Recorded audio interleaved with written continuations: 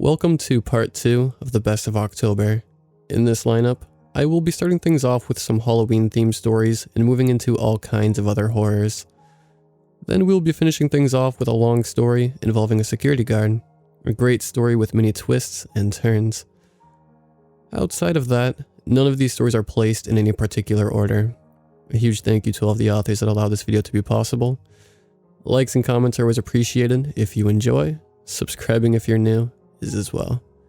I'm pushing for 100,000 subscribers by the end of the year, and at the current rate, it'll be pretty close, so if you aren't subscribed, I'd really appreciate it. I post 2 videos almost every day, and you can always unsubscribe later on if you find yourself not enjoying the content anymore. Enjoy the video, and as always, I hope you all have a great night.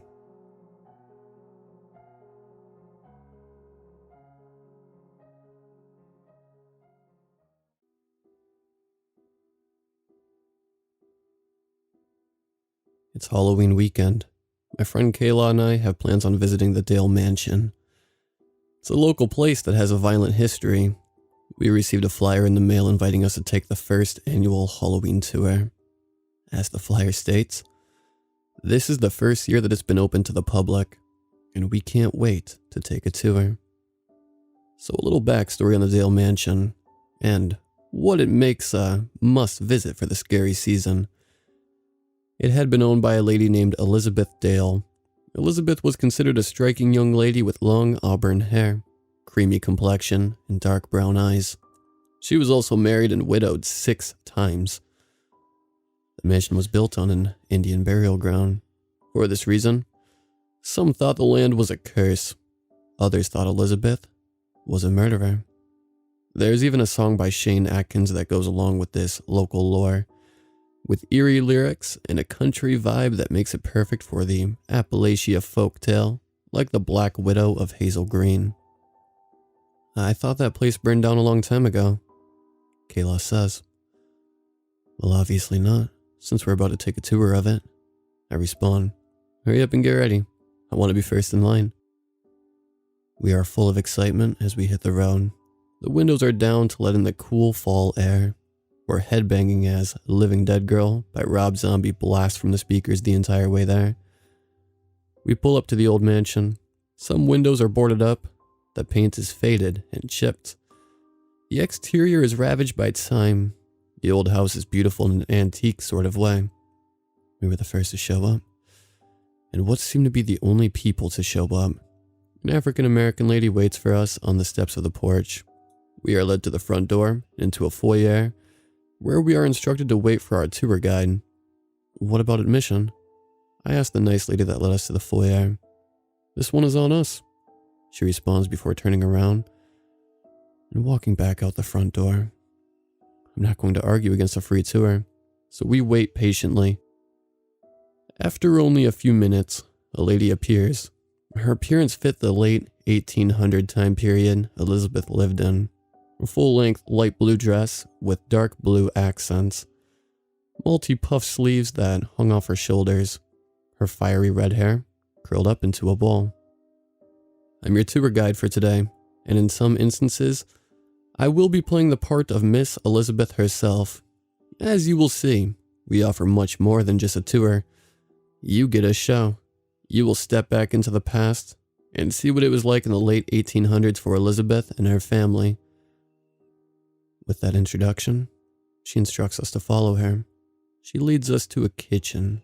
You could tell at one time this was a state-of-the-art cooking area, but with time it had aged horribly. The tour guide gestures to the kitchen with her hands.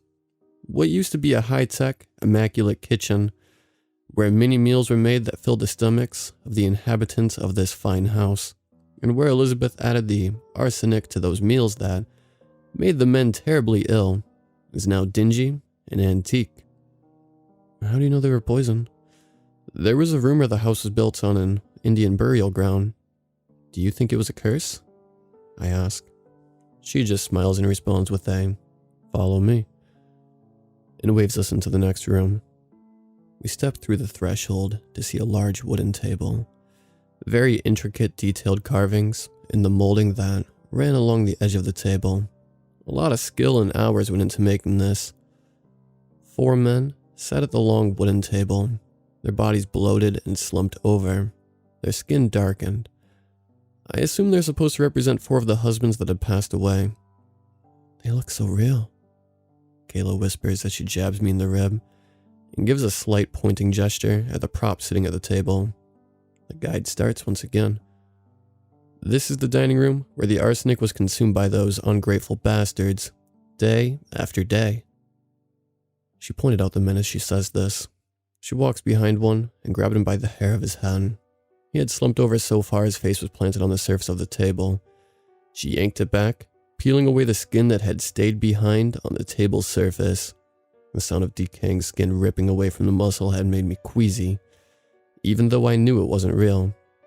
Their skin would darken, their hair would fall out, breathing would become labored. She pauses for a moment, her eyes rolled up and to the left like she is trying to figure out what to say next. It would be like trying to suck air through a straw, and soon their liver and kidneys would fail. She lets go of the head, and the body slumps back to its original place. His face hit the table with a wet thud. That was so gross. This is more awesome than I thought it was going to be. Kayla squealed in excitement. I'm glad you girls are enjoying yourselves, the guide said with a smile, and began to walk down a hallway. We follow, hanging on to her every word intently. Elizabeth suspected her first husband of infidelity, so she killed him. After that, she did it for the thrill of the kill, and the money didn't hurt. She would find a wealthy man, and not long after they wed, he would mysteriously become ill and die. What no one suspected was that Elizabeth poisoned them. The fools blamed it on the cursed land. She let out a chuckle at that last statement. The old dingy hallway had cobwebs hanging from the ceiling. We had to duck under a few, swatting them away with our hands. Nothing worse than a cobweb getting caught in your hair. Suddenly, I felt a sharp pain in my foot. I glanced down to see a piece of wood floor that had splintered up and wedged itself under my big toenail. Before you ask, October in Alabama has warm enough days where open-toed sandals are acceptable. Anyway, my involuntary yelp at the sudden pain drew the attention of both Kayla and the tour guide. Is something wrong? The tour guide asks. I raised my foot to reveal the rather large splinter jutting out from underneath my big toenail, blood trickling down and dripping to the floor. Oh my god, just looking at that makes my toe hurt, Kayla said with a shudder. Let me take a look at it, the tour guide says as she takes my foot in her hand to inspect it. She then pinches the large splinter between her fingers, and before I can protest, she gives it a yank. Got it, she says as she holds the blood-covered fragment in the air. I let out a few choice words at the intense pain. Settle down, you have to pull it out quickly, or it's just torture. Now stop dragging your feet, and that wouldn't happen. I was slightly offended by the sudden rudeness combined with the pain. I look at Kayla, and she has a smirk on her face. Yeah, Abby, stop dragging your feet. I hit Kayla with a friendly jab to her shoulder, followed by a middle finger as the punch only caused her to laugh even harder at my misfortune. Settle down now, girls. This is the last room I'm going to show you before we head outside, the guide said as she opens the door, and we step into a rather large room, just as dingy and dark as the rest of the house. A sickly-looking man is hanging over the side of the bed, dry heaving. He was propped up on his arms, and they gave out under the weight of his body, and he tumbles helplessly to the floor. He rolls to his side and begins to shake as he vomits up blood violently. I wasn't expecting this kind of show when I arrived. It's definitely a pleasant surprise. Nothing like blood and gore to celebrate Halloween. The guide turns to us and begins to tell us what we are looking at. This is the master bedroom, where so much passionate love was made, where Elizabeth's 2 children were conceived. She then turns to the man lying on the floor, his head in a pool of blood he just threw up. It's where the ungrateful men died a slow, painful death. She then spits on the man on the floor. He points a shaky finger at her and says, "Get away from me, you evil bitch." He then begins dry heaving again, small droplets of blood falling from his lips. She lets out a laugh and guides us to the door, shutting it behind her. Let's let him die in peace, she says with another chuckle. As she guides us outside, I let her know how much we are enjoying ourselves. This is really much more than I expected. I thought we would get a tour of the house, learn a few fun facts, and that would be it. But the blood and gore is an amazing touch. The interaction between you and the guy in the room, you really seem to hate each other with a passion. Maybe I should pursue an acting career, the guide says with a wink. Before long, we find ourselves standing in front of a separate building from the house. It's big compared to my standards, but compared to the mansion we had just left, it was a hut. This is the slave quarters. The guide says she reaches for the door and pulls it open. She then freezes as she steps across a threshold and lets out an audible gasp. We quickly see what has caused the tour guide's sudden shock. A man and a woman are tangled up in one of the slave bunks, embraced in each other's arms. A series of thrusts and grunts come to an abrupt stop as the tour guide lets out a scream. "How could you do this to me?" The man turns around in surprise and quickly stands up, pulling up his pants simultaneously. "Elizabeth," is all he manages to say. Elizabeth begins to scream at the man again. "How could you do this to me? How can you take our marriage and throw it down the drain like this? And with a slave? Why?" "I'm so sorry, sweetie. There is something you should know." He pulls the other woman in close. "We're in love." The age-old "we're in love" line. Kayla pokes fun. "I'm sorry it had to be this way," the man continued. The other lady looks up at him with a smile and caresses his cheek with the back of her hand. This enraged Elizabeth, and she storms out of the building. The man walks up to us and says, "You girls should leave now. Elizabeth gets violent when she's..." He doesn't get to finish his sentence as a large rock collides with the side of his skull wielded by Elizabeth. Blood splatter hits my face, and a coppery taste fills my mouth, and I immediately begin to gag as some of the blood splatter went into my mouth. The man collapsed on the floor with a giant gash in his head. I grab Kayla's arm. "We need to go." "Why? It's getting good." Kayla responds. "It's real. The blood is real. Some got in my mouth. It's definitely not fake. We need to leave now."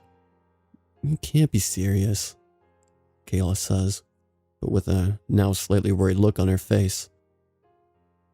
Elizabeth straddles the man and repeatedly hits the man in the head until his head splits open like a jack-o'-lantern that just met the business end of a baseball bat on Halloween.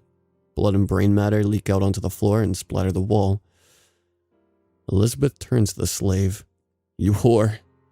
She grabs the slave by her hair and pulls her over to the deceased man and tosses her on top of him. "Bury him, and do it quickly before you join him." Elizabeth turns to us. She looks different than before. She looked older. She had heavy black around her eyes. Her skin went from a clear, creamy complexion to pale blue. Her perfectly smooth face is now chapped and cracked. A piece of her skin dangled from her face, exposing her cheekbone and upper teeth. She looked at us with decayed, white eyes, but you could still see the hate and rage behind them. Kayla and I turn and run out the door. We are greeted by the sight of the mansion consumed by fire. I turn to see if Kayla made it out of the building safely. Over her shoulder, just in sight of the plantation cemetery, all 6 of the men from the tour emerge from the trees, walking towards us with their tattered clothes and bloated bodies looking as they have been dead for decades. Elizabeth bursts through the door with a crazed look on her decayed face. "Where are you going, girls? The real fun has just begun." She lets out a wicked laugh.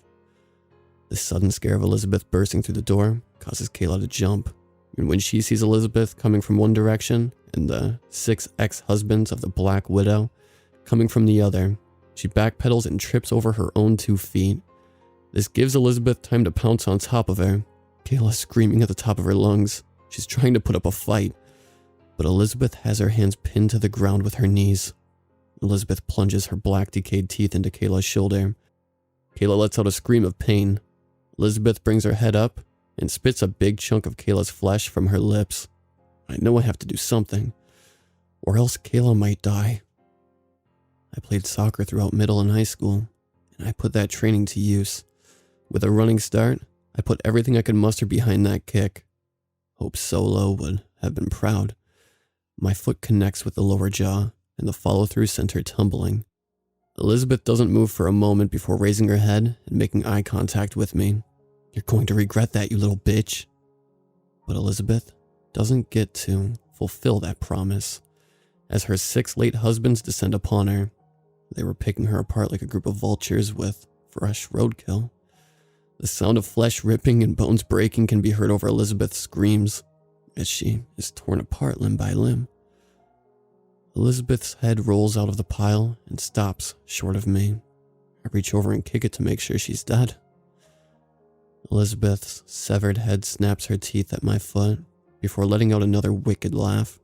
It would be her last laugh as I took the heel of my foot and repeatedly smashed her head with it until nothing but a pile of broken bones, blood, and teeth was left. I look up to see the 6 husbands staring at me.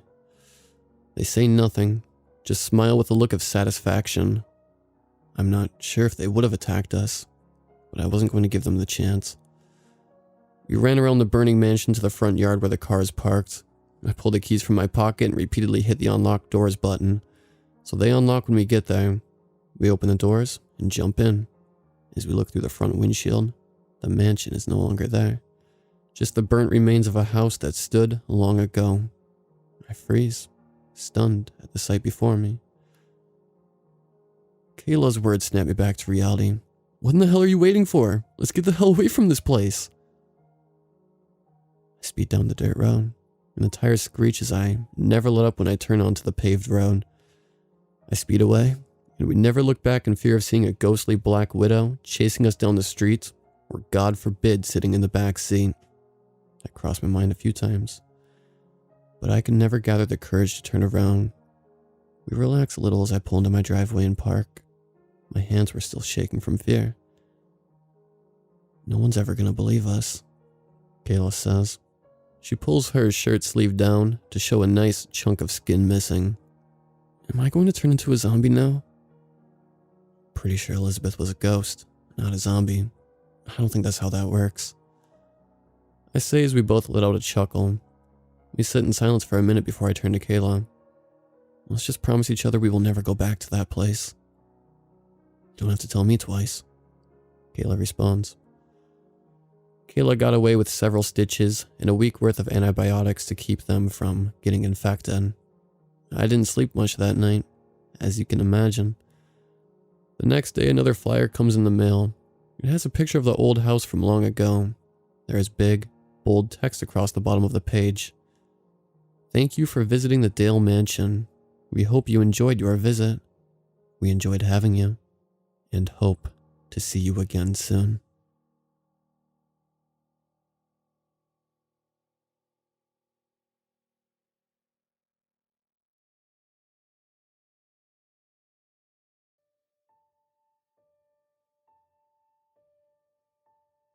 "Come on, Jess. If you're not in the car in the next minute, we're leaving you here." Tommy hollered from just outside my bedroom door. I knew he, Bex, John, and Terry were waiting for me. We were all about to head to Hannah's massive Halloween extravaganza. She was the most popular girl in school, and everyone was going to be at this party. "Look, Tommy, spandex isn't the easiest thing to just slip on. I'll be there as soon as I can," I yelled back, struggling to get my costume on. I was going as Harley Quinn. Tommy was Bane, Bex was Poison Ivy, John was Batman, and Terry was Wonder Woman. "Yeah, well, Becca had no trouble getting hers on. Hurry it up in there," he retorted. And with that, I heard shuffling as he walked away towards the car.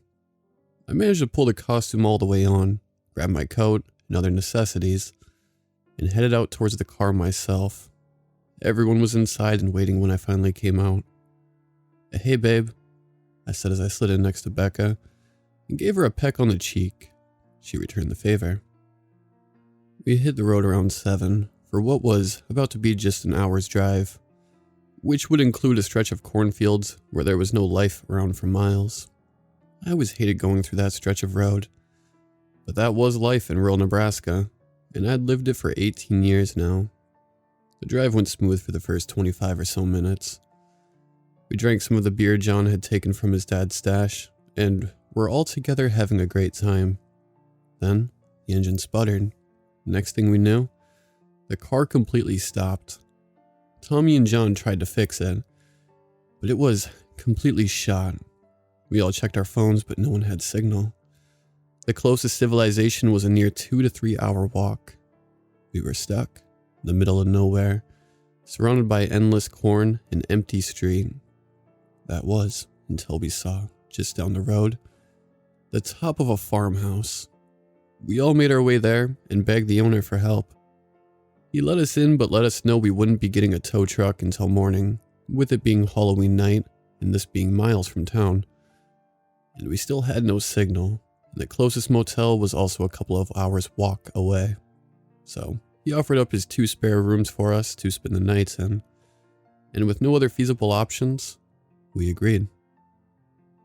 His house was beautiful and extremely well kept. He said his name was Larry, and he's lived alone for the last 5 years since his wife passed. He rarely had visitors since his kids nearly never came to visit, and he was so far from town, so he was somewhat excited to have us over. Bex and I took one of the rooms, Terry and Tommy the other, and John got to stay on the couch. We all settled in and got ready for the night in a widowed farmer's house, who we'd never met before. This was about to be the weirdest Airbnb ever, is all I could think. Larry had us all meet in the living room a little later. It was nearing 10 now. He warned us to stay in the house no matter what tonight, and to absolutely not answer the door. We hesitantly agreed, since it was either we follow his rules and stay in the warm house, or spend the night in the car. Larry said he'd be going out to the shed for a while to take care of some stuff, and that we should start heading to bed. We did just that, and all made our way to our rooms, save for John, who sprawled out on the couch and passed out nearly immediately. Becca and I, however, couldn't sleep at all. We sat up discussing the weirdness of the situation. Eventually, she managed to soothe me to sleep and soon fell asleep herself. I imagine Terry and Tom either fell asleep or stayed up fucking all night. Either way, we were all together in the hall when we heard an ear-splitting scream from outside from the shed. We rushed to the back of the house and looked out of the window. We barely had sight into the shed, but it was enough for us to see Larry collapse with a gardening tool jammed in his head. We all shrieked in horror, some more manly than others. Tommy would have wanted me to add that. Tom took the lead as we made our way back to the front to try to get the hell out of there because whoever killed the farmer came for us. We all agreed the closest things to weapons we could find to be safe, and Tom reached to open the front door. It swung open, and what was there was a scarecrow. What kind of sick fucking joke is this?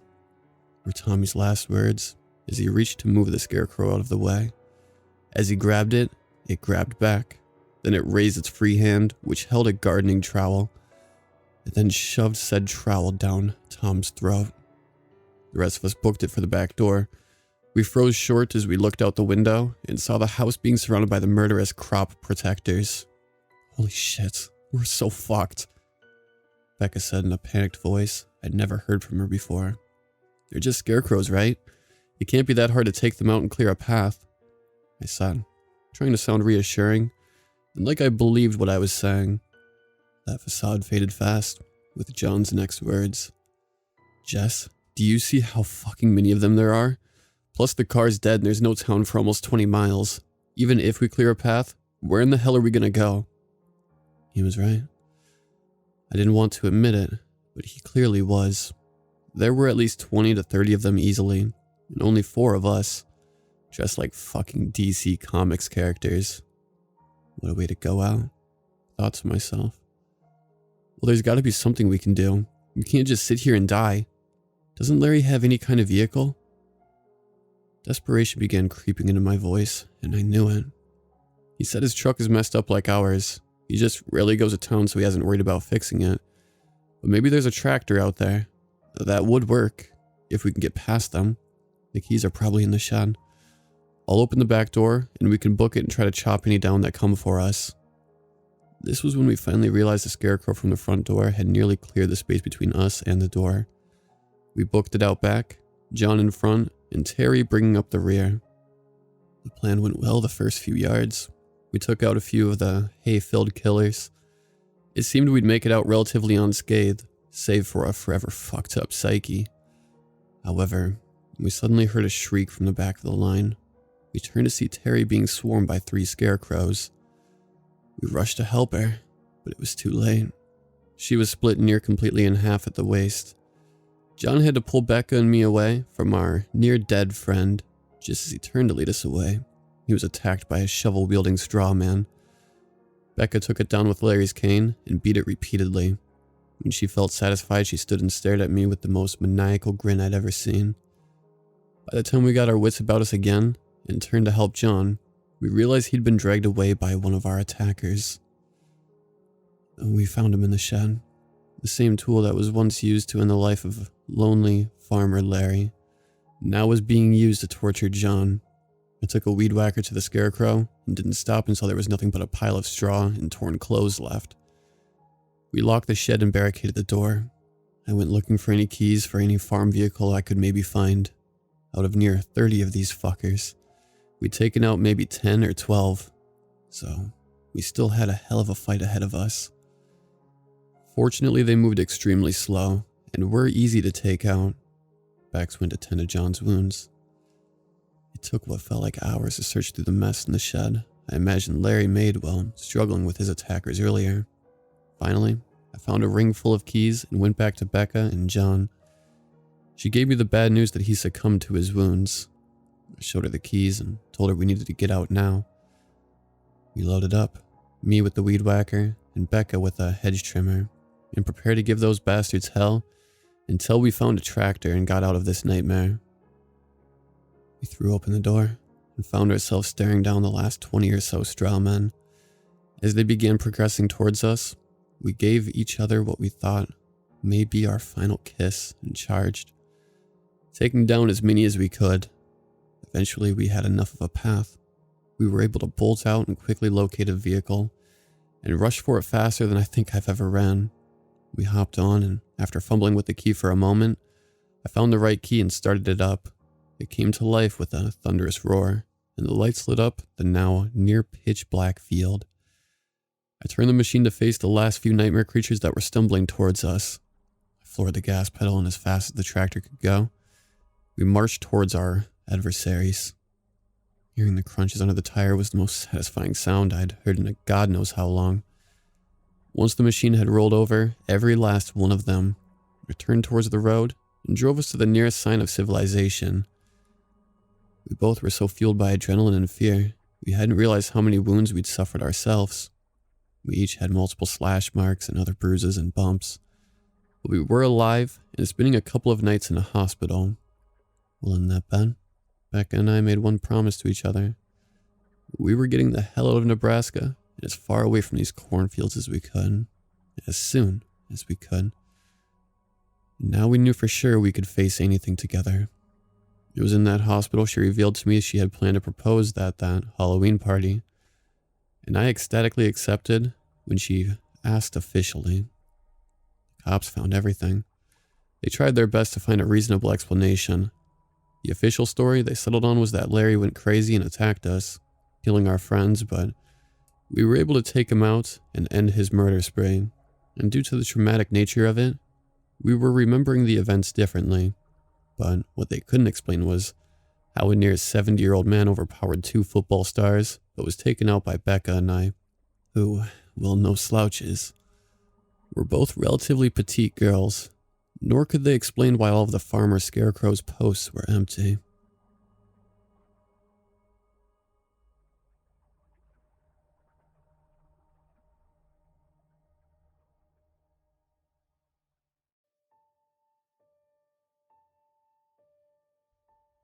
Halloween, like many others, is my favorite night of the year. I'm a huge horror fan, so it would only be natural. The vibe, the atmosphere, and trick-or-treating. The last one would be better if I weren't 20, but that doesn't stop me from going out on Halloween night with my nieces and nephews. I'm a tall kid, what can I say? There isn't a full-grown man under this full-body costume. No, not me. I just eat my vegetables. In all seriousness, I don't mind being the one stuck with the responsibility. Might as well get some free candy while I'm at it. Can you blame me? What does stop me from trick-or-treating? Oh, I don't know. Maybe a worldwide pandemic? Like many others, I've been stuck in my house for the majority of the year. I live alone in a 1-story, 2-bedroom, 1-bath house with an unfinished basement. Nothing special, but plenty for me. Layout isn't super important, but for visualization purposes, the front door opens into the living room. To the left is the door for the kitchen, which has the stairs for the basement in it. Main bedroom door is on the back right side of the living room. On the left back side of the living room is a hallway that has the bathroom at the far end on the left, back door straight ahead, and another door on the right for the smaller bedroom. Modern home, but again, nothing special. It's been remodeled a few times since it was made in the early 1900s, so there is that, I suppose. Hasn't been all bad. I've been doing a lot of reading, something that I used to do a lot growing up that I dropped for lack of time. Working all the time left me with few options in my free time. However, now that I have the time, it's been nice reconnecting with this hobby along with a few others. It's safe to say there are a ton of old books I've read through, gathering dust in a few boxes in my basement. I don't have the best immune system, so it's been a no-risk year. As could be expected, staying inside all the time does eventually lead to boredom. Only so many books can be read or video games can be played before one starts losing their sanity. Now, not crazy, I think. Just bored. So when Halloween began approaching, I needed to find something to do. Something special. Something out of character for me. Something exciting. A few of my friends were throwing a party, but I felt that was irresponsible. What could I do by myself? That would be even better. I wasn't sure what I'd do yet, but I knew it had to produce a better story than some lame party could offer. As mentioned before, I've been doing a lot of reading. When browsing for new books to read, I came across one about a ritual. This sparked an idea. I started searching for Halloween rituals. I came across many, but all of them seemed either fake or had no payoff. That is, until I came across the sick or freak ritual. At first, I laughed at the name of it. How uncreative can someone be? I started reading. First, this ritual can only be performed on a full moon Halloween night. Second, the ritual must be done alone and remain alone for the duration of the night. Third, go outside and knock on the front door while saying, "Sick or freak," 1 time. Fourth, survive the night. Short and to the point. I like it. The origin of this ritual seemed to date all the way back to 1944. Interesting, considering this year is the first full moon Halloween since then. It seemed perfect, but more importantly, it seemed like a missed opportunity if I didn't do it. Again, I'm not crazy. I didn't truly think anything would happen. But hey, if the atmosphere was right, maybe I'll be able to spook myself by hearing the house settle or something. Either way, it would be better than doing nothing. The most interesting thing about this ritual was how few people were talking about it. Even then, they had no idea what happened during or after this ritual. There wasn't any useful information to be found aside from the ritual itself. I also found it interesting how this ritual was posted on October 14th of 2020. You'd think that a ritual this old would be covered in at least one other place on the internet. I didn't know it at the time, but I was very ignorant. I should have put more thought into my actions because when one doesn't, well, I'll get on to the story. To be honest, I didn't think about the ritual much leading up to the night. When I did, I'd just be reminded of how much of a letdown this would most likely be. Blah blah blah. Halloween night arrives. The ritual never specified a specific time, so I decided to do it at 10 p.m. That way it's dark, but not so late that it's technically the next day. However, if it truly mattered, it would surely be specified, right? 10 p.m. sharp. I'm on my porch getting done smoking a cigarette. No way this ritual will do anything, but I'm here so I might as well. I decided to knock 3 times. No idea if this mattered. I've seen it said many times that 3 is the devil's number or whatever. 3 a.m. is the witching hour. All that stuff seemed fitting. I knocked 3 times and said loud and with confidence, "Sick or freak?" Yeah, it was the cliche, nothing happened. I went inside and even though this is what I expected, felt let down. I sat down on the couch and flipped on the TV. Friday the 13th Part 1 was on, so I decided why not. Not what I was hoping the night would be, but whatever. About halfway through the movie, it dawned on me that I didn't even get snacks. Going to get some snacks, I was hoping for a strange noise. Something, anything. But no. I popped some popcorn and took my seat once again. The movie finished and A Nightmare on Elm Street started. I was watching the movie, fully accepting by now that the ritual was a dud. Halfway through the movie, something happened. The power went out. I didn't panic and figured that maybe power went out for the town.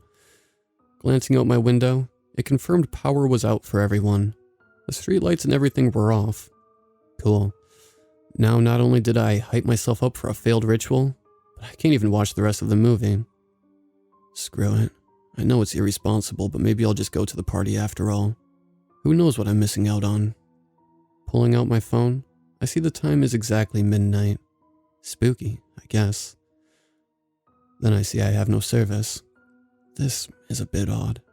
The power being out wouldn't have any effect on my phone's service. Now I was officially spooked, but whatever. Just a strange coincidence, right? It had to be. It's fine though. I'll just drive over, make a surprise entrance. I grab my keys off the kitchen counter and make my way to the door. As I grab the door handle, I recoil in surprise. The brass handle was freezing. Now I don't mean just kind of cold, like full on took some of my skin off by touching it kind of cold. What the hell? Then I realize I can see my breath. This is too much. Wrapping my sweatshirt around my hand, I try the door again. Fast and painless, like a band-aid. I pull the door open and am instantly hit with freezing cold. I can barely keep my eyes trained on the opening, but it wouldn't matter anyway. All that was out there was a thick fog. I slammed the door shut and collapsed onto my knees. This is when I realized how badly I fucked up. There was nothing normal about any of this now. There could only be one cause for this. Regathering my bearings, I got back to my feet. Survive the night. Just survive the night. It was so cold now. I felt like I was going to freeze to the spot I stood in. My first thought was to wrap myself in my blankets and try to sleep through the night. I wrapped myself up and laid down in my bedroom. This barely helped at all, but it would have to do. After staying in my room for about 5 minutes, I heard a low scratching noise. What the hell was that? I said through clattered teeth. My bed wasn't placed in a corner, and it sounded to be coming from right behind me. Then I saw a puff of fog fall over my head and heard a wheezing sound. Whatever it was right behind me. In one quick motion, with all the strength in me, I flung myself forward and snapped around to meet the intruder.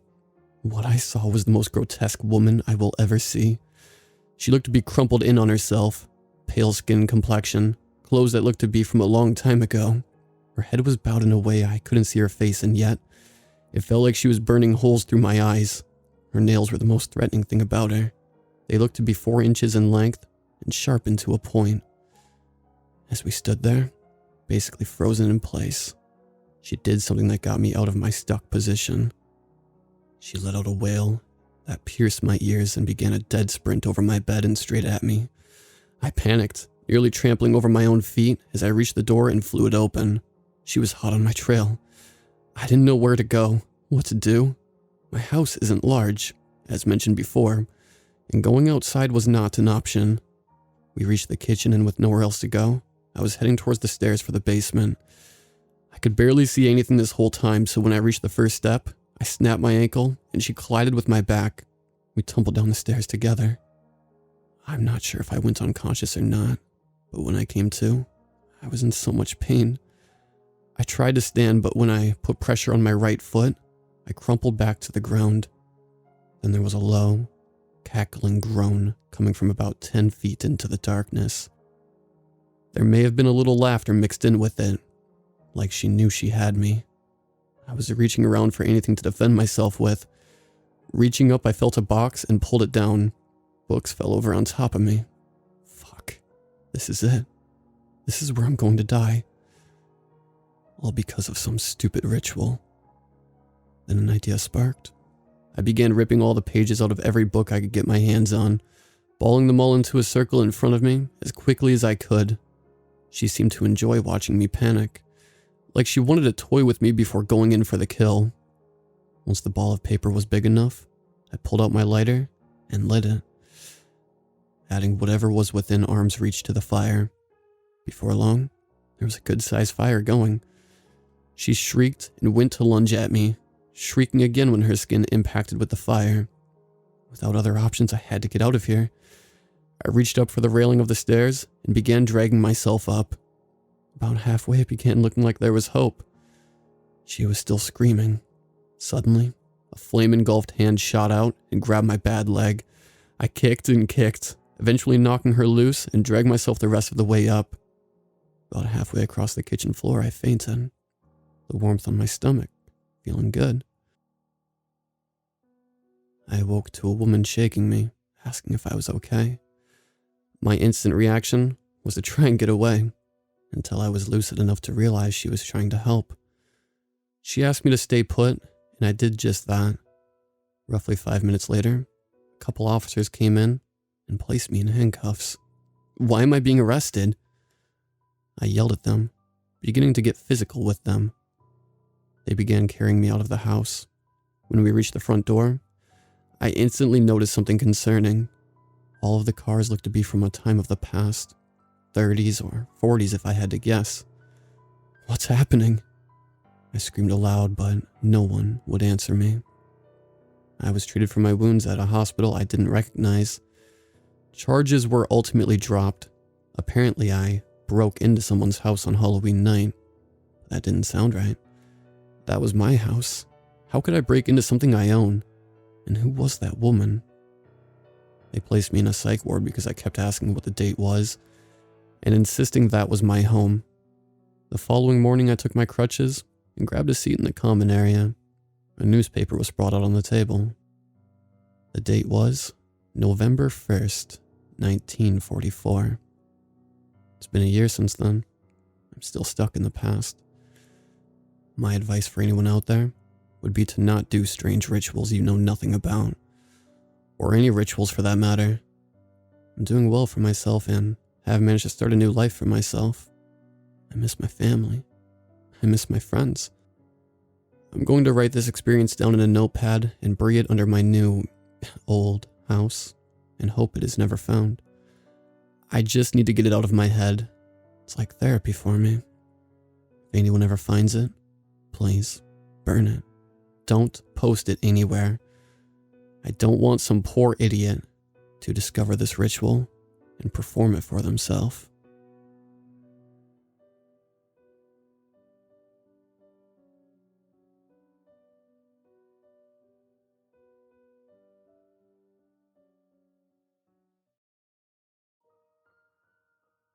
Halloween.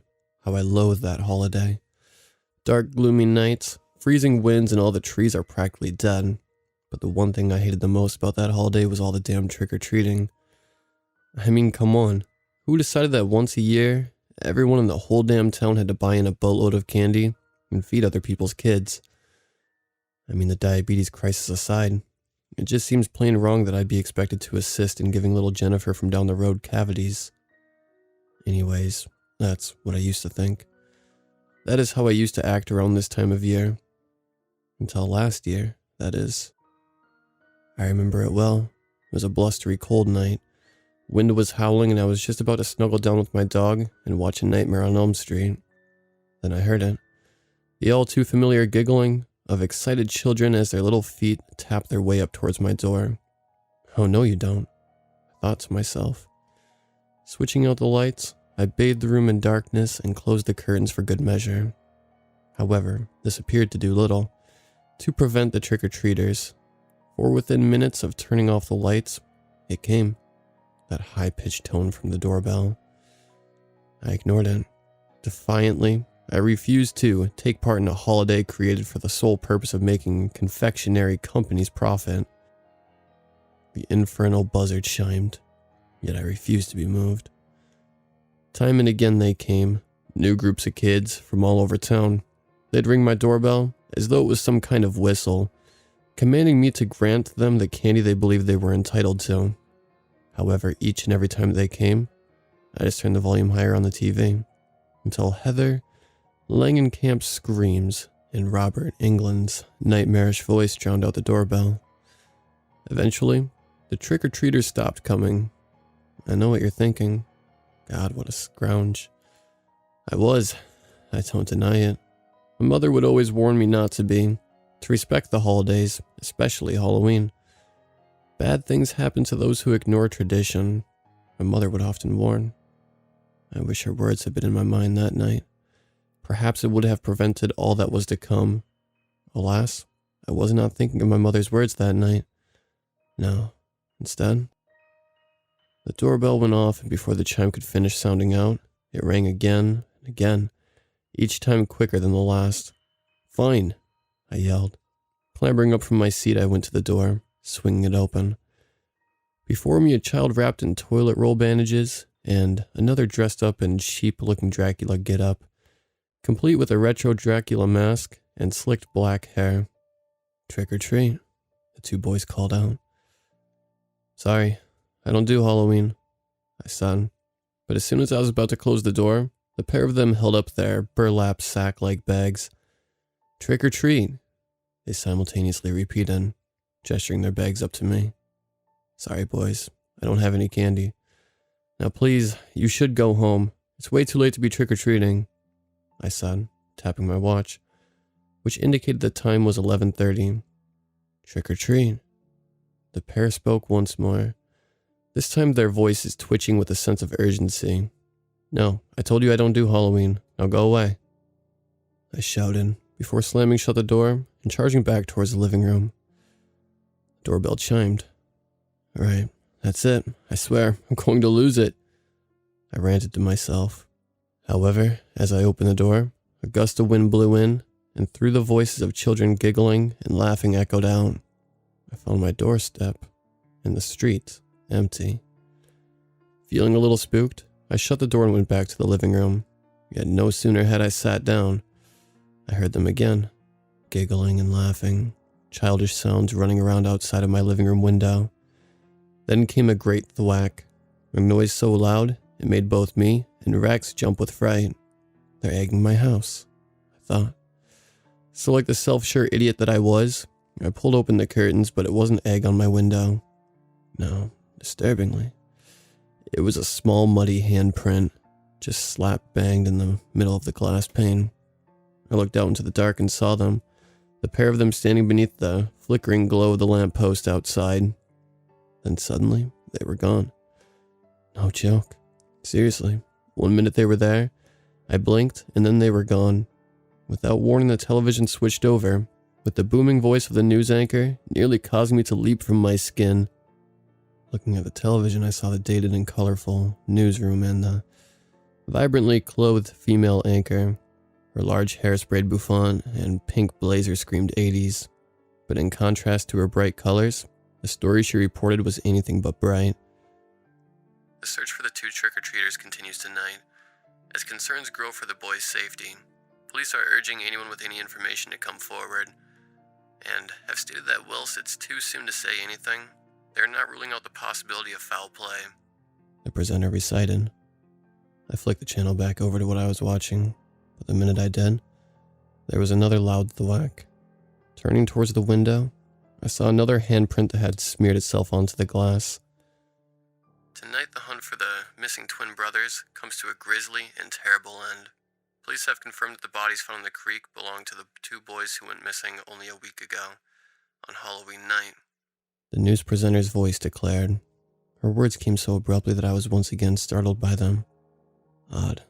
Perhaps Rex sat on the remote when I was looking. Yeah, that's rational. That's what I thought. However, my rationality began to slink away when I suddenly realized I had seen this televised news report before. a long time ago. It was almost a fleeting moment of remembrance, like the kind you get when reminiscing about a distant dream.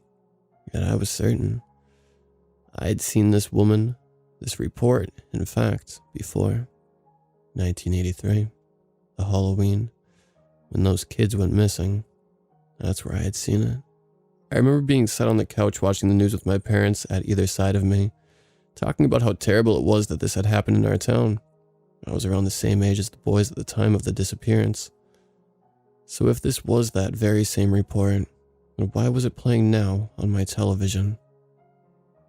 I went to turn the channel over, but as I did, it instantly snapped back to the same 1980s news anchor with her bright pink blazer and large bouffant hair.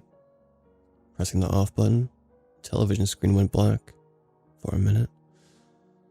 Then suddenly she was back on the screen, reporting the outdated news in her bright pink blazer. Police are urging anyone who saw the boys that night, they disappeared, to come forward. Tim and James Coltweather were last seen heading towards Emerson Road on the 31st of October. The boys were dressed as Dracula and the Mummy. They are both 11 years old and quite small for their age. The newswoman recited, her voice electric and almost robotic. A cold feeling dawned on me. Emerson Road. That was my street. As even more dreaded realization sank in, Dracula and the Mummy, that's what they were dressed up as. Those kids who knocked on my door earlier. Thwack, thwack, thwack. A cacophony of banging struck the windows of my house, shaking the structure of the room. It was like fireworks or cherry crackers were ricocheting around my two-floored home, battering every surface with violent strikes. "Stop it!" I yelled, and instantly, it did just that. Everything fell silent, and Rex, my brave whippet, recoiled and shrunk, shrinking himself into the corner of the room as though he had seen a ghost. I approached the window to see the damage and found the window covered in filthy handprints. There had to be hundreds of them, all clustering together, caked in mud and other foul things. What the? I went to speak aloud, but my words stopped short. I noticed something that thundered terror in my heart. Running my fingers across the pane, I felt the stinking, rotten earth as its wet and dripping sludge smeared onto me. The handprints were on the inside. Backing away, I looked to Rex, but he scrambled from the corner of the room and raced upstairs. Urgently, I went to follow, only for the lights to flash on without warning, flickering above me and revealing festering fingerprints and dirty hands all over the room, and all throughout the house.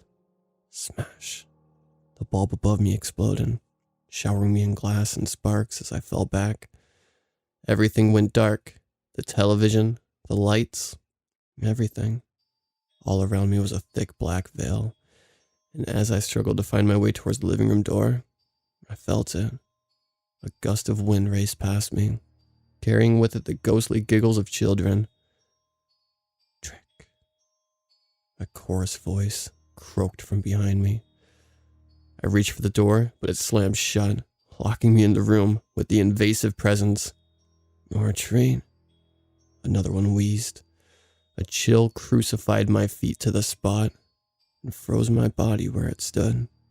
Then came the smell, a wretched perfume that rolled in like a nauseous fog. It filled the room and smothered the clean air, drowning my senses in a diseased miasma. I knew what the deathly stench was, and I knew what awaited my eyes if I turned to look upon my tormentors. Trick or treat, the two groaned, their watery voices dripping the words into my ears and causing all the hair on the back of my neck to stand up. I'm sorry, I didn't know. I whimpered. Turning around slowly, I saw them standing before me, their burlap sack bags held up toward me. Grotesquely, they no longer appeared as they had done before. No, their childlike visage of youthful boys, clothed in cheap costumes, was now butchered and mutilated beyond recognition. One of the boys was a rotten maggot pile of green, brown, and black sludge stuffed inside soaking wet toilet roll bandages. The other had a deep red line cut into the skin of his throat, and his empty eye socket stared out from behind his damaged retro vampire mask. Worse still was his skin, which was a dreadful white and lumpy like porridge oats, and black, necrotic tears cracked his porcelain lips. "Please, I didn't know. I didn't know," I stammered, my lips quivering with each and every syllable. Anxiously, I bowed my head and lowered my eyes, too afraid to look at their ghastly sight. "Trick or treat," urged the mummy-dressed boy, the words almost causing his decayed jaw to snap off. "Right. Okay," I said. Nervously, I grabbed my popcorn bowl and the chocolate bars I had out for my horror movie marathon and began to distribute the treats between them. With shaking hands, I tipped the popcorn into the dirty burlap sacks, which they held out to me, and placed a chocolate bar in each. "Happy Halloween," the drowned Dracula wheezed, his words gurgling. "Yeah, a happy Halloween," I repeated, whilst internally praying that this would sate their restless souls. And just like that, they were gone. And so were all the handprints, or any other sign of their presence. Even the lights which had shattered above my head were seemingly restored as they flashed back on. Yet despite light returning and the two specters having departed, me and my fearful companion Rex lay awake for the rest of the night. In fact, we didn't do much sleeping in the nights that followed. The ghostly visitation had left me frightened in my core, so much so that it made me go back and look up their case. It was awful. 2 10-year-old twin boys, taken before their time. They never found the sicko who killed the kids, but the police suspected it had to be someone on Emerson Road. Worse still, they think that he must have snatched them when they came to his door and held them captive for days. The poor things were strangled and dumped in the river after a week or two. I've since moved away from Emerson Road, but even though I'm far from that place, the fear I felt that night has made me sure of one thing. This Halloween, I will be answering the doors of trick-or-treaters and respecting the traditions of the holiday.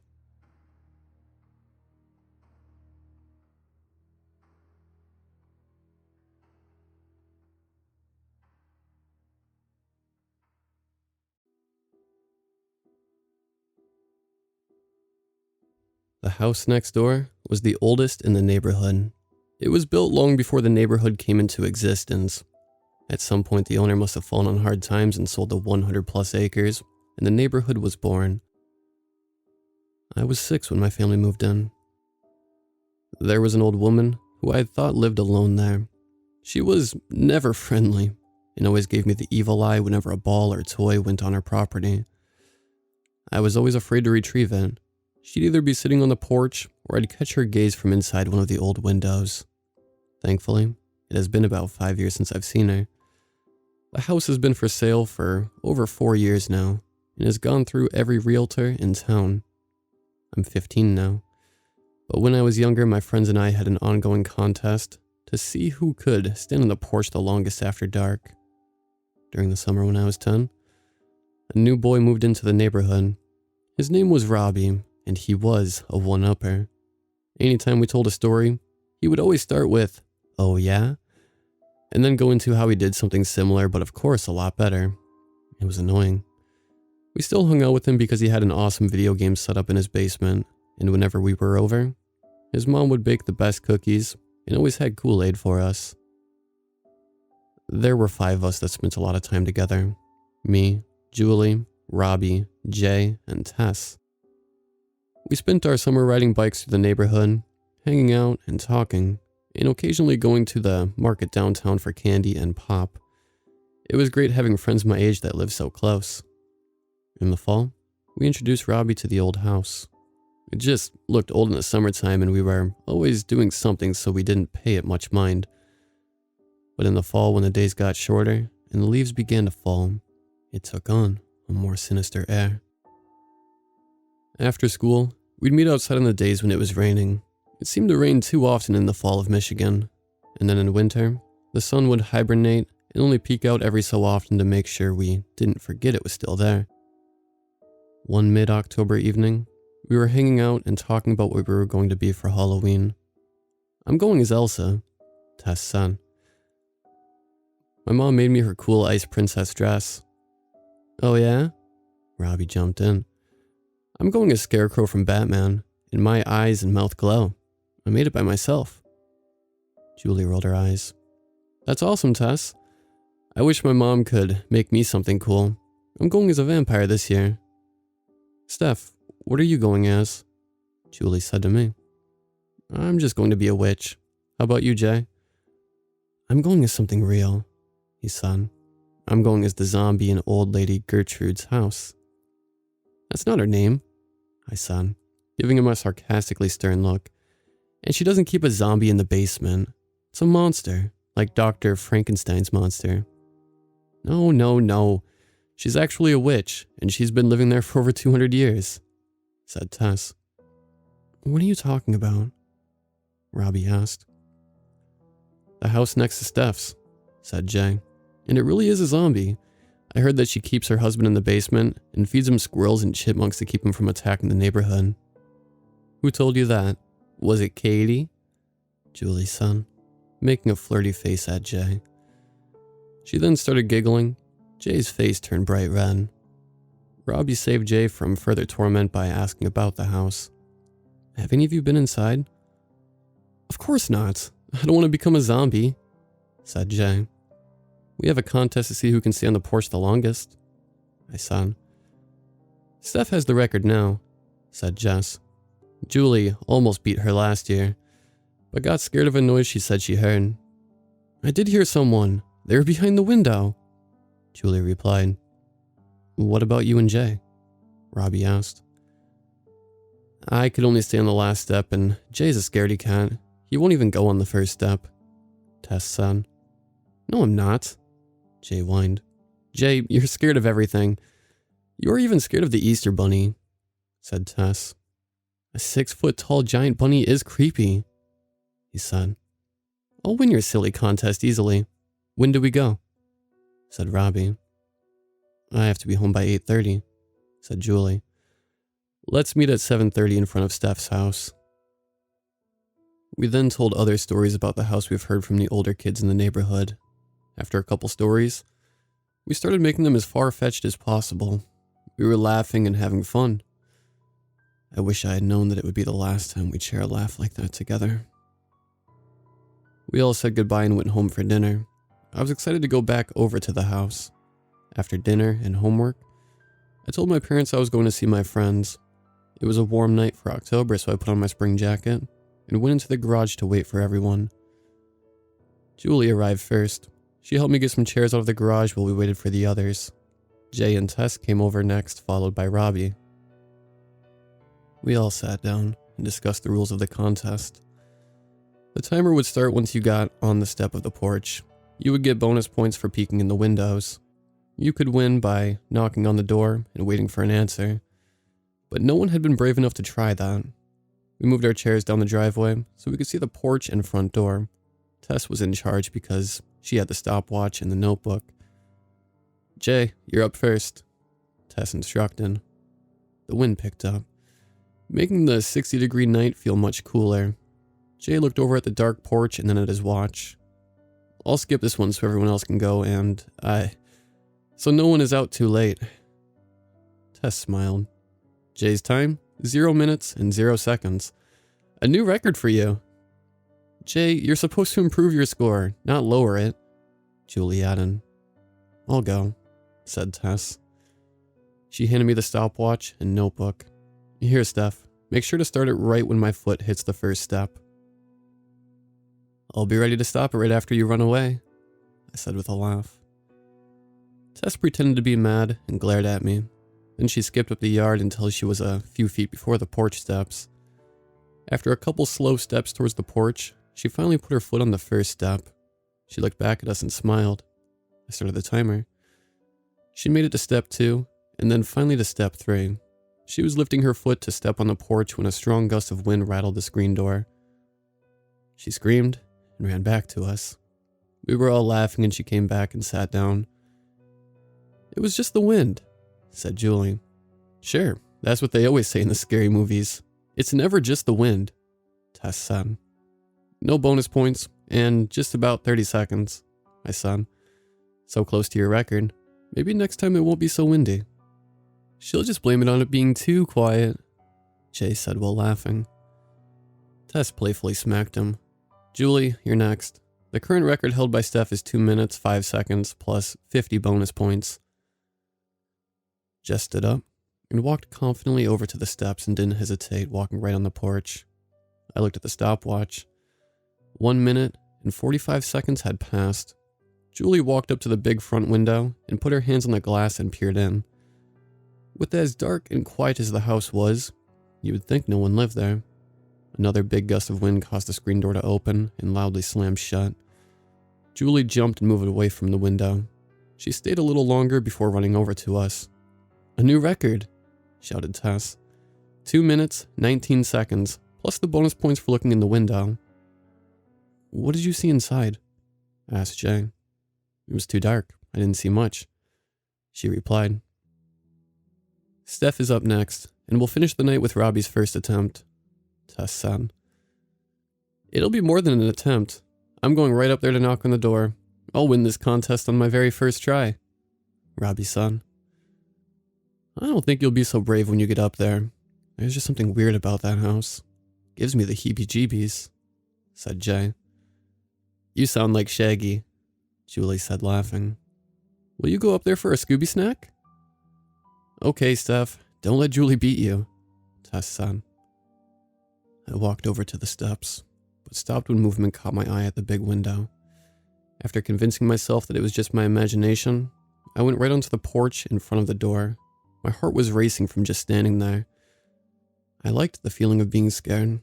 The slightest noise or touch is enough to get you to jump and have that chilled feeling surge through your body. I walked up to the window. My eyes were adjusting to the dark, and I could see shapes in the living room. I think I saw a couch, maybe a bookshelf, and a coffee table. My eyes scanned around some more, and I saw movement again. There was a shape moving back and forth in what must have been a rocking chair. Was she just sitting there in the darkness watching us? I started to feel bad. Maybe she was just a lonely old lady that wanted to be left alone. Suddenly the rocking stopped, and the figure stood up rather quickly. There was more movement from the other side of the room. That was enough for me. I ran off the porch and back to my friends. My heart felt like it was trying to escape through my throat. "So close," Tess said. "If you had stayed 5 more seconds, you would have won." "I saw her in there. And there was someone else with her," I exclaimed. "We should just go." "She lives by herself and probably has a couple dozen cats," said Julie. "It was too big to be a pet," I said. "I knew it," said Jay. "You must have seen her zombie husband." "I haven't had my turn yet, and you're just trying to scare me because you know I'm going to win.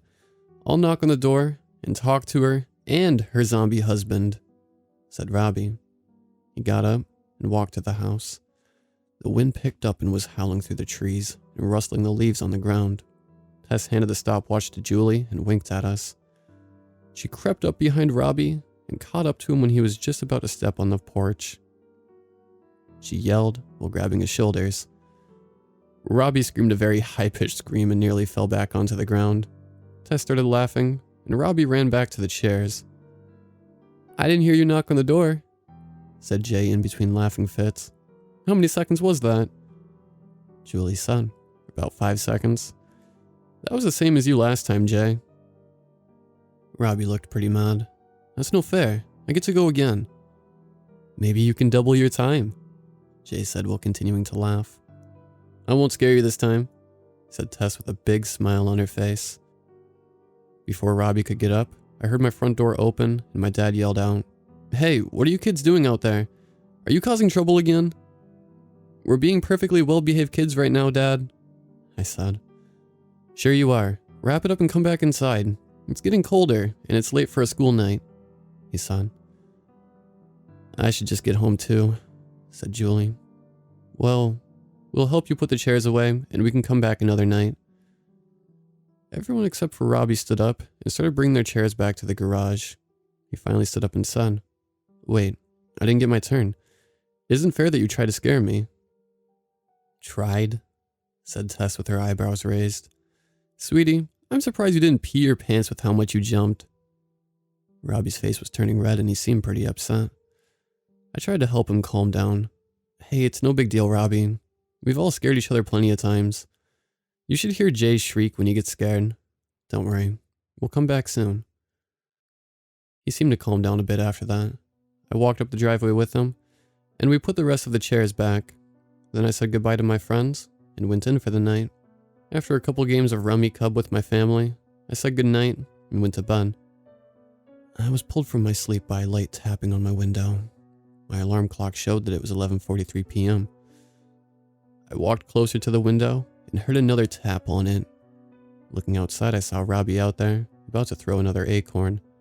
Hey, what are you doing? It's way too late. I yelled at him after sliding the window open. I'm taking my turn, he said. You were all laughing at me and I didn't get a fair turn. It's just a silly game we play, and we were all laughing at each other. Tess was just trying to be funny. That just shows that you are our friend. He looked at the ground for a moment, and then over at the house. I'm going to prove I'm not a wimp. You're my witness. Hold on, I'll be out there in a minute, I said. I quietly left my room and got my coat and shoes on and went outside. My breath showed in the chilled air, but the night was still and the sky was clear. Robbie was standing in the grass waiting for me.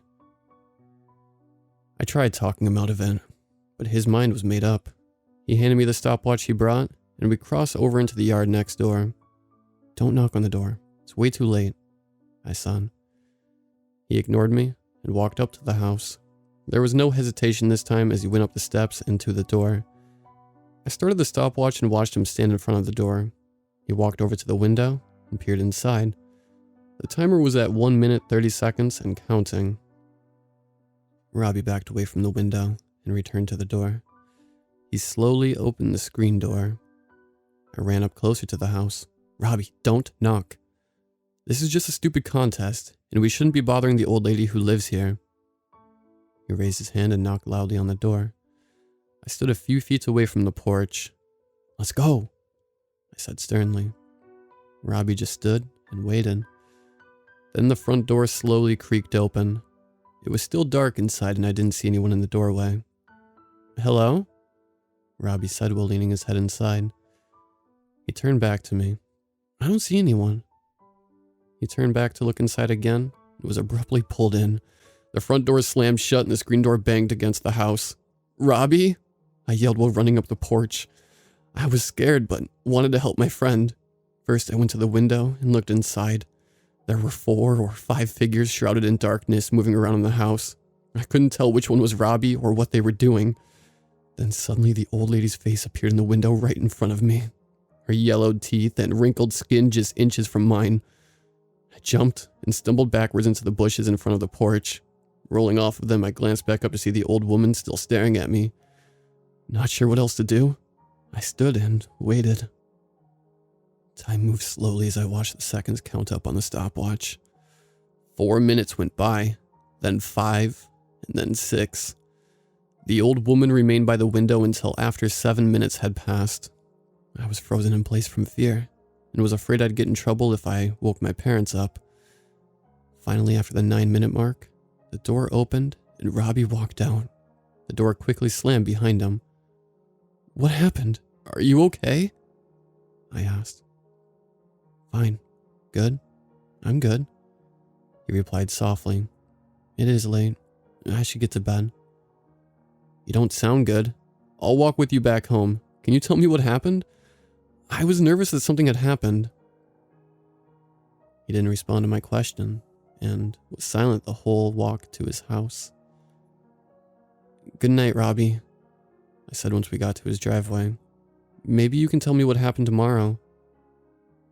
He just paused for a moment, but still didn't say anything and walked quietly into his house. I was terrified of walking back home alone and having to pass by that house. It was only 1 street away from my house, but everything felt much more scary by myself.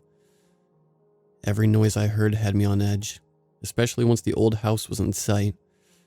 I kept my head down, at first, afraid to even look at the house, but I felt I was being watched. I looked up at the house once I was almost to my yard and could see 4 faces pressed up against the window. It was too dark to make out the details of them. But I didn't want to know more. I hurried to my door and swore I heard footsteps behind me.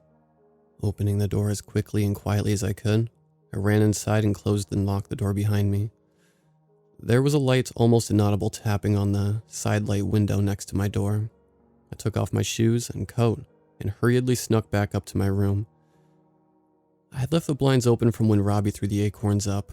My eyes were focused away from the window as I closed the blinds, certain there would be someone out there staring up at me if I dared to look. My alarm clock woke me up for school after not much sleep. I was tossing and turning and dreaming that a group of old decaying bodies were standing over me.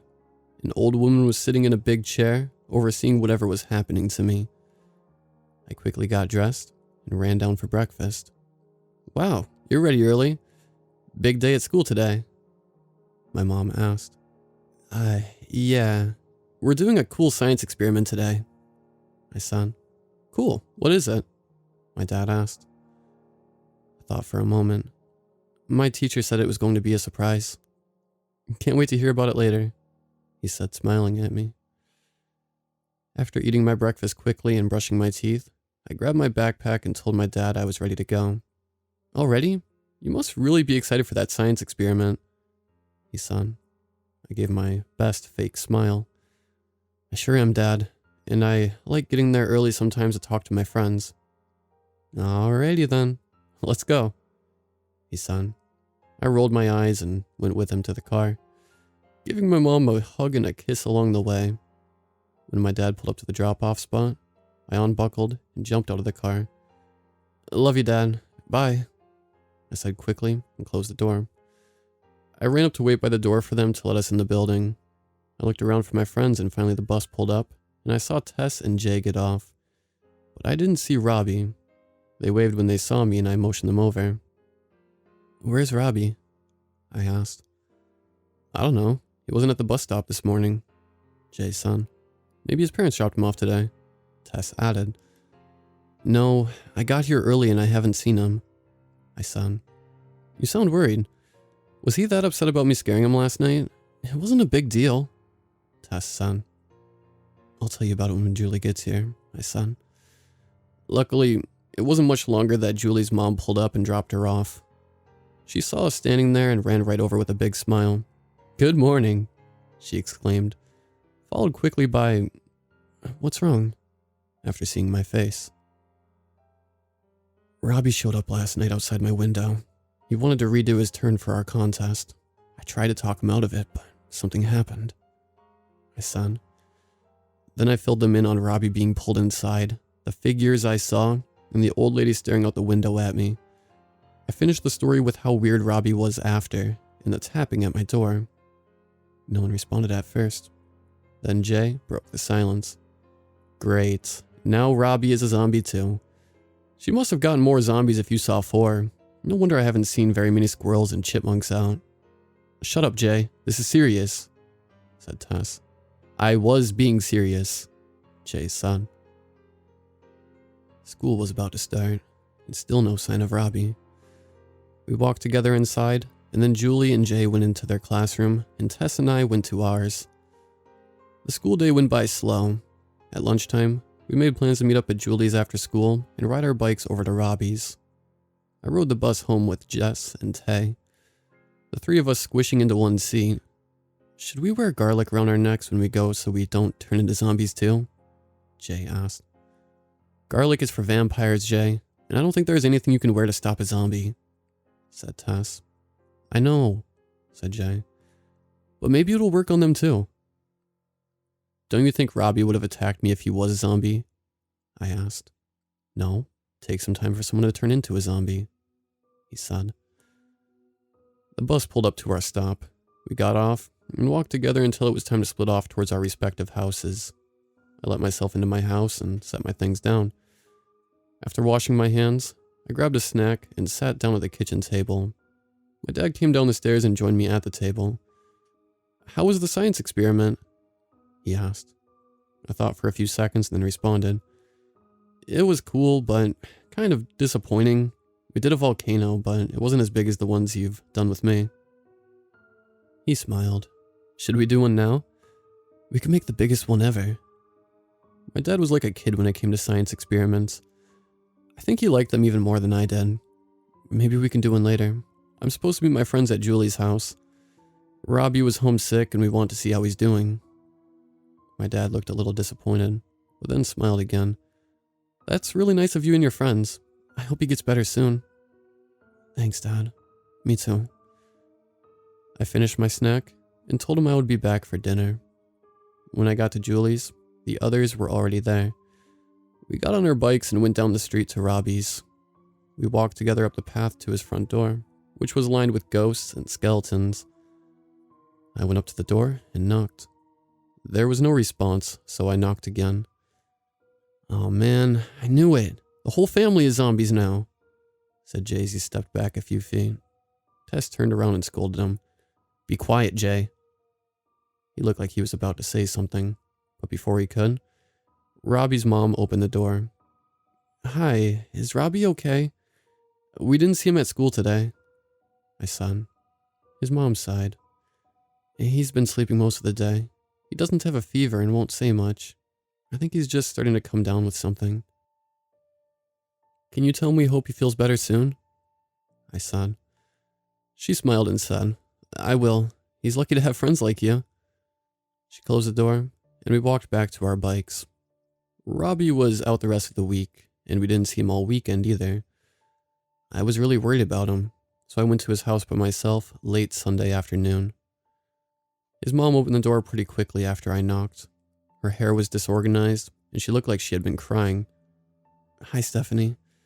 Robbie's been asking about you, she said. Is he any better? I asked. Our doctor said for him to get some rest, but she didn't know what was wrong with him. All the tests came back normal. She looked down at the ground and then right into my eyes. He has been screaming every night in the middle of the night at the same time, just before midnight. This morning he started repeating your name over and over, and then he said, "Don't go in," over and louder until he threw up. She wiped some tears away from her eyes. I just don't know what to do. Please come in and see him? His room is upstairs on the right, she said. I went inside and slowly climbed the stairs, afraid of what he was going to be like. His door was slightly ajar, and the dim light was coming out of it. I lightly knocked on his door. Robbie? It's me, Steph. Can I come in? There was no response. Slowly opening the door, I saw him sitting on the floor facing the wall with his back to me. Hey, Robbie. How are you feeling? He still didn't respond. Jay thinks you're a zombie and was afraid to come here the other day. We told him he was crazy. I laughed nervously. Robbie slowly turned his head towards me. There was no emotion on his face. Don't go in there, he said and stared at me. It's in my dreams. It's all I can see when I close my eyes. Not sure that I wanted to know the answer, but I asked anyway. What do you see, Robbie? He was still looking at me, but then closed his eyes. Darkness. He turned his head back towards the wall. The basement is there. It's waiting for me. I have to go down, all the way down, until the earth is no more. No, you don't, Robbie. I can help you. We can help you. Please, we are your friends and we can figure this out, I said. He stood up and turned again to face me, eyes still closed. 5 days left until Halloween. Yeah, it's almost Halloween. You were going to go as Scarecrow. I can't wait to see your costume, I said. 5 days left, he said and stepped towards me. 5 days left. He stepped closer again. 5 days left, Steph. I backed up into the wall behind me. 5 more days, 5 more days, 5 more days left. He ran the last few steps towards me and grabbed my shoulders. I started crying. He leaned his face right in front of mine and still wouldn't open his eyes. 5 days left. He screamed and shouted as loud as he could. His mom burst through the door. Stop it, Robbie. Stop. You're scaring her. You're scaring me. She grabbed onto him and they crumbled to the floor. He continued screaming and then fell into soft sobs. His mom was crying too and holding him tight. "I'm sorry," I said through my own tears. "I should have told you earlier, but I didn't know he was like this. Last week he snuck over to my house at night and went inside the old house. I tried to stop him, I really did, but he insisted and wouldn't listen to me." His mom motioned for me to go. "It isn't your fault," she said. I felt bad leaving them, but needed to get out of there. I ran out the door and got on my bike and went to see Tess. Tess answered the door. "Steph, what's wrong?" She came outside, and I filled her in on what happened with Robbie. "That's terrible," said Tess. "I wonder what his mom is going to do." "I don't know. Should I have told her everything?" I said. I stayed and talked with Tess for a while and then went home. When we sat at the dinner table, my dad asked, "How is your friend Robbie doing?" His mom said the doctor didn't know what was wrong with him. I said. Before my dad could ask a follow-up question, there was a knock at the door. My mom went to get it. I couldn't tell what was being said, but after the door closed, my mom said, "Stephanie, this nice police officer would like to speak with you." "Is this about Robbie?" my dad asked. I nodded my head and walked over to the living room where my mom and the police officer were standing. "Hi, Stephanie. I'm Officer Mike. I heard your friend Robbie isn't feeling too well. His mom said you may know what happened. Just you and I can talk, or your parents can stay here with you. The more important thing is that you tell me everything you know, and that you tell me the truth." I looked up at my parents' concerned faces. "They can stay," I said, even though I was worried that I'd get in trouble. Officer Mike had a notepad and pen to take notes. "Stephanie, when did you last see Robbie before he got sick?" I looked down and said, "Around midnight, a few days ago." "What?" my dad exclaimed. "Stephanie, how could—" Officer Mike cut him off before he continued. "Sir, please be quiet. It's important that she is allowed to tell me everything." "Sorry, officer," my dad said. "Okay, Stephanie. What happened when you saw him?" I told him about the contest and how Robbie was upset that Tess scared him, and how he woke me up by throwing acorns at my window. Then I looked over at my dad and said, "I didn't want to go out, but I thought I could get him to change his mind about knocking on the door." After he knocked, the door opened and no one was there. When he leaned in, someone grabbed him and pulled him in. I yelled for him and ran to the window to look in. There were maybe 4 people in there, but I couldn't tell what they were doing. The old lady came to the window, so I backed away and waited. Officer Mike was writing a lot down. "Did you see him come back out?" he asked. "Yeah." It was a few minutes later that he came out on his own. He didn't look hurt and nothing looked wrong with him, but he sounded different. "Did he tell you what happened in there?" "No. I asked him, but he wouldn't say anything. He didn't even say goodbye when we got to his house," I said. "What happened when you walked home?" "I was scared, and when I looked at the house, I saw some people staring at me from behind the windows. I ran in my house as fast as I could." "Did anything else happen?" "I thought I heard someone knock at my door after I went inside," I said. "Is he going to be okay?" "I'm sure he will," said Officer Mike. "I'm going to go next door and see what I can find out." "Be careful," I said nervously. He smiled at me and thanked me for sharing the information. Then my dad walked him to the door. I started crying. Both my mom and dad came over and hugged me. "We aren't mad. It sounds like you did what you could to help your friend, but you should have told us," he said. "Can we watch him go over?" I asked. My mom looked at my dad and shrugged her shoulders. "I guess," she said. We watched Officer Mike look around the front of the house and then knock on the door. He had to knock a second time before she answered. After a couple minutes, she stepped aside and he disappeared inside the house. "Oh no, something is going to happen to him too," I said. "He's a police officer," my dad said. "They're trained to be careful." After quite a few minutes passed, he came back outside. He looked to be asking more questions. Then they walked around to the backyard where the basement was. "Robbie warned me about the basement. He was screaming for me not to go in." I grabbed onto my mom's arm. I never liked her. She always gave me the creeps when I saw her, my dad said. My mom jumped in. We don't want you doing that contest anymore. It isn't nice, and if she is responsible for what is happening with Robbie, then it isn't safe.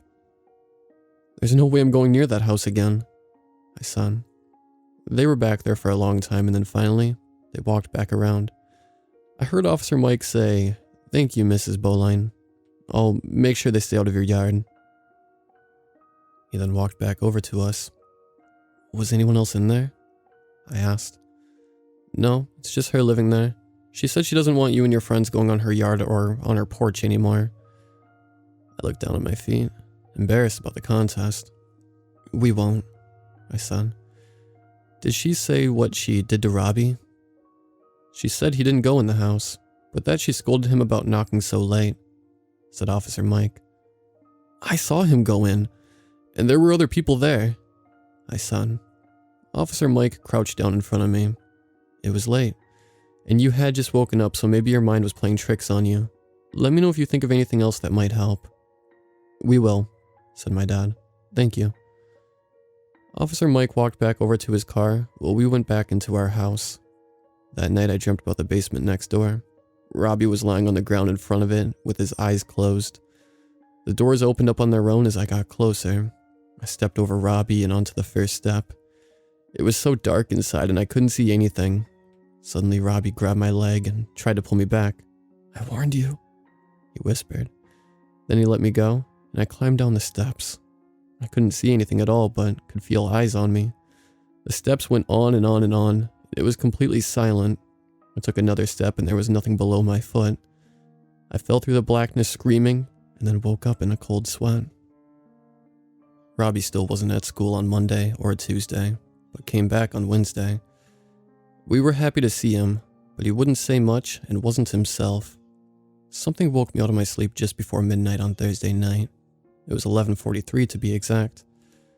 I heard tapping at my window, but wasn't sure if it was a dream or if it was real. I went over to the window and peered through the blinds. My eyes scanned the grass and trees outside my window. I didn't see anyone out there, so I headed back to my bed. As soon as I got back into my bed, I heard it again. Tap, tap, tap. I watched the window and saw something bounce off it. Tap. I ran over and saw Robbie standing there. I slid open the window and Whisper yelled at him again. Robbie, what are you doing? He didn't respond. He just dropped the acorns in his hand and headed towards the backyard of the old house. Robbie, wait, I'm coming outside. This time, I ran into my parents' room and woke them up. Dad, wake up. Robbie's outside again. I think I scared him as he jumped and then pulled the covers off, nearly falling out of bed. I'll go. You stay inside, he said. He ran downstairs, grabbed a flashlight and went outside. I walked out onto the deck and watched him run next door. He went past some trees and all I could see was the beam of light jumping around. A few minutes later, my dad came back in. I didn't see him or anyone else out there. I went around the house, he said. Are you sure you saw him out there? Yeah, I tried talking to him, but he wouldn't respond. He just walked towards the old house, I said. Well, thank you for getting me. I'm going to call the police so they can make sure he is safe. You can go back to sleep now. My mom came over to join us. Let's go, dear. I'll tuck you in. The next morning, I got dressed and hurried down the stairs. Dad, did they find Robbie? I don't know. The officer said he would look around the neighborhood and check at his house, he said. I was still worried about Robbie. But I was also excited to wear my Halloween costume to school today. After breakfast, I put on my witch costume, grabbed my broom and backpack, and headed off to school with my dad.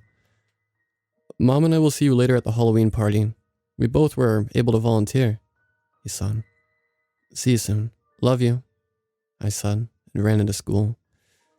I caught up with my friends and we all talked about each other's costumes and couldn't wait to go trick-or-treating the next day. It was great that it fell on a Saturday that year. It was almost time to go into our classrooms when Tess asked, Is that Robbie? There was a kid with a burlap hood facing the wall. Hey Robbie, cool Scarecrow costume, said Jay. We all knew it was Robbie when the kid didn't respond.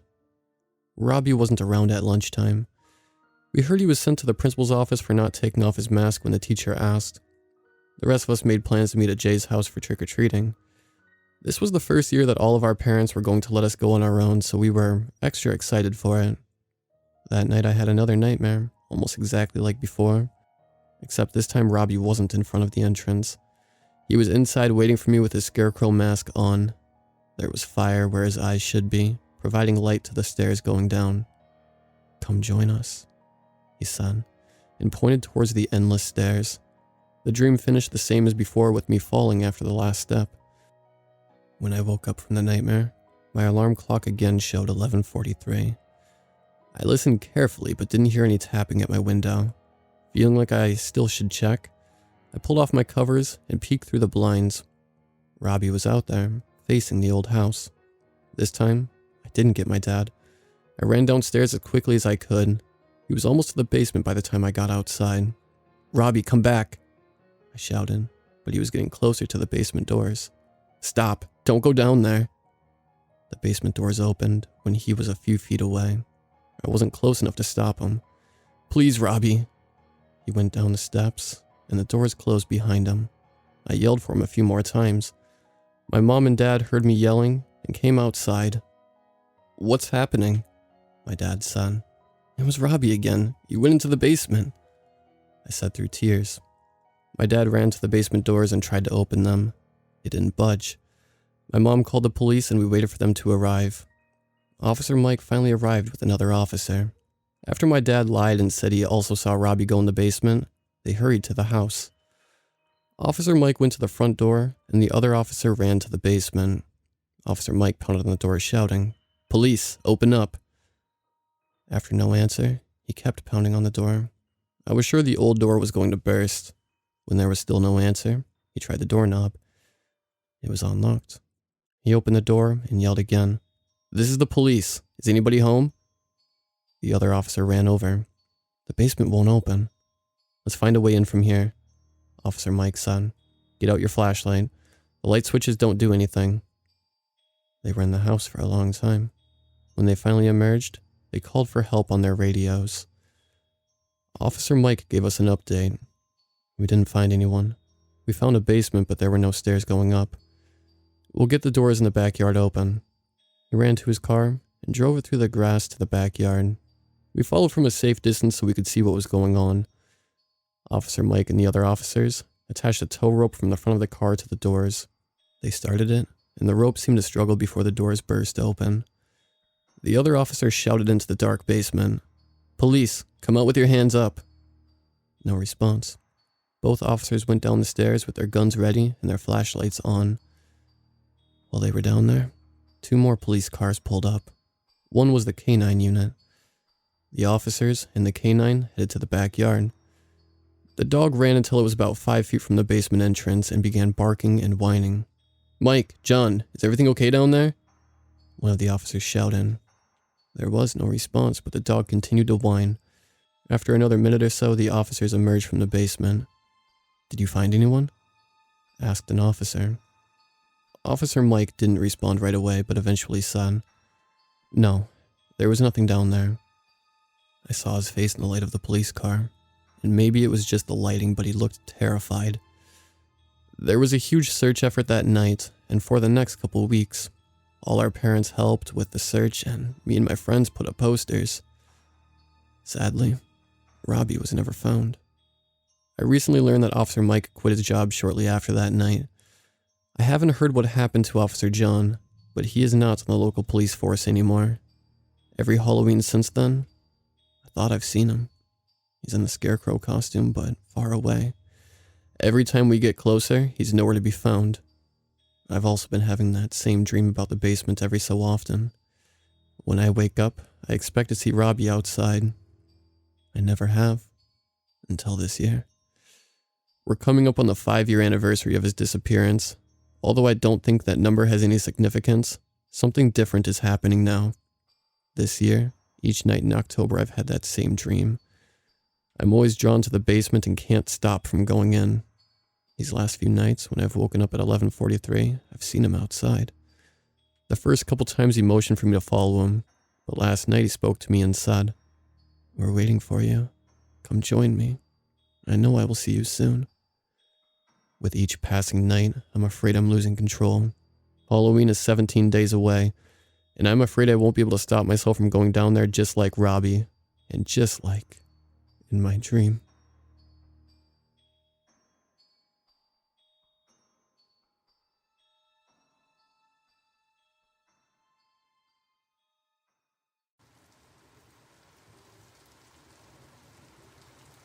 My family owns a funeral home. When I tell people this, I usually get one of two questions. Is it haunted, or is it creepy working there? To the first question, no. Even though the house itself is old, it was built in the 1860s and bought by my great-great-grandfather in 1889, none of us have seen or heard anything especially unusual. In 2009, my dad was contacted by a producer of one of those ghost hunting TV shows because they'd heard rumors that it was haunted. My dad laughed and told the producer they were more than welcome to stop by, but he was sure nothing would happen. They didn't end up visiting, but there is an article about it floating around in the internet ether. Think of it like the funeral home being a liminal space.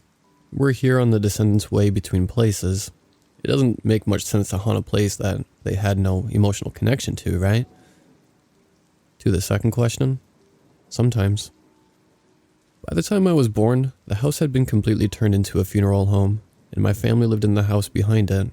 But for all intents and purposes, I did grow up there. Both of my parents work as funeral directors. My oldest sister is a state-licensed decerologist. My older brother is studying mortuary science, and I help out in the office and around the home even though I'm not going to be in the business. This is all to say that we've all grown up in proximity to the funeral home. And I think every one of us can say that while it isn't haunted, it can be creepy. Sometimes you hear the dead groan when gases release.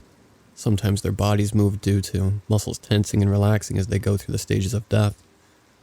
Occasionally, the descendant died in an accident that caused traumatic damage and that ends up causing nightmares. We've taken care of people who died in all stages of life, the very young to the very old, and once in a while, a grieving family member or friend has a violent outburst. For us, this is just standard operating procedure. But every now and again, something happens that is truly creepy. Usually this happens during the like wake. My great-great-grandfather was an undertaker in Yorkshire, England. When he came to the United States, he brought a few traditions with him which he included in the operation of the funeral home. One of these was a kind of old-school wake. Regular wakes are the usual gatherings you're probably used to, and some people use visitation and wake to mean the same thing. The like wake is a vigil that lasts all night. There are still cultures that do this, staying the night with the body to keep watch or pray. It's fallen out of fashion in modern times, but in my great-great-grandfather's will, he mandated that we should offer it as part of our services for as long as the funeral home continued to operate. I have no idea why he was so adamant on it, although one family store is said that he said something like, "The people who ask for it are the ones who need it the most. So we offer it. It's on our list of services, along with the FTC's funeral checklist. My family's always been very upfront about costs. I could go on for hours about how messy and corrupt the funeral industry can be, but you're not here for that.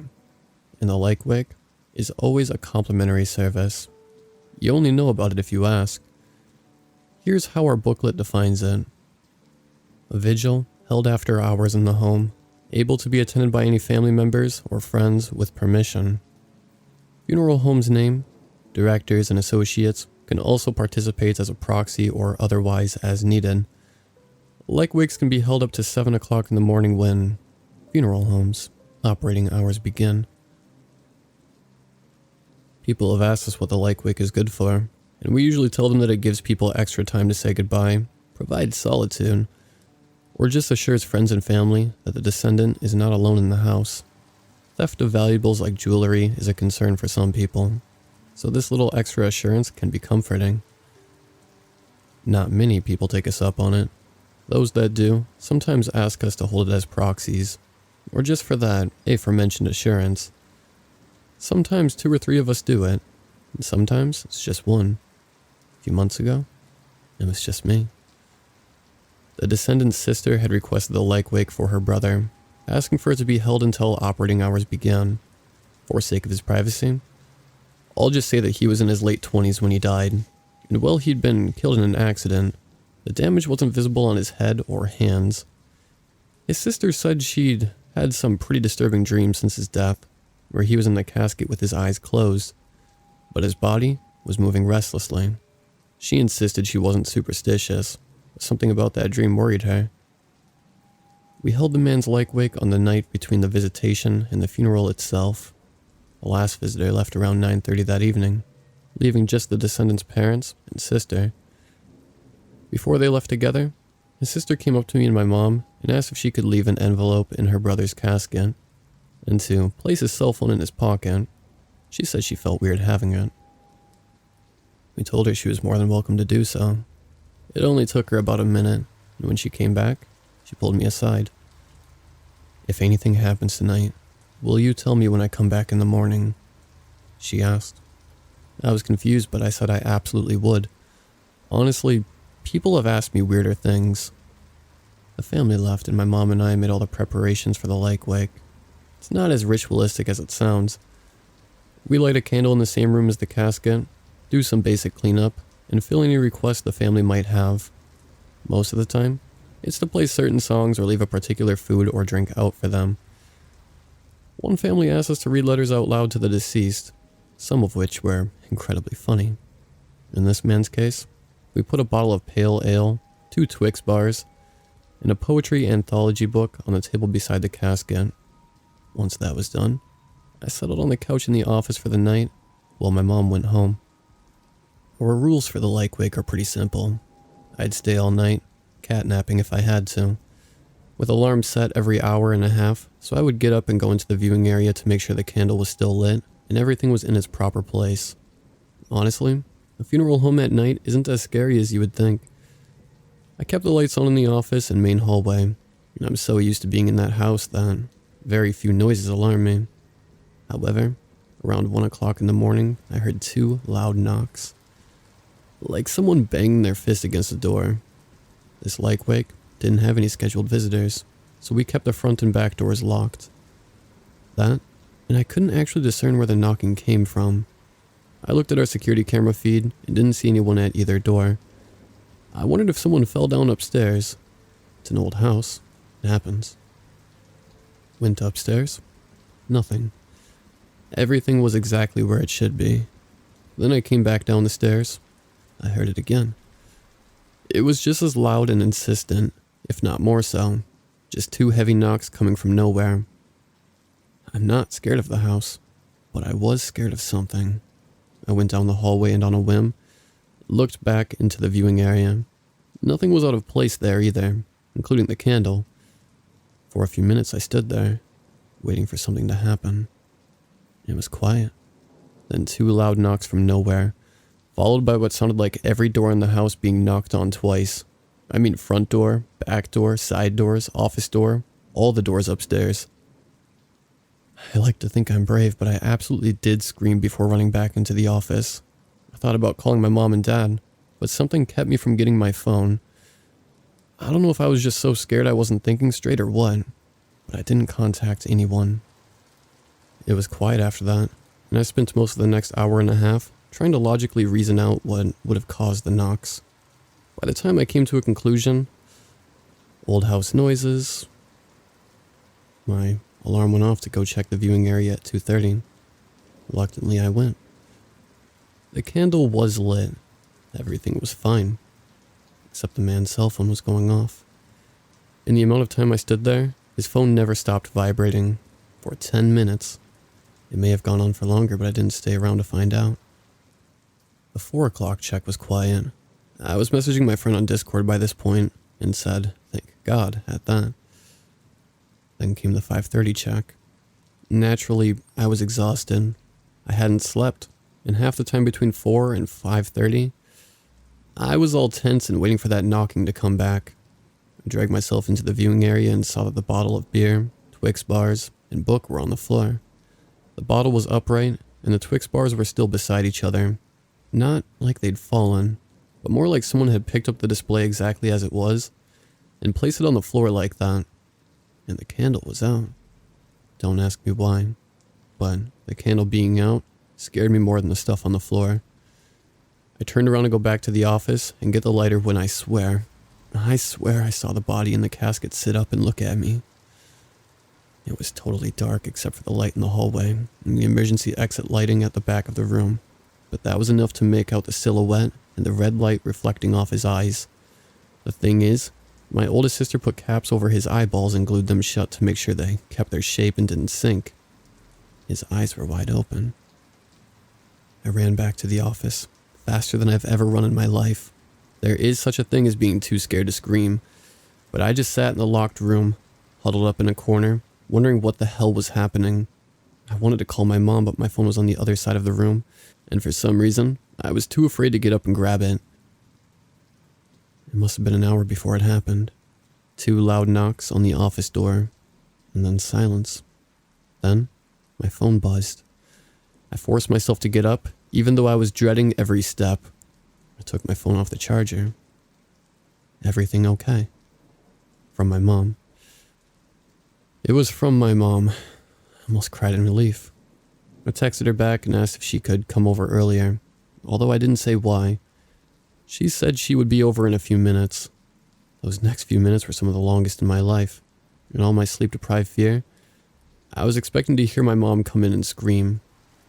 Instead, I heard her come in, heard the door handle jiggle, and then she texted me to ask why the office door was locked. I let her in and I cried and hugged her.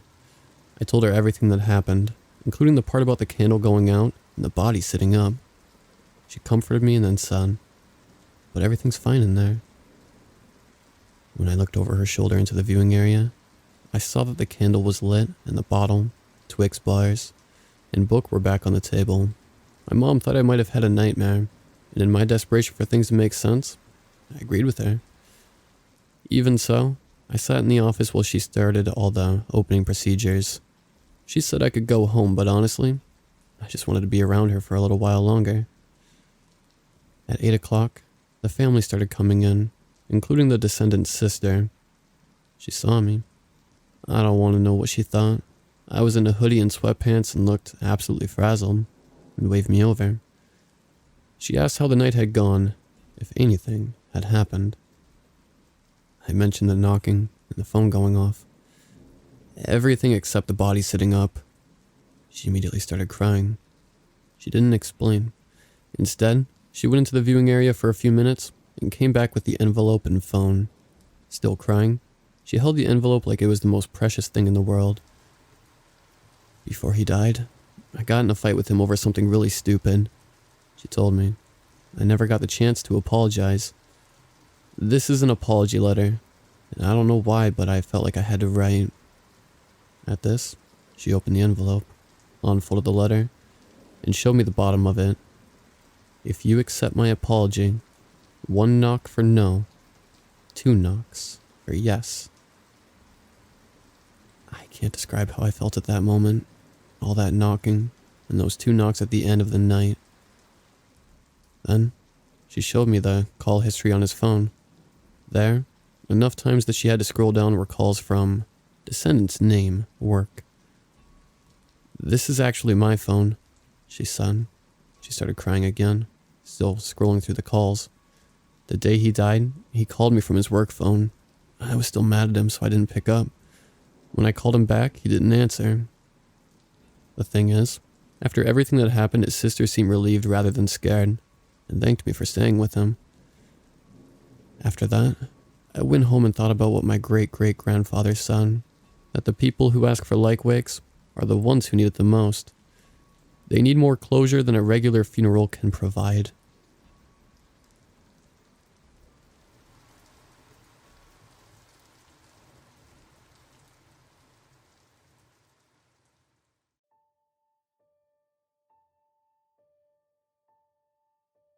Something is changing the people in my apartment building. I don't know how better to describe the present phenomena rather than to explain, as simply as I can, that they come back different. When they speak, their eyes never move, never leave for a second, piercing, dwelling shadow orbs that seemed to know some deep secret that I could never understand. They seemed to be all connected somehow, in some inexplicable way, as if they were all in some cruel joke that I couldn't follow. Unless I went into the elevator, of course. I mention this now, not because I'm certain at the time of writing, but because I have suspicions that have taken place over the past few weeks. Things that have grown in me which must be described here. I am writing this because I'm scared. I can hear it speaking to me even now, that chime calling from down the long hallway. I need someone to know what happened to me if I come back different. You see, having set my sights on this apparition and trying my best to discover the source of this irregularity, I have come to believe that this is the elevator that changes them. The type with a drawing scissor pattern, cast in iron, that groans and shrieks when it pulls to a gradual close with every lift. There is something about it that I don't like, something that I haven't liked since I first moved into this place with my girlfriend Sarah nearly 2 months ago. It is something difficult to explain as anything more than a pervasive feeling, an inner sense of menace regarding this particular elevator. It seems to have an unnatural aura about it, a delightful, almost cheeriness when that metal gate expands, welcoming you in, inviting. I think now would be a good time to let you know that I have never stepped foot in that contraption, not once, not even when the incredibly pleasant manager, a spectacled cherry blonde woman in her early 30s, gave me a tour of the old structure and invited me in. I'm dreadfully scared of heights, and even more so, of tight spaces. One look at those twisting metal frames, those drawn-in walls, that sometimes flickering red sun of a light above, was all it took for me to refuse, politely, and always take the 7 flights of stairs up to our apartment. Let me tell you about the building. It is old, yellow brick, constructed in the 1910s, originally built as a hotel, with a snaring sort of ivy that gnawed its way up much of its face. It is beautiful, full of charisma and character in a way that nothing built in more modern times can ever be. The lights in the lobby and hallways are always on, an endearing rose glow, casting the interior in a jaunty shine, one without any shadows at all. It was built by hand over many years, an artisanal creation, a work of art. I guess that is what enticed us here, the pulling inward sensation of light and the ground swelling of warmness that emanated from the place. It felt like home the minute that we arrived. Home. Home in a way in which we had never felt it. A toasty hearth, piping hot chocolate, and a good book. And somehow, at different times, the feeling of company. Being pleasantly out together at a welcoming bar. A place where everyone knew you, and always would. Where the taps kept on flowing, and sometimes, because everyone liked you, the drinks were on the house. There was something else too, more than the unbearably kind manager, her swirling red hair and unusually invasive eyes. It was the quality, in terms of the contract. We had been searching for a place in the city for months, combing over 100 different residences, and never found one with an opportunity like this. A month-to-month lease, several $100s less than anything else of similar like and quality in the surrounding vicinity. It seemed too good to be true, and after reviewing the contract sheet twice over, and finding not a hint of dishonesty from the manager, we decided we would be foolish to pass on an opportunity like this. If we didn't like it, of course, we could always leave. That was our understanding at the time. The first month was largely uneventful. We were getting accustomed to the neighborhood, our new jobs in the city, cooking in a small half kitchen without a microwave. We noticed, even then, that the neighbors were a bit strange. Their smiles were too wide and ate up much of their faces. Their eyes didn't seem to blink often enough, and they stood still, mostly when we greeted them in the hallways and on the stairs. More than once, I had the bizarre notion that they stayed that way, even after we left. Standing still, unmoving, even when we were gone. I wrote this off as nothing, because of course it was. Things like this didn't exist, and if they did, wouldn't they exist off in some sequestered part of the country? Some rural province where the ghost of a widow was said to inhabit an old farmhouse? We were in the city. We had hundreds of neighbors, and none of them said anything about any of it. They all seemed fine. It didn't bother us at first. Not enough anyway. Not for the first few weeks. We aren't particularly social and didn't spend much time with any of them. Who cared if they were a little off? That changed when we met our new neighbor in apartment 703. Henry, a sarcastic, sharply intelligent young man fresh out of university.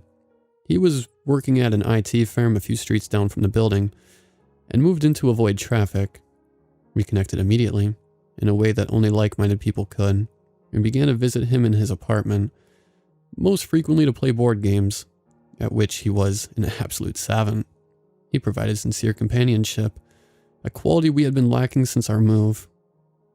We laughed frequently, and in jest, sometimes, would discuss how everyone else in the building seemed to have the same mannerisms. On one particular evening, Henry even pulled off one of his socks, and stuffing it on his hand in one motion, made it talk in a voice that mimicked the manager. "Try it. Stay if you like." We laughed so hard it hurt, and remarked at the time that she had said the same thing to us. He said then, with a smile, that if he believed in ghosts, they must have inhabited a building such as this. For some reason, this caused all of us to go silent for a while. Ghosts. Impossible. But still. I remember the night that Henry changed. I didn't get home until after 9.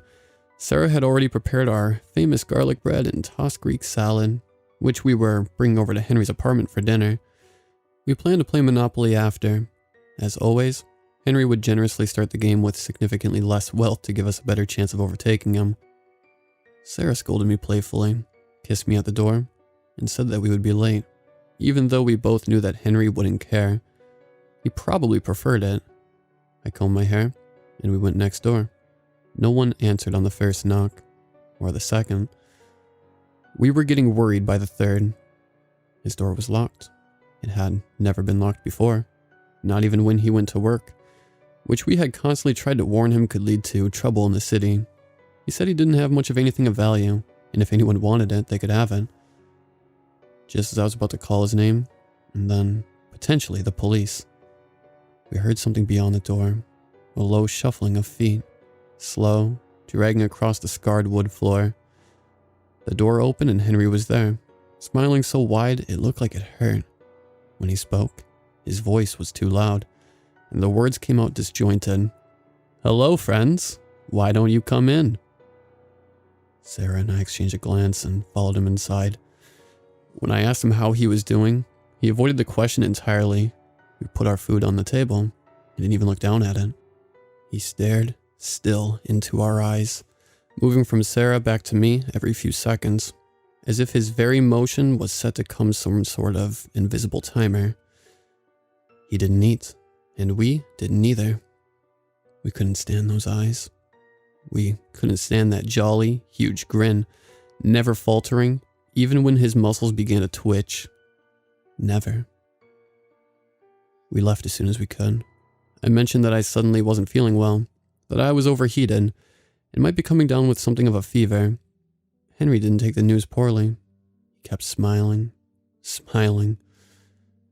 As we left, I looked back just once, seeing the door still open, seeing Henry there with that savage smirk plastered on his face, its new permanent home. I wondered if somehow he wasn't quite Henry anymore. I wondered if he was someone else entirely. And worse even, I wondered as we entered our apartment and closed and bolted the door, if he was still standing there, just outside, with those wide eyes and bright teeth splayed out like perfect piano keys. I wondered all night, though I was much too scared to check the keyhole. We didn't see Henry for some time after that. We stopped seeing him go to work, and after another week or so, realized that we didn't really see anyone else enter or leave the building either. The thought began to come more frequently then, that they were here, always here, standing straight, right behind their closed doors, grinning madly, waiting for interaction. I pushed it from my mind and tried to focus on my work. If we didn't like it, we could always leave. And maybe we would at the end of the month. Then Sarah took the elevator. She was running late for work and had far too much to carry that day for her presentation. I offered to help her down, but she refused. I waved to her out the door, feeling strangely frightened, and completely unsure why. It was 8 in the morning and there was no need to be afraid. Nothing logical, anyway. Nothing but anxious thoughts that filled my head with nightmares. I saw her step into the elevator, saw that metal maw stretch wide, protracting like jaws, and snap shut when she was in. I thought, as I watched it envelop her in that bright red light, and begin to take her downward, that something was horribly wrong. I wanted to call out to her, and I actually did run forward a few steps, but she smiled and waved and blew me a kiss. She didn't come home that night. I called her work and was assured that she never came in that day. Her boss was furious, but that was the least of my concerns. I called the police and told them that she was missing. They came and met me in the building. I called her family. We looked for her, but couldn't find anything. They questioned me. I didn't have any answers. I told them about that morning, how she had smiled and waved and climbed into the elevator on her way to work. That was all I knew. We were perfectly happy. I would never hurt her. She was missing for 3 days before she came back. I had stopped going to work and was lying in bed, alone in the dark. I was distraught. I didn't know what to do. I had been looking for her for days. I heard keys move just outside the door and my heart jumped. The doorknob turned and I heard her feet shuffle in. I ran to her and wrapped her in my arms. Her muscles didn't move. She was standing straight, perfectly. "Hello, love," she said. "I'm home." That voice. I had heard it before. I grabbed her face in my hands and pulled her close. I could barely see her eyes in the dark, but I knew what I would find there. Nothing. Distance. Cold, unbreakable blankness. That was 2 days ago. She doesn't come to bed. She's standing by the door. I don't know what to do. I haven't been outside in days. I'm the only one left. I can't leave. I know that now. It won't let me. I know she lied. I can never leave. I'm going to take the elevator. I don't have a choice. It's calling me now. My head is ringing. It's telling me what to do. I don't know where it is going to take me. I can hear the chime down the hallway. I can hear that metal gate pull open, inviting me in. I'm alone. I don't want to be alone anymore.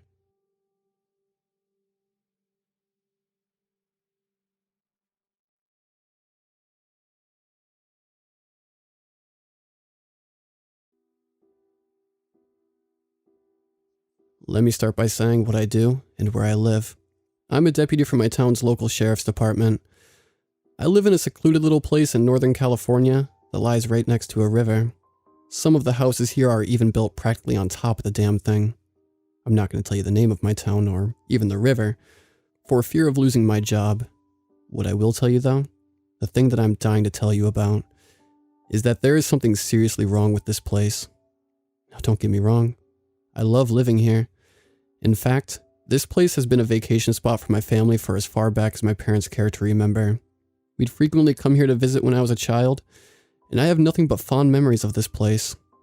Being a deputy here doesn't quite carry the same excitement that comes with being a member of the San Francisco Police Department, but it definitely has its perks. It's beautiful, for one thing. Another plus is the people. They all have that sort of small town, friendly vibe going on, and being that I work for their sheriff's department and all, I get showered with love and respect from all angles. I do miss the excitement though.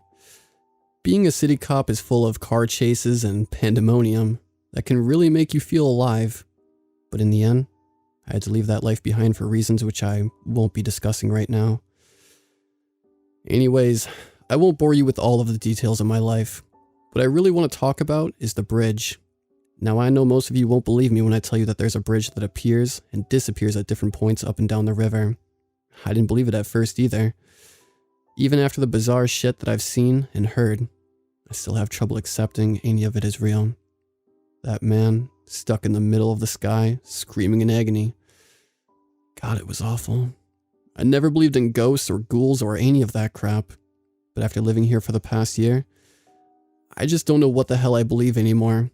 It's been eating me up inside something fierce, and for the purpose of my sanity, I can't keep this secret anymore, even if it means I risk losing my job.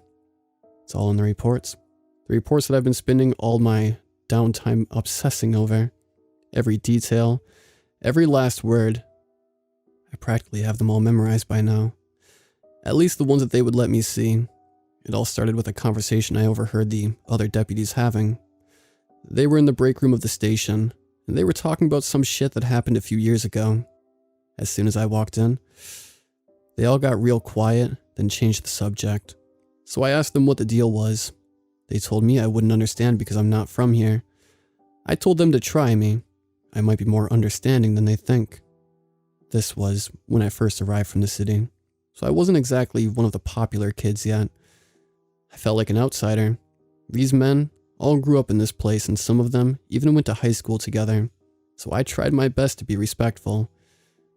They finally agreed to tell me, but that I probably wouldn't believe it. They started talking about some of the cases they've had and calls they've had to respond to. Some of these incidents were with the town's residents, and some involved out-of-towners. All of them revolved around this bridge that runs across the river. Only this isn't any normal bridge. It only appears to some people, and never in the exact same spot twice. I thought they had to be fucking with me, but when I looked into their faces, I realized I was the only one laughing. Blake, who's now one of my best friends in the department, told me to come with him so he could show me something. I followed him, and he led me to our file room. He went to the back and opened up a filing cabinet that was in the corner. The cabinet looked different than the others, and it had a symbol on the side that I'd never seen or noticed before. Blake pulled out a binder, then locked the cabinet back up immediately. He dropped it down on a nearby desk, and it landed with a thud. Then he told me to have fun, as he walked out of the room. I picked up the binder right away, and went back to my desk. My curiosity was piqued now. These were actual professional reports. Now, they may or may not have been officially on the record, but there's no way they were faked. The incidents written down on them had to be real, at least from an investigative standpoint. I looked at the title of the binder. It read, "The Phantom Bridge Reports," in large, italicized font. I started flipping through the contents. After reading a few of them, I felt like I was in some kind of bizarre dream. These reports were the stuff of nightmares. I can't adequately describe how utterly surreal these occurrences were. It's best if I just share them with you, which is what I'm going to do now. I'm going to do my best to transcribe exactly what was in the reports and what I gathered from the deputies who were assigned to the cases and calls, without any embellishments. Here we go. 7-year-old boy goes missing. The first report I read about was the 7-year-old son of a family who had just moved here about a month prior to his disappearance. I don't know too many details about this one because the deputy assigned to the case, Kyle, wasn't willing to speak much about it. He just gave me a few extra details other than what was in the report. The river was low around this time, and there were parts where the rocks and dirt at the bottom were almost fully exposed. The boy was having trouble adjusting to his new home and surroundings, so he often liked to run off and play in the creek bed, which was a couple 100 yards behind the family's property. One day, he was playing down by the river with his toys when he spotted a bridge off to his right. When questioned by Kyle later, he would tell him that it spanned a distance of about 50 feet across the river from the cliffs overlooking the water. He would later tell his parents that the bridge looked old and dirty. Due to the bridge seemingly appearing out of thin air, the boy became frightened and ran back home to tell his parents about what he had seen. He was known to possess an overactive imagination, and often pretended to be off in some make-believe world. Therefore, the parents dismissed the boy's story as part of some game he was playing. A few days later, the boy returned to the same spot of the creek, which he was playing before, and again noticed the bridge. This time, rather than becoming frightened, he became intrigued and began to venture towards it. When the boy got close to the underside of it, he spotted what appeared to be a man by some bushes growing on the sides of the bank. The man approached the boy and told him that he was from somewhere called the Gray Place. He offered to take the boy there, promising to relieve him of his sad life here. The boy would later recall that he couldn't see the man's face because he seemingly only walked backwards towards him.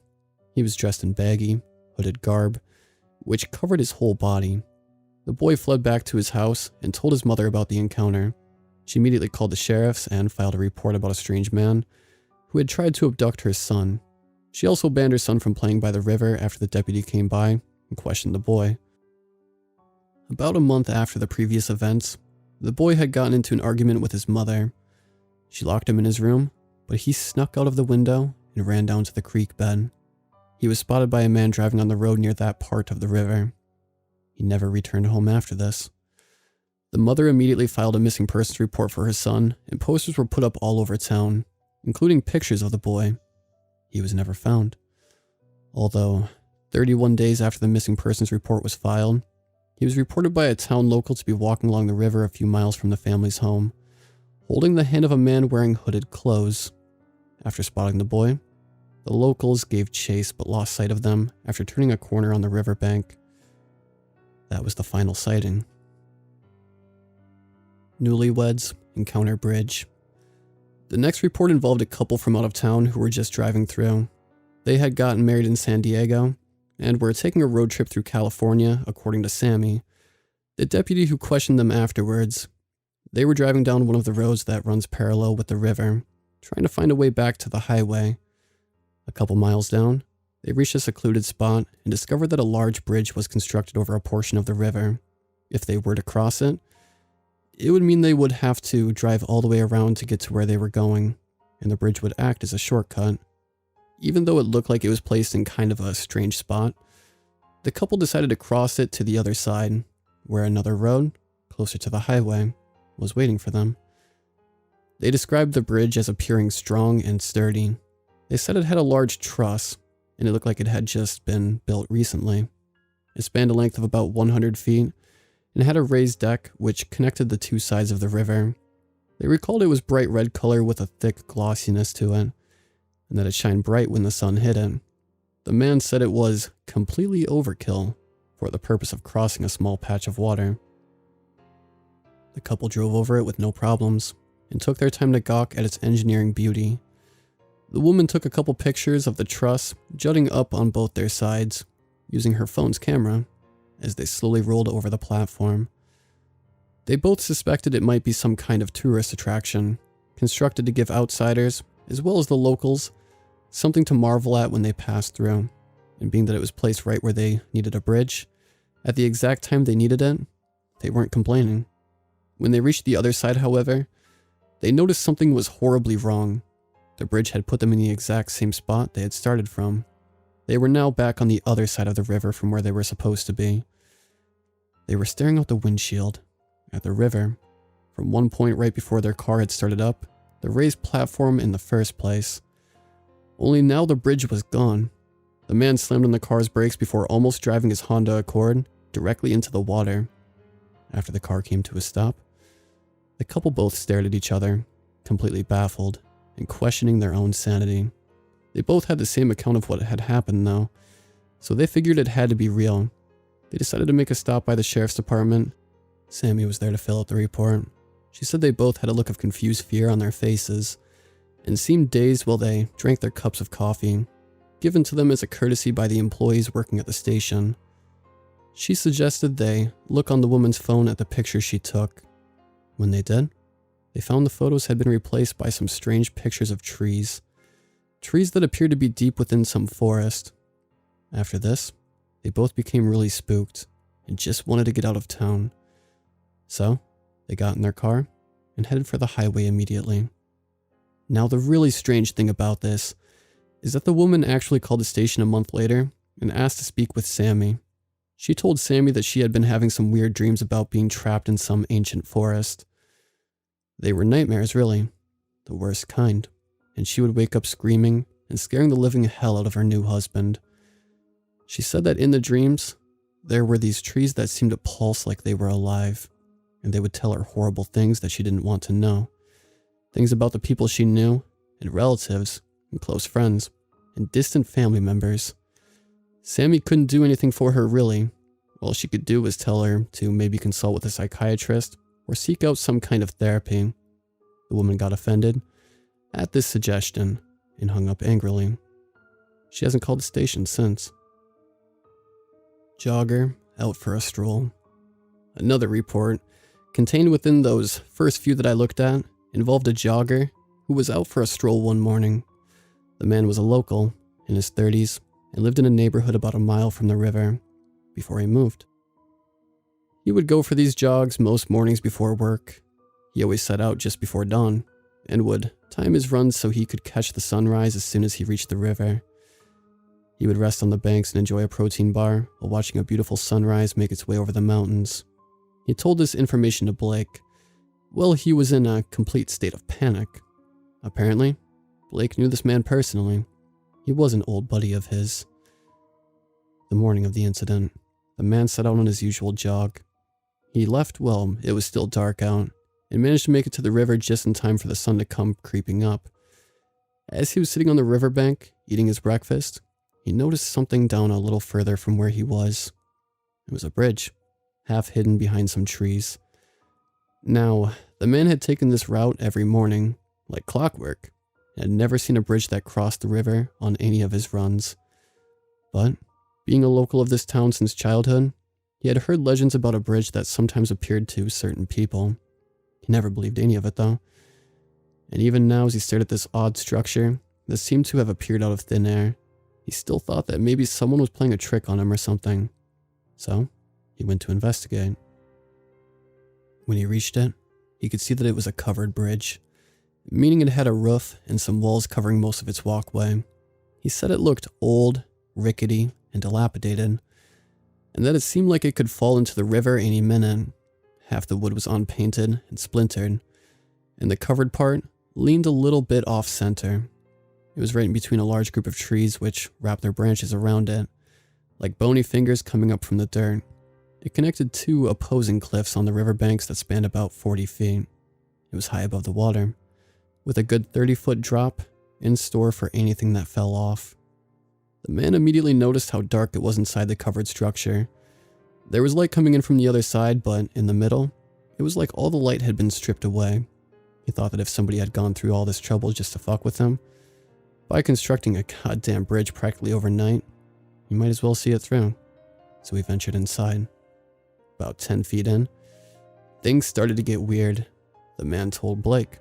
He said that suddenly, there was a different atmosphere. It was nice and breezy from the cool morning air 1 second, and then it was like a dry heat sauna. There was also this putrid smell coming in from all directions, which he likened to a pit full of rotting, dead animals. It was suffocating, and his breaths were becoming strained, but his curiosity pushed him forwards. After about another 10 feet, he began to hear strange noises. He was in the part of the bridge where it was darkest now, and he could barely see 2 feet in front of him. He was carefully watching his step when he heard a loud bang on the wall next to him, and then another. He jumped and backed up a couple feet, startled.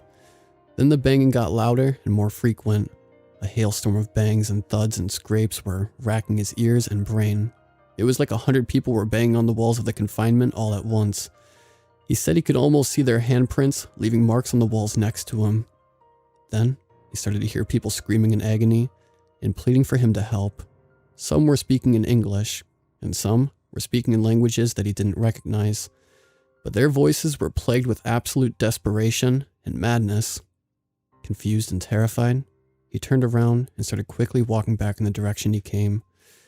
As he turned, though, he caught something out of the corner of his eye. Down towards the end of the opposite side of the tunnel was a figure. It was massive. It stood at least 10 feet tall and appeared to be made from pure darkness. He said that it was at this moment when he realized why it was so dark in there. It was because of this thing. It was like the antithesis of light, standing there, sucking up all fragments of color like a demented vacuum. Then he said a face appeared on the creature, a face that was staring at him. It had 2 bulbous, white eyes, and a smile that spanned nearly his whole head. The smile was one of utter malice. It was invading his mind, consuming him. The dread at that moment was like nothing he had ever felt in his entire life. If he would have stared any longer, he said he would have gone insane. He didn't wait anymore. In a state of absolute terror, he spun around so fast that his vision got blurry. He didn't stop running until he made it all the way home. When he got back to his house, he woke up his wife and told her everything that had happened. She said he was frightening her, so he went outside and called the sheriff's station. He asked for Blake personally. He told him everything, and Blake told him to relax, that he would drive out to his house so they could talk. He wanted to calm this poor guy down. Blake did just that when he got there, and managed to at least get him to stop violently shaking. They talked some more and enjoyed a cup of coffee. Blake said he would stop by again later to check up on him. Before leaving though, the man had one last thing to add. He said that if he knew he had walked another couple feet down that bridge, he wouldn't have made it back out. The half-bridge attempted suicide. The last report I read that day, within the initial binder, was a case involving another local. Instead of being happily married, however, like the last man, this guy was recently divorced. He had grown up here as well and had heard all the local legends surrounding the Phantom Bridge, but instead of brushing them off as mere campfire stories like the other guy, he truly believed them. This information was collected by Deputy Sheriff Kyle, who was much more vocal on this case with me than he had been on the one about the missing boy. Now, this man was actually a little obsessive about the bridge, and on numerous occasions, he had gone out hunting for it. He had hoped to catch a glimpse of this perplexing anomaly that only appeared to a select few. This guy had some issues, is how Kyle described him. He knew all this because the man had treated Kyle as if he was the guy's personal therapist, spilling a whole bunch of personal information to him when he arrived on the scene that day. Given the circumstances though, Kyle was glad the guy was chatty and filled with an odd sense of elation, rather than an overwhelming despair, which very well could have been the case. Apparently, the man's wife had enough of him. She divorced him and took custody of the kids, as well as the house. It's a real sad story, actually. The guy just couldn't catch a break. So, one day, he gets really drunk and lonely, and decides to take a hike to see if he can clear his head. He rode out to one of the mountains trails a little ways out of town, which puts you up at the top of this giant cliff that overlooks a raging part of the river below. It's a beautiful sight when you reach the top.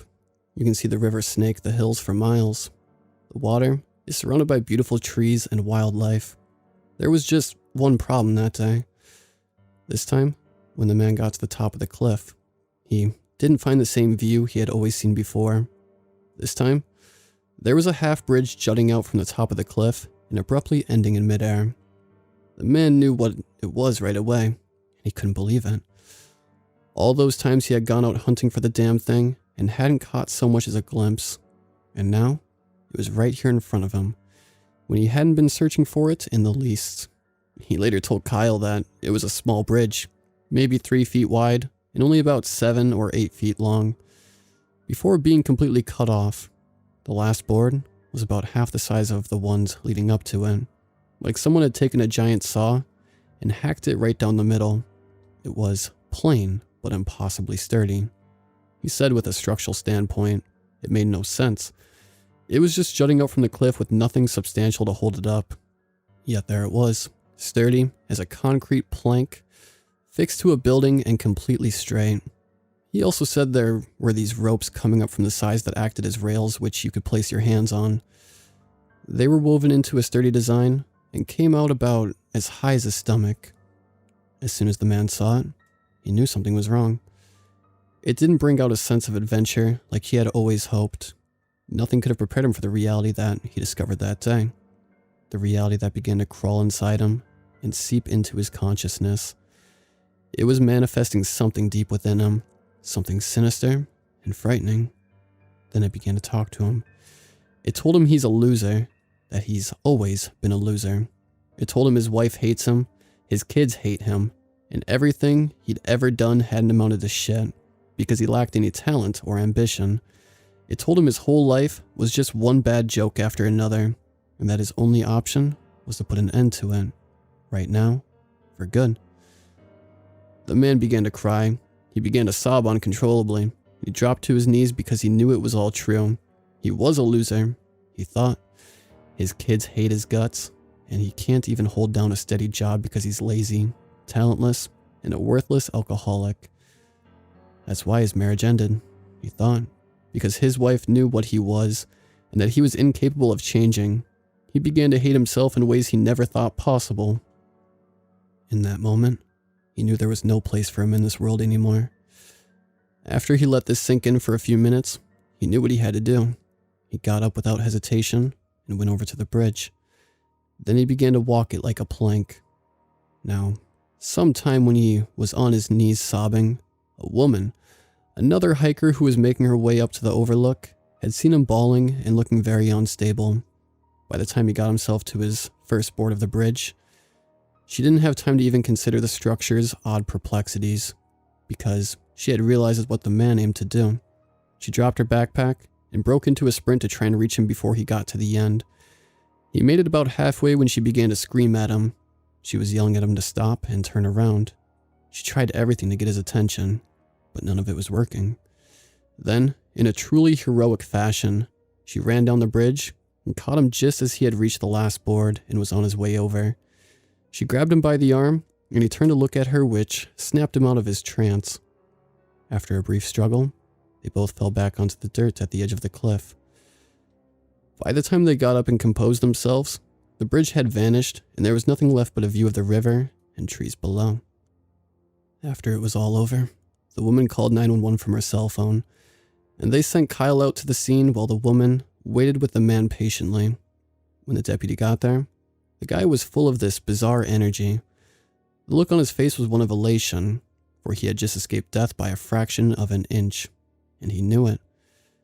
Kyle expected to see a depressed mess of a man waiting there for him, but instead, the guy was full of good cheer and wouldn't shut up. He willingly went with Kyle, who took him to the hospital to be evaluated. The man entered therapy after being released, and that was the last anybody at the station ever heard about him. As for the woman who had saved the guy, well, she ended up joining the force about a half a year later. She came into the sheriff's station that day after the incident, inquiring about a full-time position as a deputy. They were all impressed with her display of courage and physical strength, so they set her on the right track. Her name is Sammy. The man stuck in the sky. Unfortunately, not all encounters with a bridge end with someone finding a new outlook on life, as you've gathered by now from the previous reports. Sometimes, however, they're downright devastating for everybody involved. I know this firsthand, you see. For there was a time when I personally witnessed the absolute fucking evil that hides in the shadows on that river. Sometimes, bodies would turn up under mysterious circumstances, and me and the other deputies would be called out to go investigate. One time, some kids found the body of a dead man caught in some driftwood about a mile out of town in a secluded little spot on the water. Me and Blake were sent to check it out. Once we got down there and saw it, I was thankful I hadn't eaten breakfast that day, because I probably would have lost it. The body was bloated and pale from being trapped in the water for who knows how long. The autopsy revealed he'd been dead for weeks, but they had trouble placing how long he'd been in the river for. What really irked me, though, was that the body was full of these strange holes everywhere. On his arms, his legs, his torso, even his head, and the bottoms of his feet. It looked like someone took a giant drill and just went to town. Fragments of skin were dangling off the newly made orifices, which looked even more grotesque floating in the water. It was god-awful, and we all knew what was responsible. The man's identity was never uncovered. Yeah, I saw some real sick shit turn up in that river, but nothing was more disturbing than the man stuck in the sky. It was about 8 months after I had first moved out here, when we got a call from some woman who was on horseback and had been riding on one of the roads that lies next to the river. She was hysterical and requested we come out to her right away. When we got there, we found her sitting down on one of the banks. She had tied her horse up to a nearby tree, and the beast was spooked to all hell, bucking and neighing like the devil had gotten into him. From the first moment I saw her, she had been staring up into the sky, transfixed on something that none of us could see. When we climbed down and reached her, she barely acknowledged our presence before asking us if we could hear it. At first, we thought she might just be a little kooky, or possibly on drugs. Then after a bit, we heard a man begin to speak. His voice was coming from the spot where she was staring. He said he was trapped. He said he came to this town to visit his dying grandma, and after she'd passed, he went on his way back home. When driving out of town, he'd seen a bridge that crossed the river. He said he didn't know where it would take him, and that it looked like it just led to a dirt patch with some trees on the other side. He was feeling curious, and he decided to cross it in his Toyota Tacoma. When he got about halfway, everything went dark, and his truck died. He was still sitting in the driver's seat, and he couldn't see anything except for the light on his cell phone, which had no reception. He'd been there for at least a couple hours now, too scared to get out, so he started screaming his lungs out, hoping someone would hear him.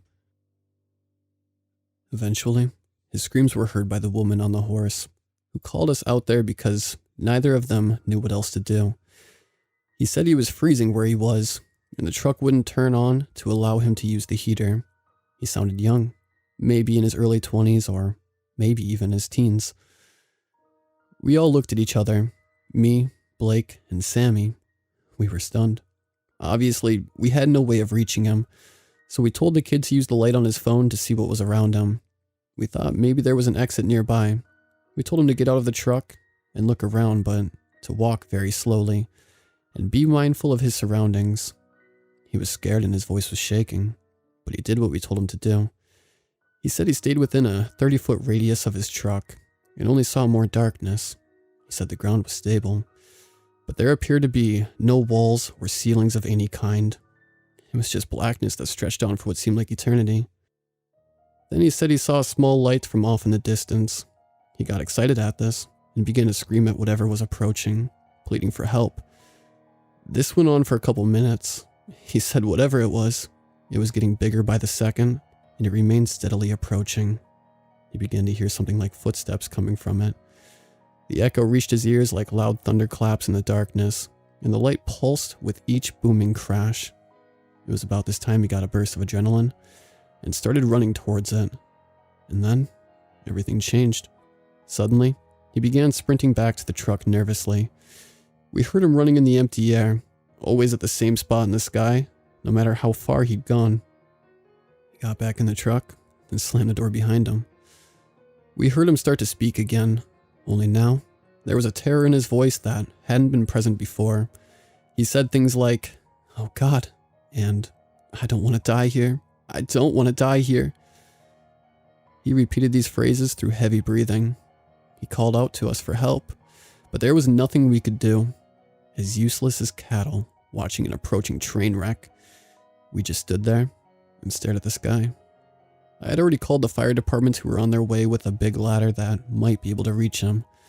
But even if we could get to the spot he was at, I knew it would be no use. It's not like we could just reach up and grab him and pull him out of thin air. Eventually he stopped screaming and just sat there helplessly.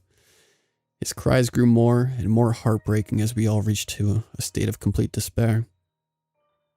We heard him say the thing was close now. He could see something like a face. It was radiating blinding tentacles of light that burned his eyes. He said it was like staring into 1,000 suns exploding at once.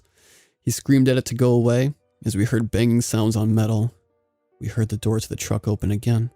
Shortly after, the kid let out the most agonizing scream I've ever heard. He was crying and shouting, "It burns! It burns!" The last thing we heard was the kid scream for his grandma. Then his voice was cut off abruptly and replaced with silence. I lost a little piece of myself that day. I think we all did. Me, Sammy, Blake, and the woman with the horse. Not being able to help that poor kid took a heavy toll on me. You don't realize how much you take for granted until everything you know is flipped inside out, and you realize that sometimes things aren't going to be okay. I don't think I'll ever fully recover from that. The Hitchhiker. The last story I'm going to tell you for now is one that you won't find in any police report or documented in any file. Back in the late 1960s, there was a young man who had just pulled out of a residential neighborhood in his Buick to go for a beer run. He was now driving on a quiet road that ran parallel with a nearby river. He was a little buzzed from the half joint he smoked, and his friends were back at the house. waiting for him to return with a case of beer. He was in a social mood, but unfortunately, he had no one on this drive to be social with. So, he felt excited when he saw another long-haired, young man, much like himself, sticking his thumb out, while walking backwards along the road. Except, as he approached, and the hitchhiker got closer, he could see that something was wrong. The man was shirtless, hunched over, and holding his stomach with his other hand. The one that he wasn't sticking out to give the universal hitchhiking gesture. He could also see the man's walk was strained, and he had a slight limp as if it pained him to stand upright. Without hesitation, the driver pulled up next to him and put his foot on the brake. He saw that the reason he was shirtless was because he was bleeding profusely out of the side of his stomach, and he had wrapped his shirt around it tightly in an attempt to stop the bleeding. The injured man immediately hobbled over to the rear door and let himself into the back seat. He explained to the driver that he had been camping out on the river, and about 20 minutes ago, he had a run-in with some strange animal. This animal was unlike anything he'd ever seen. It had horns and was about the size of a deer, but had the ability to stand upright on two legs. In his attempt to get away from it, he had slipped and fallen down an embankment, landing badly on a sharp rock. He said that he desperately needed medical attention and asked kindly if the driver could take him to the nearest hospital. The driver didn't really believe that he had seen such a creature, as he had described the thought that maybe the man was on hallucinogenic drugs. But he was obviously very hurt, and he was willing to put the party on hold to help this stranger who was in a bad spot. The injured man said that in order to get to the hospital, they would have to cross the river and get on the highway. He said that there was a bridge coming up after this next left that would allow them to take a much quicker route than going all the way around. The driver thought he might have misheard the man, for he had been traveling up and down this road for the past few days, frequently, and he had never seen a bridge that crossed the water. He figured the man was just woozy from his injury, or once again, on drugs, and that he would realize his error after the upcoming turn. But, sure enough, after the bend he saw a bridge that crossed the river a ways down. This perplexed the driver, and he began to feel that something wasn't right here. As they got closer to it, he could see that it looked old and worn, like it hadn't been used for ages. It even had some green moss covering its big, steel truss, and that frame that was close to the water was caked in an orange rust. That's just not possible, he thought. Yet here it was. The man in the back seat became anxious and urged him to take the bridge. He reminded him profusely not to miss it, stating that his wound was getting worse, and taking the long way could be bad for him. Upon reaching the turn that led to its deck, the driver slowed the car to a crawl and hesitated. He then explained his predicament, divulging that it wasn't there the past few days, and that it didn't look right. The injured man laughed and assured him there's nothing to worry about. He chalked up the fact that he had no memory of it to the driver being unobservant. The driver thought this possible, but he couldn't deny that the closer they got, the more uneasy he was feeling. Ultimately, he drove past it, which sparked a serious reaction from the man in the back seat. His urgent but friendly demeanor dropped, and he sounded angry now. He told the driver he was being inconsiderate, and that he was in pain and needed attention now. The driver explained it wouldn't take much longer to head down to Red Rock Avenue and cut across to the highway there. What was before a mixed expression of gratitude and pain cringes on the hitchhiker's face suddenly became something sinister. He narrowed his eyebrows and glared at the driver through the rear view. Then he leaned forward, close to the driver's ear, and began to insult him. He called him a sissy and mocked him for being scared of the bridge. Then he raised his voice and demanded that he turn back around. The driver was becoming increasingly more frightened as this man became more unpredictable. The hitchhiker was berating him now, calling him stupid and blind for not noticing the bridge before. The driver considered pulling over and forcing the man out of his car, sensing that he might be in danger. The man continued his verbal assault and started banging on the headrest of the driver's seat, enraged.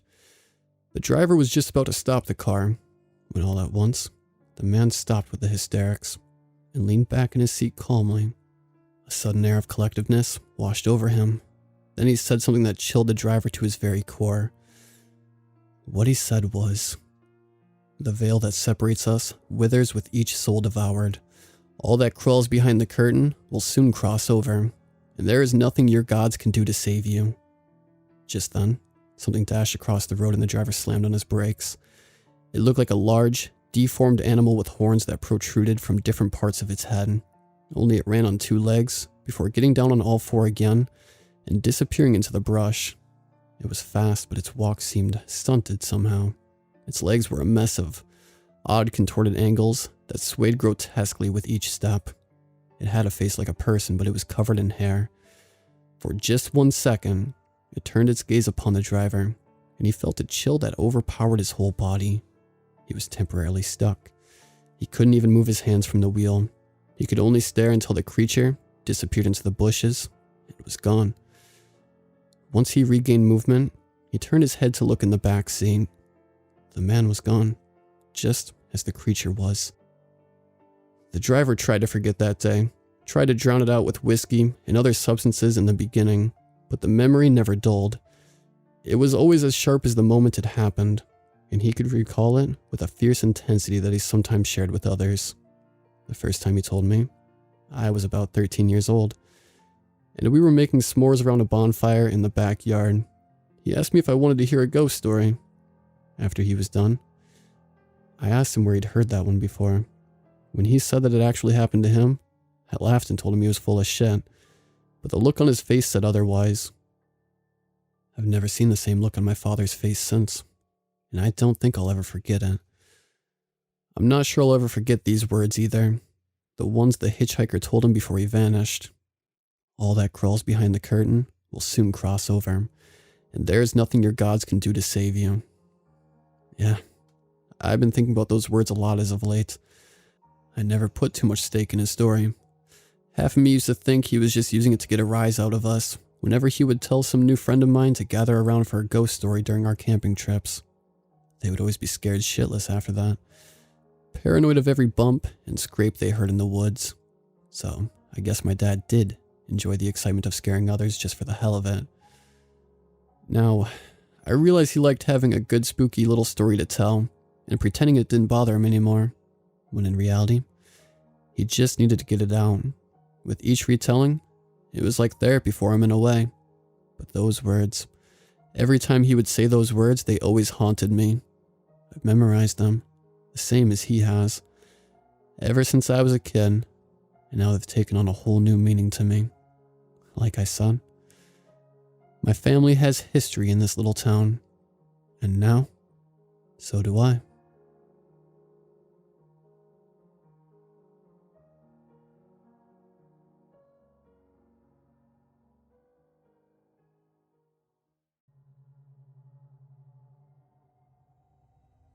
The grooves and dimples are never even. The eyes are displaced, overcome with wrinkles, bulged out, or shoved in towards the brain, giving ground. The forehead may fold to greasy ridges, the jawbones grind and click, and occasionally the ears may pop like in a swift dive. Some say the eyes are laughing when a smile is done right. Really, they are crying out. The smile takes something from the eyes, from the rest of the face, from the life of a person. Did you hear about that guy in Alabama who messed himself up from smiling too much? It happened at a 24-hour diner of a popular restaurant chain that won't be named here, during a 3-day Friday and weekend shift in the summer of the Bay, beach season. As part of this guy's manager training, I'm not sure whether it was done to humble or actually train him, but this young manager in training, a sort of tarnished golden boy, according to the description of the newspaper, was given the toughest frontline tasks.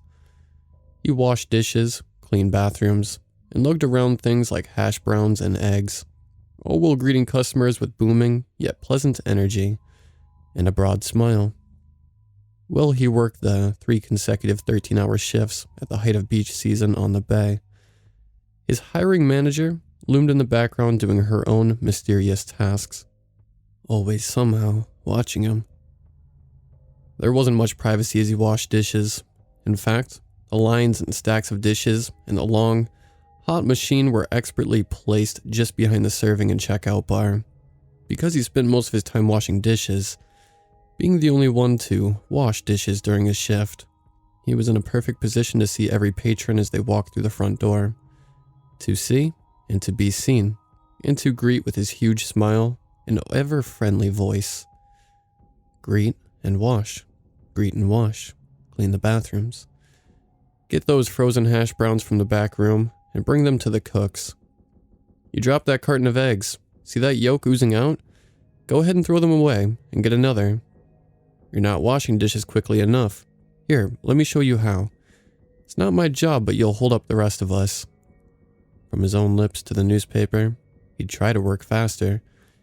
Then he'd notice some dishes with specks and blobs on them after they'd gone through, and he'd have to slow down again. Those dishes were very hot after going through the machine. It wasn't like any kind of dishwashing machine we're used to at home, but it was instead a kind of long assembly line of a box that steamed the hell out of them after he'd manually scrubbed them. He didn't know how others could tolerate it. It was like his hands were boiling in a pot as he dried and stacked the dishes. He performed his duties with a smile ironed out onto his face that he hoped wouldn't wrinkle when he finally sat down. He did it all while being watched. As for his constant smiling, he'd actually been at that for weeks before the manager training of the diner. He'd been trying to get ahead in the rough job market, in the depths of that economic recession. I think it was around 2010 when this happened, and he was supposed to have been trying a new grin therapy, or something to improve his moods, emanate goodwill, and get into the habit of keeping a smile. There were CDs and equipment right in the middle of that grin therapy. He'd gone to a local job fair and met the people at the diner chain's booth, who were recruiting aggressively for dynamos and hungry, friendly pack leaders, at a time when other companies were being picky about who to hire to take out the trash. They barely glanced over his resume before deciding he had the right stuff. Some sweaty handshakes, some cobbled together references, and a personality test taken at a public library later, and he was set up at a motel for his 3-day shifts at a restaurant location on the bay, and thrown into the water, so to speak, during a feeding frenzy. Hordes must have came for the eggs, bacon, and waffles. People with sandy feet, when they weren't wearing sandals or shoes, with scents of fish guts and stale beer surging through the front doors with them. People with their loud children, and, at night, louder drunks and youths probably wandered in from beach rambles, bar hops, condo parties, or nightly fishing expeditions with smirks and laughter and gazes that caught on him as he washed dishes, caught and lingered for too long like the gazes of grinning perverts or scientists. There must have been grin-offs, but he could never falter. One man interviewed by the newspaper, who was a kind of vagrant and whose status as a buying patron questionable, had said that, yeah, he'd seen the kid washing dishes. I told him to his face how sorry I felt for him. The man was quoted in the newspaper as saying, "Kid was smart-looking and well-kept, but you could see that he just didn't want to be there behind the counter washing dishes." Had the smile come off as artificial to the vagrant? Or had it slipped, parting like velvety curtains to offer a glimpse of what was behind? The newspaper didn't answer those questions, so I asked them now. Those long shifts on a weekend in a busier location, washing dishes, cleaning bathrooms, and greeting in between while constantly being observed by his hiring manager. It was all really part of the interview process. This paid training that he hoped was nothing like what he had been doing as a manager, and at any moment a slip smile could be perilous. You know, some people worry that will be all it takes to get passed up for a job. Some worry that a slip smile, or the habit of a slipped smile, will get them cut from their company. If it decides to tighten its belt, the habit of a slipped smile is a little like a slipped disc in the back. It could seriously impact the worker, making them unfit.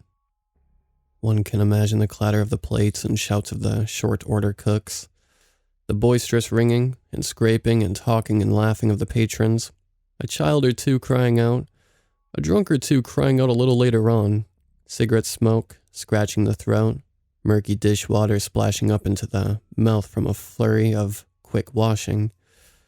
One can imagine all of that plus the non-stop smiling, helping to create the little twitch in the right eye that he told a journalist had begun for him around 7 p.m. of Saturday's long shift. But the catalyst had most certainly been the smile. A few patrons interviewed about it, and they didn't remember the smiling, which conflicted with the manager in training's report. They remembered a sadness to him, though they couldn't exactly recall the expression on his face. On Saturday night, around 9 p.m., as he told the newspaper, a warm, windy night, he saw someone he had known from high school. By then, his hair must have been matted with grease and sweat, his eyelids and lips sticky with syrup. All of that stuff would have been second or third hand. All of it but the sweat. The old acquaintance, who'd gone to the same private preparatory school in a nearby city, had come in with his thick but well-trimmed sandy blonde hair, gelled, not greased, fishing shorts with netted pockets, a Rodeo de Pech t-shirt, and a red snapper on the shirt pocket, and German-made leather sandals with large gold buckles. I think I've retained the details of that guy's attire so well because of my surprise at how vividly that manager in training recalled them to the newspaper. I thought they must be extra important to him. He told the newspaper, though, that the reason he knew it had to be the old schoolmate was the way the other guy kept hosing him down with his eyes as he scrubbed the dishes and loaded them in the machine. The old acquaintance just stood there, pretending to look above his head, but really staring a hole in his head, as if he wanted to get right on through and into his brain to figure out why he was here washing dishes behind the counter, when he had gone to that expensive private school with the rest of them. The manager in training wanted to shout at the old schoolmate, above the din of the restaurant, that he was the manager in training and not a dishwasher. His tortured pride burned in his ears. It whipped his nerves like a dish towel against someone's backside. He imagined this other kid was in law school or med school, and here he was washing dishes. The more that old acquaintance stood there, back a little from the mass of people near the counter but painfully close, the more that fellow was like a specter in a mist, although, with all the lights, it was about as bright and clear as a noontime beach in that diner. And just like a specter, he was gone one time when the manager in training looked up. Had he even ordered anything? After a second night of uneasy sleep, during which he once again used some equipment he had gotten in the mail to stretch his mouth, the manager in training woke up that Sunday feeling sore and confused. "I want to talk to you after lunch hour," his hiring manager said on Sunday, around 10:30 a.m. The manager-to-be was throwing up a column of plates so he could run over and clean the bathrooms. Lunch hour meant not lunch break, but lunch work for the employees at the diner. And it was long, actually a few hours. "I want to talk to you about your personality test," his hiring manager said. He must have really begun to sweat after that, and I imagine him wiping a constant slime from his forehead. He told the newspapers he had worried that whole time during the long lunch hour as he worked and struggled behind his grin. He hadn't exactly lied on the personality test, but when taking it the previous week, he had most often chosen what he thought was the right answer. The answer they wanted over what he actually would have done or felt. For example, he had penciled in the bubble for often and eagerly introducing himself as well as others at social gatherings and networking events. He actually didn't attend such events, and when he did, he often waited until others noticed him, if they noticed him. He also had shaded in the answer for still having enough energy to entertain friends after a typical workday. Things like that. He had known the kind of person the company was looking for in a manager, and, after all, wasn't everyone saying to fake it until you make it? He could be like they wanted him to be, until he became that person, and if he couldn't, what were his other options? So when he finally sat down with his hiring manager, her name was Stella, to talk about the personality test, his nerves had jangled and joggled him to the point of exhaustion, and he didn't feel anything like the entity he had penciled in for that personality test. Stella was a short, fit woman, probably in her early 30s, with small features and a smile that had a lot of range. She'd struck him as the kind of person who already had mastery over it, who could produce a hippie smile or a sergeant smile, and just about every shade between, and who could slide through them as quickly and fluidly as a magician through a deck of cards. He told the newspaper he remembered they spent a great deal of time moving the oily plastic menus out of the way at their booth table. There were too many. You'd move one laminated sheet, and there would be another waiting behind it. She had a binder and a notebook, and he had nothing but his hands fidgeting under the table. The table smelled like pine bacon. She didn't ask whether he wanted to eat or drink anything. What followed was an inquisition in which each word pricked him like a pine needle from that pine bacon forest. She asked him the same questions from the personality test, but too quickly, barely giving him time to answer, trying to trip him up. Strongly agree, neutral, or strongly disagree. I take the initiative to plan and organize events for friends and family. I go out of my way to meet new people. I enjoy talking about myself. I rarely panic. If someone like an old granny falls down, I immediately run over to pull them up, even if they resist my help. I always report someone's error, even if it will get them fired, and they are my friend and have a family that depends on them. I take control. I am always in control. I may be paraphrasing a little, but that's the gist of it. He escaped by saying he felt sick, and he did, like someone who'd gone on those whirling teacups too many times. He said that it might be food that he needed, and she gave him not food, but something closer to a hippie smile on the spectrum. She said they'd go over his answers again later. After that, he started grinning with all of his teeth, as if that was something that could save him, though his teeth were yellowed and crooked, and one of them was missing, and though when another animal showed their teeth, it was a threat. He even ventured out from behind the counter a few times to try his toothy grin out on people at their tables.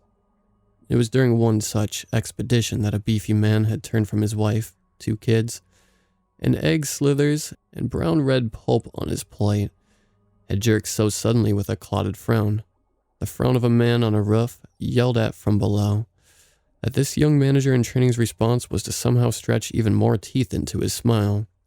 You might say that he grew extra teeth in that moment. The smile jammed the other features aside. The crookedness of it must have caused extra outward pressure on his already twitching right eye. Next thing you know, that sucker was ejected from its socket, completely ripping loose from what must have already been frayed optic nerve and eye muscle, and falling, I kid you not, onto that family man's plate of egg slithers and mystery mash. There was that moment of disbelief or shock. Then the family began to squirm. Someone at a nearby table shouted, "Awful prank, don't tip him." They'd mistaken that young manager in training for a waiter. There were the harsh whispers and grinding, uncertain, chained-to-seat movements of people on a diving plane. These were the last things this tarnished, would-be golden boy of a diner chain remembered before he fell down and lost consciousness. Wait, there was one more thing. Just before he blacked out, he thought he saw his hiring manager standing with the people above. She might have just been a hallucination or a dream, but he told the paper that he told her, "I don't think I'll be a good fit." He'd said what he thought was on her mind. After surgery, he slept for a long time, longer than was usual without being in a coma. The eye was lost forever. The news report said he smiled the entire time when they came to the hospital to interview him. Not a single slip. At the mention of his eye squeezing out of his socket, his grin had reportedly not faltered, but had actually broadened. Funny thing is, he'd been smiling when they first walked in, even before they woke him up for the interview.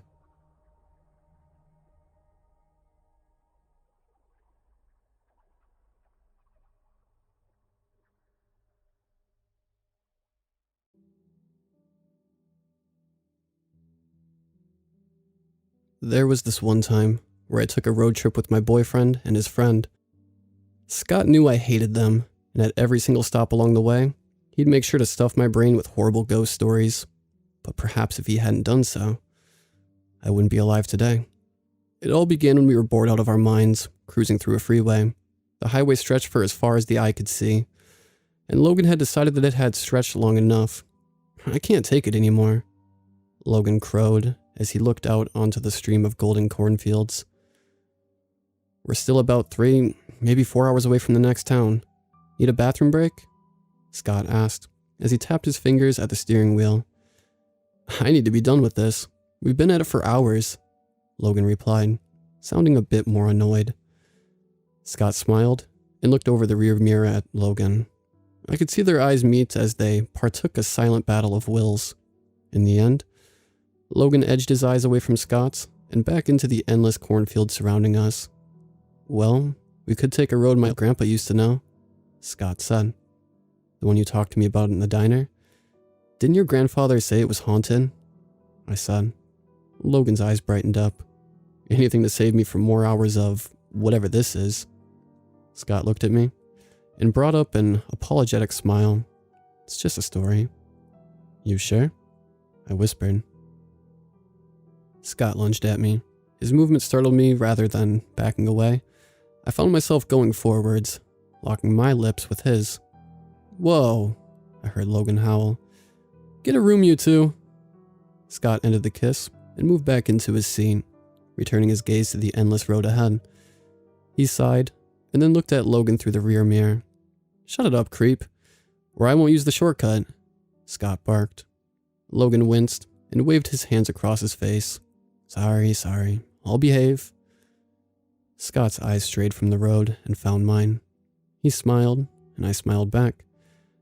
I had never fallen for a boy before, but I figured at that moment, those fluttering butterflies I felt in my stomach were how it was supposed to feel. Any fuzziness or warmth building inside me was immediately washed away when Scott turned the car into what appeared to be a measly half a sliver of a road heading deep into the thickets of the cornfield. Where are we going? I asked him. Scott pointed ahead into the trampled trail. This is the shortcut. I looked at the window as the cornfields had gone from being mildly out of the road to almost hugging the sides of the car. I looked back and found Logan awing over how close we were to the corn stalks. We'll be fine, Scott began assuring me. As long as we don't what? Logan asked.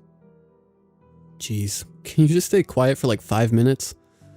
Scott argued as he looked into the rear mirror, then gasped as if he suddenly ran out of air. Pull up the window, he screamed. I jerked around and saw Logan as he grazed the corn stalks behind him with his hand. What? Is poking some stalks illegal? Logan argued. Scott stomped his hand on the wheel. Pull up that window now, you idiot. All of a sudden, a wave of crumpled hay plucked Logan out of the fields, and deep within the cornfields, I screamed and Scott lost control of his car. The car slid and found itself stuck over some hole or ridge in the ground, which brought the vehicle to a deep stop. What's going on? Where's Logan? I asked. Scott then jumped into the back of the car and pulled up the window. Fuck, he uttered. It's just like in that story about your grandfather, the one where he lost his gold pocket watch. I said, we need to get back to the highway. Scott replied as he slided his way back behind the steering wheel. I noticed my hands began to tremble. What did you say? About Scarecrow men that... Enough, Scott said. It's just a bedtime story. I'm sure my grandpa just invented it so that we'd go to bed early or don't go wandering off into the cornfields. Scott pushed the car door and stepped out. He then walked to the front of the car and sent his hand flying towards his face. He then paced back to the open door and looked squarely at me. We're gonna have to walk it out. I suggest we go back the way we came and try to find help. There's no damn cell reception here, Scott said as he looked at his cell phone. What about Logan? I said. Scott sighed. Idiot probably fell out of the car or is trying to prank us. I saw him get pulled out of the car. I stated. Look, we can't sit here and argue, or we could just keep arguing while trying to find help. You with me? Scott said. I nodded and stepped out of the car. The wind swayed and moved the corn stalks around us as we walked through the thin road, making it seem as if one giant creature was all around us, waiting for the perfect opportunity to swoop in and gobble us up. Scott took my hand, which I would have found exhilarating a few hours ago. But here, they weren't. They were just stiff and drenched in sweat. Scott hurried along the trail, darting around every now and then as the wind rattled the shoots of corn. "What are you looking for?" I asked. Scott then jerked his eyes straight ahead. "Nothing." "You're sure taking a lot of effort looking for nothing," I said. "Can you at least admit that this looks a little bit like..." "It looks nothing like that damn story. Can you just let it go?" He said as he pushed away my hand. I followed closely behind him, looking to my sides every so often. Scott's usual plump skin began to look paler as sweat began to develop on the edges of his brow. Regardless of what Scott thought, it was exactly like his grandfather's story. The road became wild, arching unnaturally as we treaded hastily through it. The sinuous patches of trampled vegetation bent and turned randomly, which made Scott stop and ponder. "We came this way, right?" he asked, looking back at me. I shrugged. I think so. I don't remember this turn, though." "Neither do I," he replied, biting his lower lip and bringing his hand to his chin. We stayed there for some minutes, looking around in a futile attempt to catch any bearings amongst the jungle of corn. As I was deep in thought, I suddenly realized that the wind had stopped. An overbearing silence ambushed us, making it heavy to breathe or think. A voice, faint but still hearable, called inside the bramble of stalks. "Scott? Scott? Scott!" the voice said once again, this time louder. "Logan?" I asked into the cornfield. "Is that you?" But no one answered. I looked back at Scott to find him petrified, his mouth agape and looking straight into the green grizzle in front of him. He then gave me this dreadful grimace, as if he knew he was about to die. And before any of us could even move, a giant blur of clothes, hay, and dangling appendages sprung out of the cornfield and pinned Scott down. "Scott!" I yelled. Before he could reply, the Scarecrow barfed into Scott's mouth, discharging him into a black and thick spew. The disgusting and horrid concoction brought about beetles, centipedes, and spiders inside Scott while he tried to flail free from the Scarecrow's grasp. "Scott!" I whimpered, trying to regain control of my legs. I couldn't move, though. My mind screamed into my skull, "Run, run, you fool!" But my whole body was as if it was shutting down from the unreal spectacle I was witnessing. It seemed as if my body had decided to let me die a horrible death, just like Scott. The thing then looked at me. It had no eyes, just dull sockets where they would normally be. The hay fiend huffed and gargled back some of the black vomit he'd rained upon Scott, then lifted himself and began to pace towards me. My legs finally responded, and by the time my brain caught up, I was cruising through the field, pushing away at the corn stalks as I tried to gain any distance between myself and that monster. I could hear it stomping behind me. Stomp, stomp, stomp. Closing, nearing. Images of being grasped by its mutilated limbs and being dragged to my death came to me. I would die, just like Scott and Logan. Finally, I was running out of breath, and its steps thundered inside my skull. I stumbled onto the ground and hit my forehead straight into the highway's concrete. I mustered my pain and crawled into the middle of the desolate road, far away from that damn cornfield.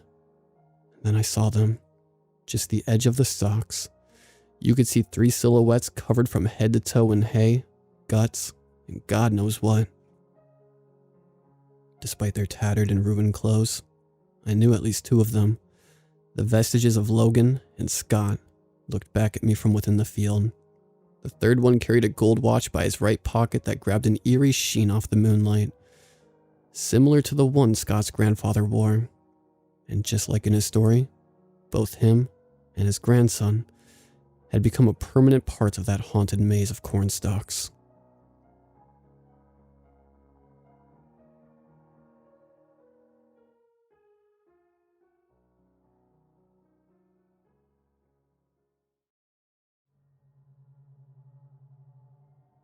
The first time I saw him, I was 6 years old. At least, that's what my memory tells me. Whether or not it's trustworthy is an entirely different matter. Back then, My sister and I shared bunk beds, her on the bottom and me on the top. Out of habit, I'd always slept facing the wall. That way, if any monsters appeared, I would be none the wiser. Most likely this way down to my overreactive imagination. I had an irrational fear of a werewolf breaking into my house after all. Or maybe, just maybe, I was right. My grandfather grew sick after my birthday. Lung cancer was the diagnosis, and it was aggressive, resisting every kind of haphazard treatment the doctors threw at it. By January, they'd declared him terminally ill and he was refined to his hospital bed. My visits were weekly and awfully short. I suppose he couldn't breathe without the ventilator for much longer than 15 minutes, but my younger self wasn't aware of this. I can recall multiple occasions where I had to be dragged from the room kicking and screaming. How do you explain death to a child? The very thought of existing and then, as quick as lightning, ceasing to exist. It was terrifying to me. Perhaps naively, my parents thought that if they kept the inevitable from me, I wouldn't notice him fading away. They were wrong. Even if I wasn't quite sure of what was happening, I had a feeling that something was wrong. Very wrong. I was never the religious sort as a child, but I diligently attended Sunday school to please my Christian grandmother. Something was wrong. I was sure of it. And so I did what any half God-believing and certainly God-fearing child would do. For the first time, I prayed. I prayed during school assemblies, before I went to sleep, at the dinner table. Each place I went, I prayed. Despite my efforts, I never expected to receive an answer. But an answer was what I got. The manifestation was slow at first. Teasing, but it was there. And the voice whispering to me in my sleep, sounding as if it were slithering through the walls, sending me secret messages in the pages we read at junior Bible study. I was imaginative, yes, but I wasn't crazy. I'm not crazy. The first time I saw him, I wasn't quite sure what to make of it. He wasn't what I'd expected, but then, what had I been expecting? It was a cold night during the height of winter, but other than that, one like any other. I lay in bed, fast asleep and swaddled like a baby in my blankets. My mind was blank, empty of dreams. It was then that I heard the footsteps, muffled at first but growing louder by the second until I could have sworn they were right next to me. The noise cast me out of my slumber. I lay in silence, groggy from tiredness, waiting for my eyes to adjust. When they finally did, I almost didn't see him. He stood concealed by the shadows in the corner of my bedroom. Non-corporeal, but certainly real. Yes, definitely real. Looking back on it now, I have the strange urge to laugh at the absurdity of it all. Here he was, tall and faceless aside from a pair of bright amber eyes. At the very least, he seemed out of place standing next to one of those crappy wall-mounted TVs pretty much every early 2000s kid owned. I expected to be arrested by panic, but his presence was oddly calming. Silence reigned for what felt like hours until he approached my bed. With swift, not really steps, our eyes met. "It is done," he said. I blinked. His voice sounded like two voices, three voices, millions of voices talking at all once. Its timbre was rich and impossibly soothing. He left. I slept. And that, I thought, would be the end of it. It wouldn't be the first time I was wrong. The next morning saw two rather remarkable things happen. Firstly, I was quite sure I'd met God, or an angel at the very least.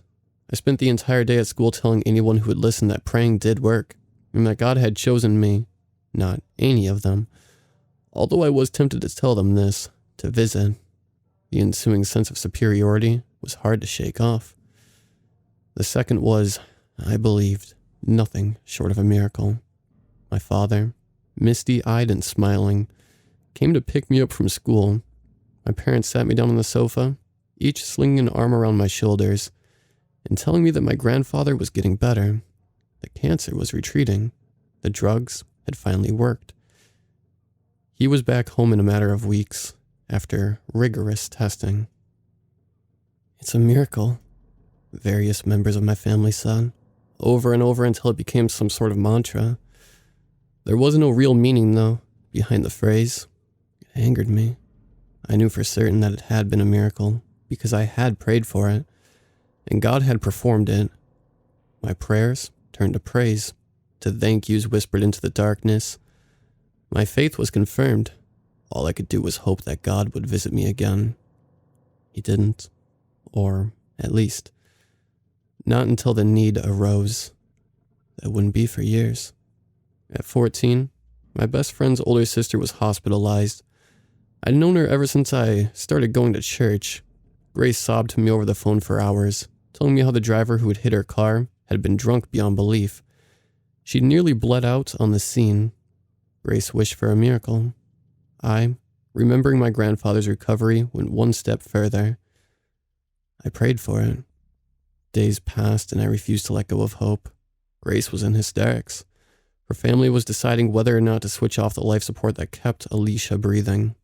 Severe brain damage, 3 broken ribs, a broken spine. It couldn't be done, the doctors said. There was no way she'd survive. I remained confident. They'd said exactly the same before. The second time he appeared, I hadn't even been to sleep. I'd been staring ahead of me at a wall, twisting and turning and praying as I always did. Grace hadn't texted me in over an hour. I feared for the worst. And then he was there, exactly as he was before. And it was just so magnificent that I had to grin. "It is done," he said, just as he had done years ago. I thought his voice might have been different, more strangled perhaps. I let it be, watching him leave and wishing he would stay. "Thank you, God," I cried the next morning, rushing to call Grace. Alicia had woken in the middle of the night, frightened and scarcely breathing, but alive. Alive. Hallelujah. My mind screamed as I ran downstairs, grabbing my coat and shouting a hasty goodbye to my parents. There was no response. By the time I returned, it was late afternoon. My eyelids were drooping, but the tiredness seeping into my very bones did little to deter me from going to my room and giving my thanks to God. I felt more powerful than I'd ever felt in my entire life. Nothing could take away my happiness now, I thought. I thought, as I often do, wrong. That night, in the bed underneath mine, my sister died. It was a seizure, grand mal, sudden onset, apparently torturous to experience. I hadn't even felt the bed move. For some time I was angry with God, furious, in fact. Surely I'd been selfless in my prayers for Alicia. He'd saved her. Why couldn't he save Daisy? I didn't pray for 3 weeks, not until the funeral. My sister was the family darling, and whilst my distant relatives and friends were kind enough, or as kind as patronizing, grief-minimizing, head-petting adults can be, there was a glint in their eyes as they watched me. I hated it. I knew what it meant. Somewhere, deep down, they wished it had been me who had died. The wake was no better than the service itself, and I found myself in the bathroom crying, completely alone. Until I wasn't alone, because I began to pray. I prayed that God would stay with me, that he would forgive me for my blasphemy. He did. From then on, from the very first time I saw those amber eyes reflected behind me in the mirror, he stayed. He never left. I was foolish. It was always there, slithering within me rather than in the walls, begging for my attention. I kept praying to God, giving him my thanks, feeding him with all the love and affection I could muster. I prayed for my teacher's son who was addicted to drugs. My cousin died of an unexpected overdose. He never even drunk alcohol before. I prayed for a father's friend who was suffering from meningitis. Not a week later, my grandmother passed away with it. I prayed for everyone I could until my prayers stopped working. I prayed until my life was overtaken by grief and the smell of death and I was drowning whilst fully alive. My parents died. My aunts and uncles died. Even those patronizing relatives I admittedly hated eventually died. I was the only one left. God wasn't a him anymore. God wasn't it. Then I lost everyone. God wasn't God anymore, and I knew it. God had never been the real God. My last prayer was to join them, to be reunited with them in death. Heaven was something I didn't dare to hope for. Ironically, my prayers didn't work. As I write this, I'm in my flat. I think I'm alone. I'm checking the mirror, the wardrobe, the kitchen cabinets, pressing my ear to the wall in case I hear that awful noise. Nothing. It's been 3 years exactly since I last saw the shadow. It's been 3 years since I felt anything. Sometimes I wish I had a roommate, but I suppose having one all these years did me far more harm than good. Maybe there is a God somewhere. I don't dare to think about it very much. I sit in silence and I stare at the walls. I lie in my bed with my back to the door.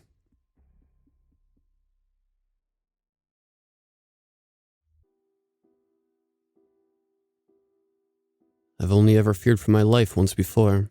When I was 7, a neighborhood dog got loose while my friend Tom and I were playing catch. It chased after me, barking and growling. My little mind genuinely feared death. I was convinced that dog would kill me. Luckily, its owner, an older man, called it over and locked it back in the yard behind the fence. He comforted me, assuring that his dog was merely playing and was quite friendly. He asked me too if I'd like to meet his dog properly while my parents were around so I'd feel safer. I agreed, and after explaining everything to my parents, we walked to properly meet the young German Shepherd. Max, the dog, was quite playful and was eager to meet me. He brought me toys to throw and would race around them, just to bring them back so I could throw them again. I felt silly for thinking this pup wanted me dead. In fact, I was close with Max until he passed of old age. Over 15 years later, I find myself in a similar situation. Only this time I know it won't end like it did with Max. I know this thing chasing me wants me dead. It's already killed my friends. Tom and I stayed friends into college. Both of us enrolled in the same school after we graduated. I was studying for cinematography, while Tom was learning film and television production. We both were massive fans of ghost hunting shows and were dead set on creating our own. Our passion for it even attracted some of our classmates. Derek, a year below us studying sound and audio design. Tracy, another film production student, as well as our local skeptic. And Beth, a top-notch film editing student and the girl of my dreams, though she didn't seem to notice.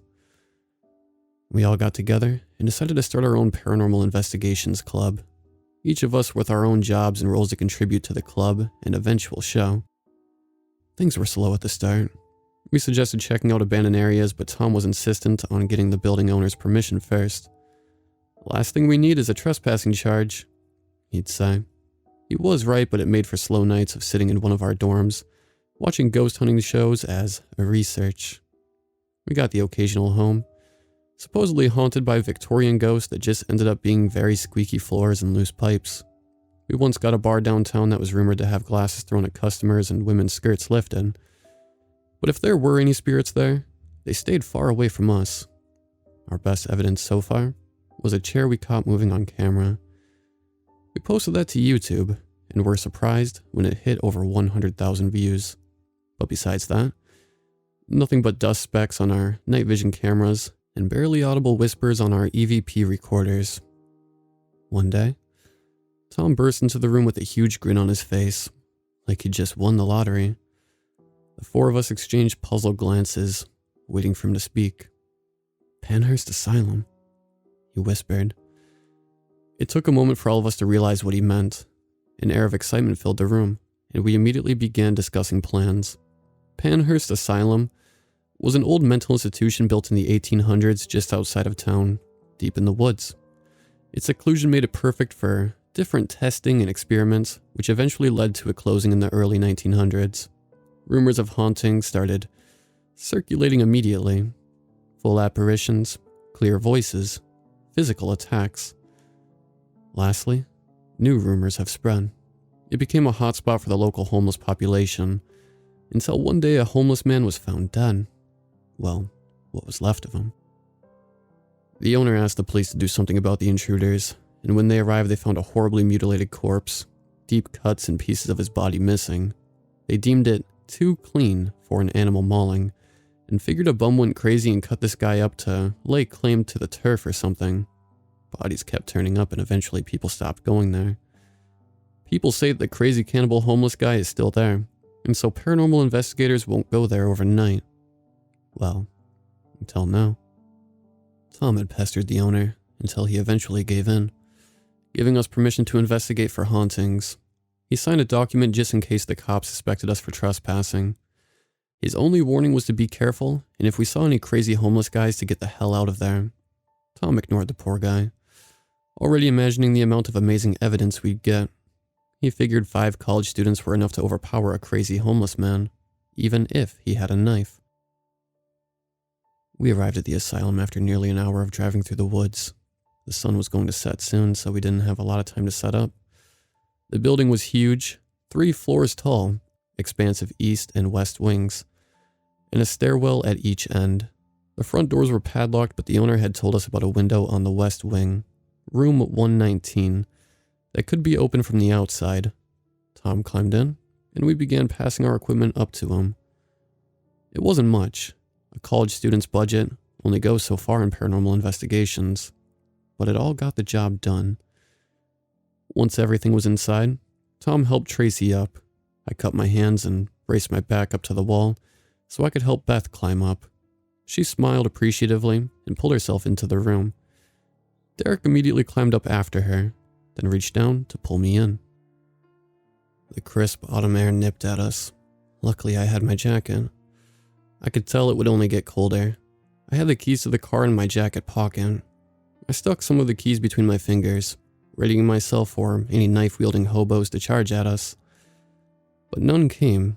Tom shut the window and went over the plan once more, something he did at each hunt even though we were all familiar with the routine. Start by combing the place room by room as a group, figure out spots for our 3 cameras, split into teams of 2 while one stays at home base, and find us some ghosts. After a short pep talk from Tom, we started combing the place. It was slow and tedious, especially in a building this big, but knowing the layout of a place helps when you're going to be walking around it in the dark. This place even more so with the rumors. We started on the first floor, starting from 130 at one end and moving toward 100 at the other, checking every room in between. Tom had said the owner warned him most doors would be locked or stuck shut, and sure enough, only 4 or 5 opened. We moved up to the second floor, still no murderous men or cannibalistic cretins, but our guard was still up. Tom and Derek led the way, Tracy and Beth sticking close together, with me bringing up the rear. I should have been keeping an eye out, but I couldn't help sneaking glances at Beth. I was glad we had formed this club. Even if we never found ghosts, at least I had gotten to meet her. As Tom was pushing the door to 227 open, we heard shuffling upstairs. We froze, our eyes darting to each other and our ears sharp. There it was again, faint but definitely there, distant shuffling and the occasional thud. Derek immediately pulled an EVP recorder. Beth and I turned our cameras on. It was rare we got anything, let alone during our initial sweep. Tracy was dismissive of it, saying it was probably just a homeless guy taking advantage of the vacant space. But Tom was already rushing up the stairs. We quickly followed, hitting the middle landing and dashing up the second set.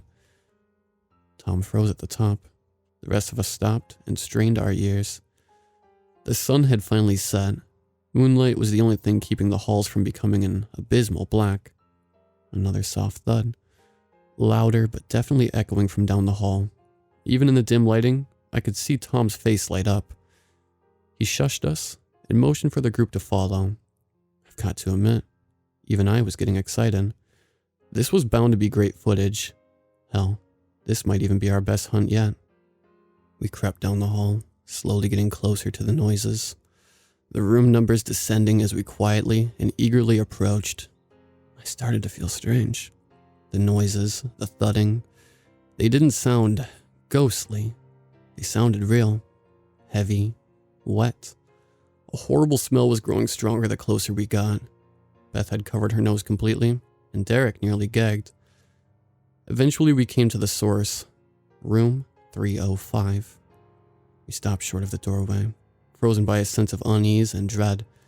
Even Tom seemed to have lost his excitement. He knew these sounds weren't spirits. He knew this smell wasn't a ghost or a demon. This was death.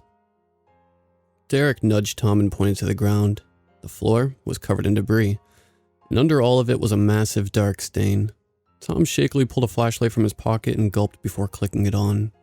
The beam cut through the darkness, slightly illuminating our surroundings, but casting a blinding spotlight on the deep red streaks on the ground. The debris was a combination of litter, meat, and shards of bone, all leading to the room in front of us. The beam slowly moved to the doorway to show no door. Deep gashes in the wall next to it surrounded by more dark stains. Beth covered her mouth to stifle a gasp. I squeezed her hand and took a step back, instinctively grabbing the keys in my jacket pocket, even though I knew they wouldn't be much help. Tom stood frozen, a light trembling in his shaking hand. It took me a moment to notice, but Tom must have noticed too. The noises we had been following stopped. The only noises now were our panicked breaths and a low growl coming from the room. Movement from inside the room and a large, clawed hand clutching the doorway were enough to put us into action. Well, most of us. Tom and Derek spun around immediately, and I practically had to drag Beth by the hand. But Tracy, I imagine the fear of the shock of the situation must have kept her too still for too long. None of us even looked back when she screamed, and we definitely didn't look when it was cut short. We desperately tried opening doors as we ran, but not a single one budged. The sounds of the monster giving chase was enough for us to abandon that idea quickly. You know that saying? You don't have to outrun the bear. You just have to outrun your friends. I wasn't in front, but at least I wasn't in the back. Tom was a track star in high school, so he had a good lead on us. He kept Beth ahead of me because, even in a life or death situation, I can't stop thinking about her. And Derek desperately panted behind us. We didn't look back, both in fear of what we'd see, and that it would slow us down even a little.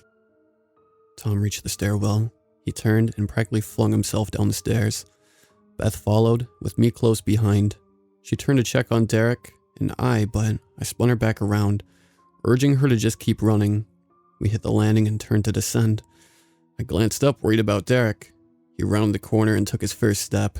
The moonlight illuminated his terrified, tear-soaked face. Then in a pale blur, and with a sickening thud, he was gone.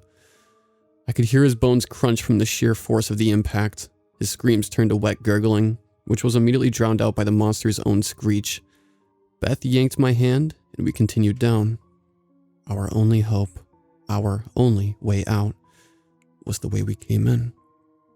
I led Beth down past the second floor toward the first, trying my hardest to ignore the pure terror flooding through my veins. We hit the first floor and turned into the hall, the sounds of our monstrous pursuer echoing in the stairwell. Tom was already there, desperately trying to pry open any door he could get his hands on. As we ran past him, I grabbed his arm. He jumped, completely terrified as if forgetting there were others in here with him. A wave of relief washed over him, but was quickly overcome by terror as the sounds of the monster grew louder. I pointed to 119, begging him to follow. We ran as hard and fast as we could, nearly slipping as we came to a stop. I twisted the handle, the door opened out toward the hallway, and I practically shoved Beth in. Tom dashed in after, and I pulled the door shut behind me as the creature came around the corner of the stairwell and into the hall. Beth stood shaking in the center of the room while Tom and I piled everything we could get our hands on in front of the door. Our equipment, supplies, what little furniture there was in the room. The door started shaking violently as the creature banged on it, desperately trying to break its way in. Beth screamed and covered her face, tears streaming down her cheeks. I ran to the window and pulled, but it wouldn't budge. No matter how hard I struggled, the frame wouldn't move an inch. I cursed and stripped my jacket off, then started wrapping it around my hand so I could smash the glass and get us out of here. Then, silence. The door stopped shaking. The creature stopped growling. Everything just stopped.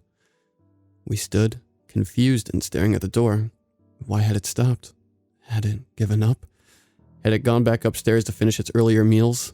Was it looking for another way in? My heart stopped. My stomach felt as if it had fallen thousands of feet and I fell sick.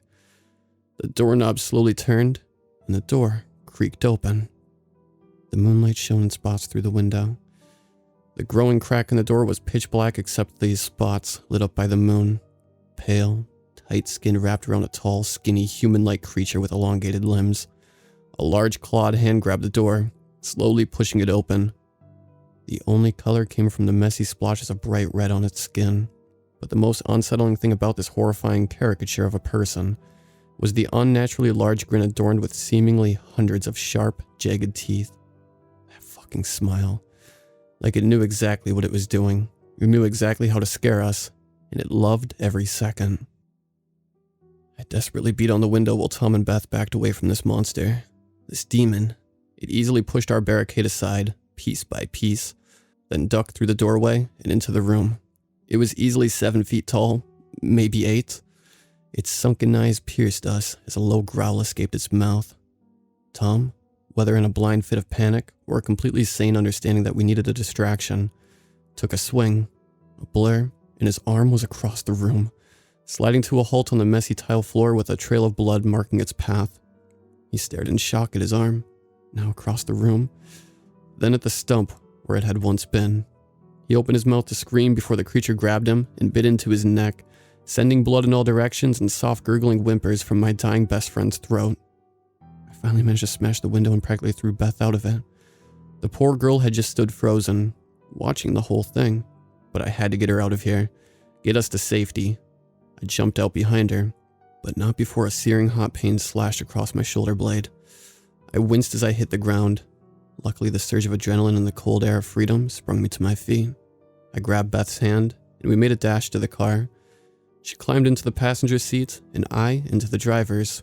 I fumbled the keys out, cursing myself as I nearly dropped them, and was startled by Beth's scream. She was crying, staring out of the front windshield. I followed her gaze. It stood, maybe 10 feet from the car, illuminated only by the light of the moon, staring at us. Tom's body held on one hand like it was nothing. She shouted at me to start the car. I plunged the key into the ignition and twisted. The engine roared to life and the headlights turned on to light up. Nothing. The creature was gone, and so was Tom. We sat, confused and scared, staring straight ahead.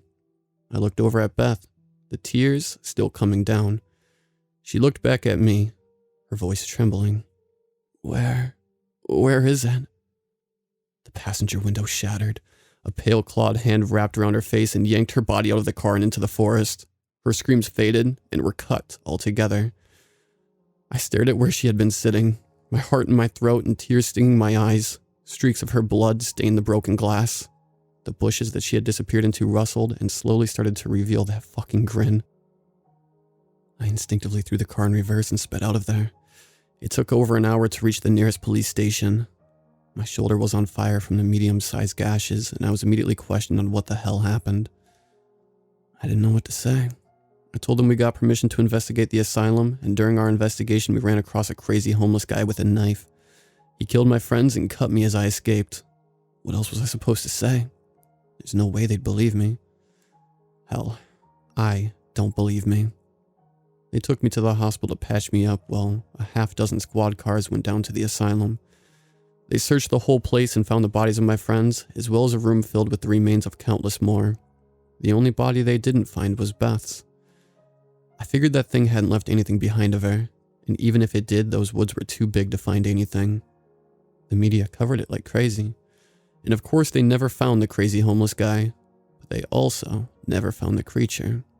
It's been months, and they constantly monitored the asylum, but nothing, no attacks and no deaths. It just disappeared. At least, I thought it did. Now I'm starting to think it followed me. Maybe it was stuck in those woods, didn't know how to leave or where to go, and stayed alive because the homeless population kept it fed. Before I left, it grinned. Like it knew what it was doing. Like it knew it could follow me and have even more to eat. A damn near all-you-can-eat buffet. So far, they've found 3 bodies in my apartment complex. Well, what's left of them anyway. There's lots of empty rooms in this building, an unused basement, and a scarcely visited boiler room. Plenty of places to stay hidden. The victims are always near me, either on my floor or the one below or above me. The doors are kicked in, nearly off the hinges. The victims are cut up and almost look eaten, but it's too clean to be an animal attack. Each night there's an attack, I'll hear things right outside my door. Shuffling, scratching, wet thumping, a low growl. Then my doorknob will turn, but the door won't open because of the deadbolt. Last night, when the third attack happened and the noises started, I worked up the courage to look through the peephole. The only thing visible in the small lens was a large, bloodied, clawed hand and a pale face, skin pulled tight around it, with that fucking grin.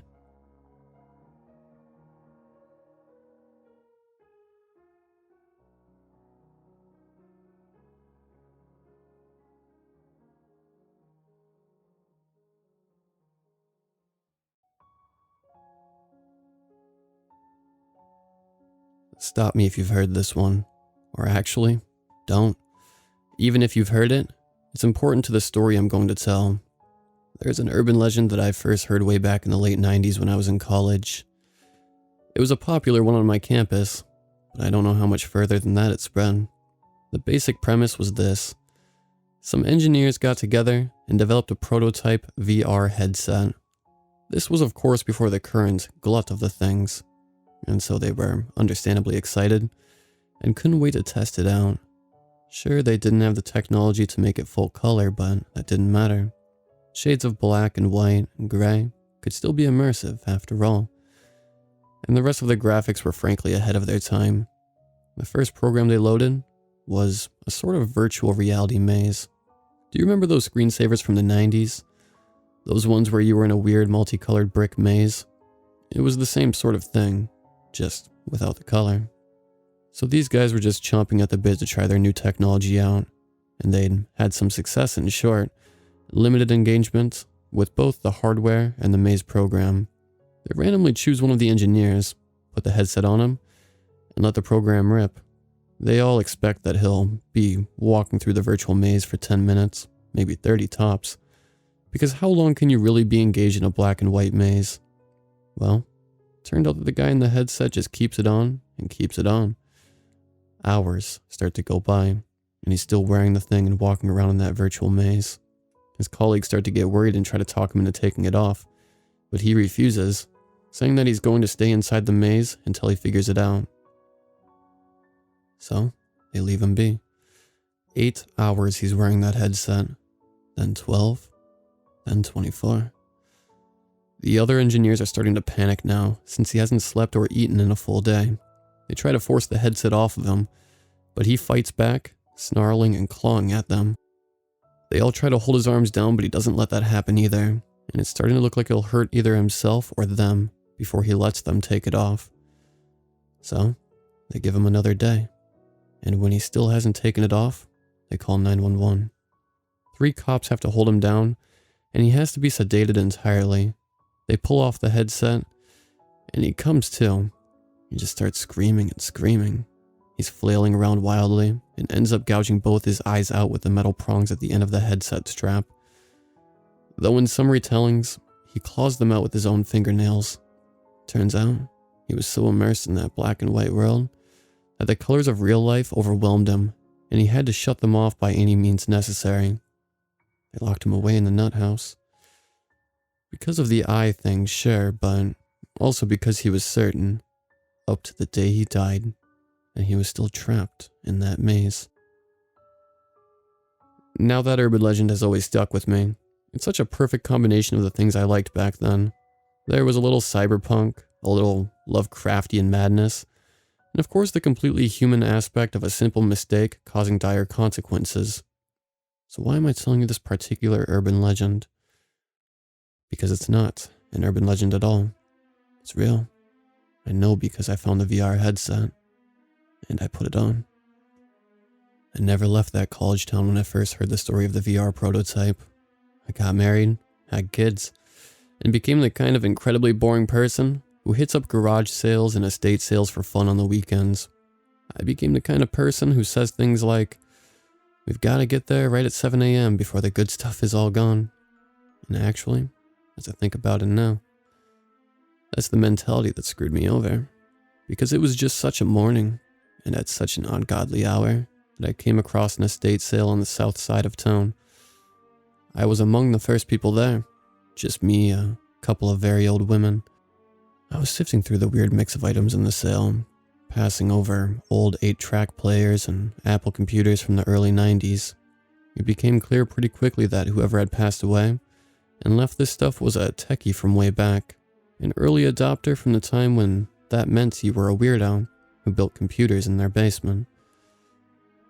Though all that stuff appealed to me, what really caught my eye was a headset buried in a box under a bunch of old floppy disks and hard drives.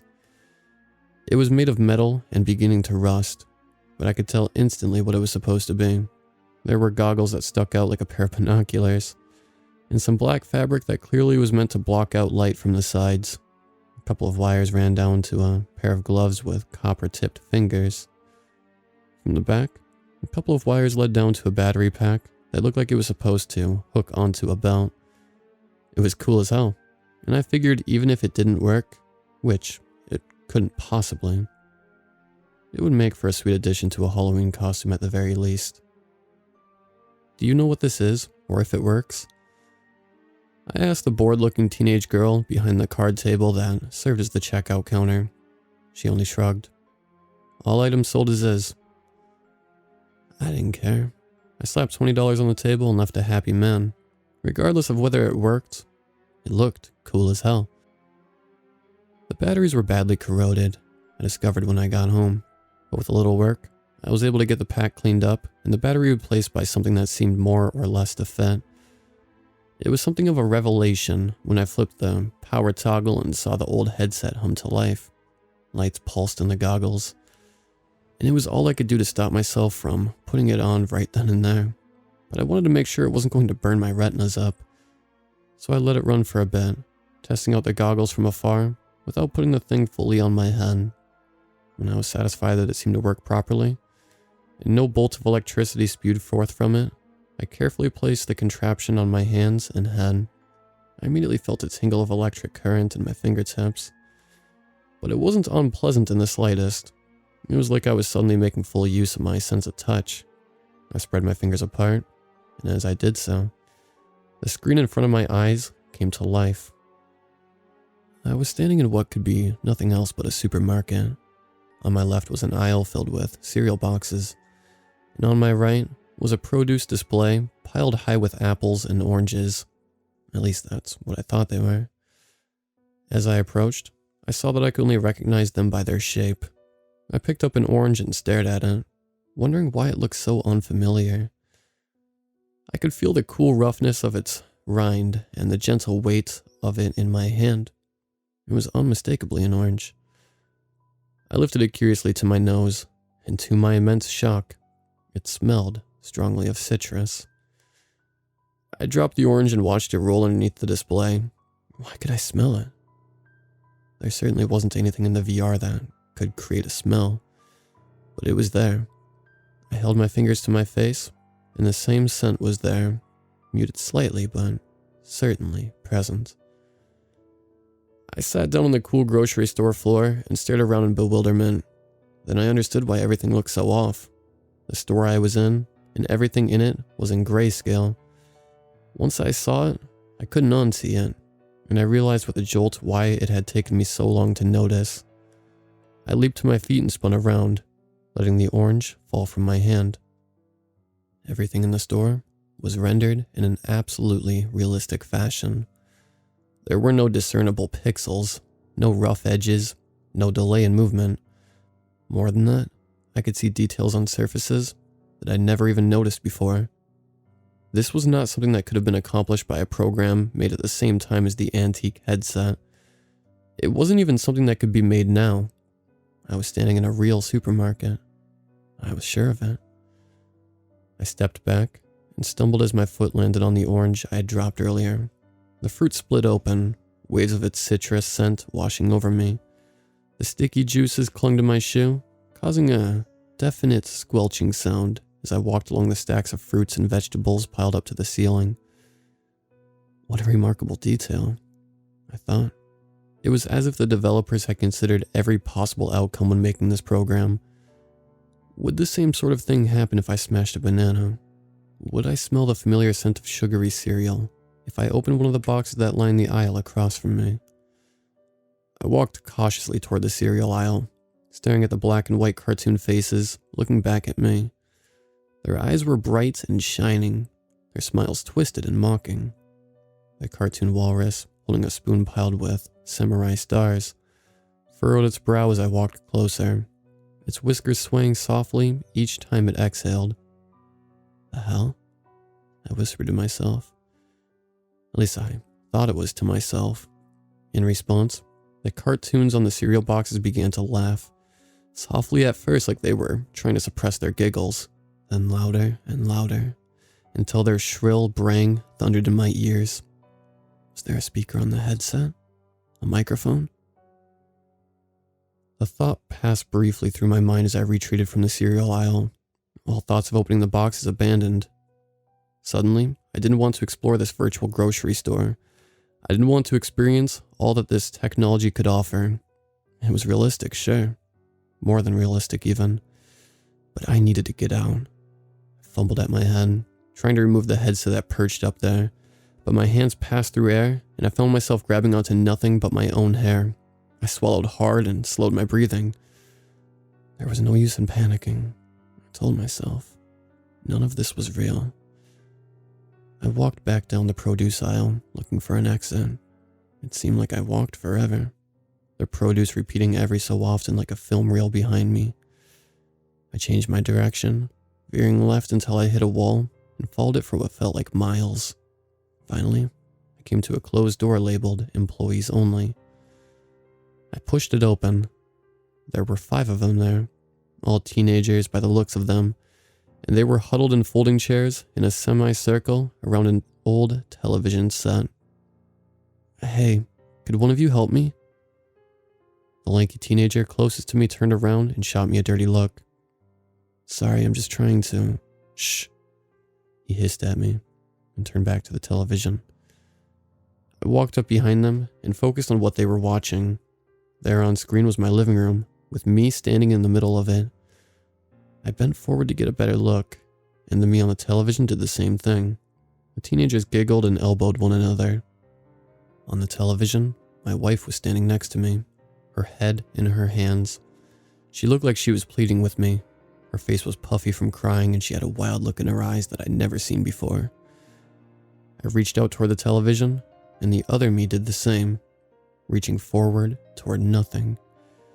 On screen, my wife came toward me, hands outstretched to do what? She grasped at my headset, but the me on the television roared at her and hit wildly, making contact with her face and knocking her to the ground. No, I shouted. No, I'm not doing that. I'm just standing here. I wouldn't. On the screen, my own words echoed back at me. The teenagers were doubled over, howling with laughter. I looked down at my hands. The knuckles were scraped and swollen like I'd been in a fist fight. My head hurt too. It throbbed where the headset touched my skin. I burst back out the door and into the grocery store. I ran wildly around the perimeter, from one corner to the next, but there were no other doors. There wasn't anything but the same stretch of polished tile floors and columns of food that I'd passed by over and over again. It was about the 5th time I'd passed the refrigerated meat display case when I saw the man. He was dressed in a long coat and facing the ground beef. I approached him slowly, unsure if I wanted to speak to him or not. He spoke before I could make that decision. Hey, buddy, he said, looking at the case of gray meat instead of me. Yeah, I said, voice shaking. They're about to take you out of here. They're planning on giving you a sedative for the... you know. He said, motioning to his head. He still faced away from me. Good. I want to get out of here. I want this thing off of me. I want to go home. A dry laugh barked out from the man. No, you don't. Yeah, I do. My life is back there, not in some sort of supermarket. Why the hell did they program a grocery store into this thing anyway? Who wants that? You'll want it. Trust me. Shadows covered the man's features. As he began to turn my way, I recoiled instinctively, even though I couldn't make him out. The fluorescent lights above us flickered and hummed as the man's face came into view. I squinted. His face was just beyond my sight and my understanding. His mouth opened, and words came out as if they were falling. It's too late.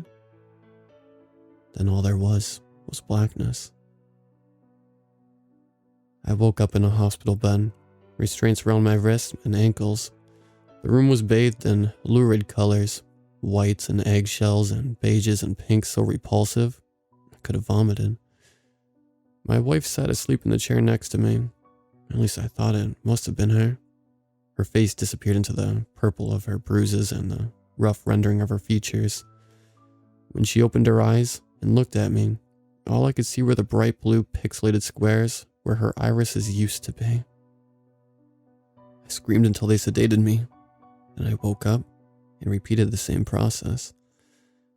If I was awake, I was screaming, until one day, I wasn't. I think they must have finally gotten the right mix of medications because I can't scream anymore. But that doesn't mean I don't want to. Everything about this world is wrong and crude, as if it was drawn by a child. The colors are too bright. That much in the original urban legend was true. But that's not the problem. The problem is that this feels like such a poor facsimile of life that I don't know how anyone could think it was real. How can you think this is real? I've seen another reality, or at least a glimpse of it, and I desperately want to get back.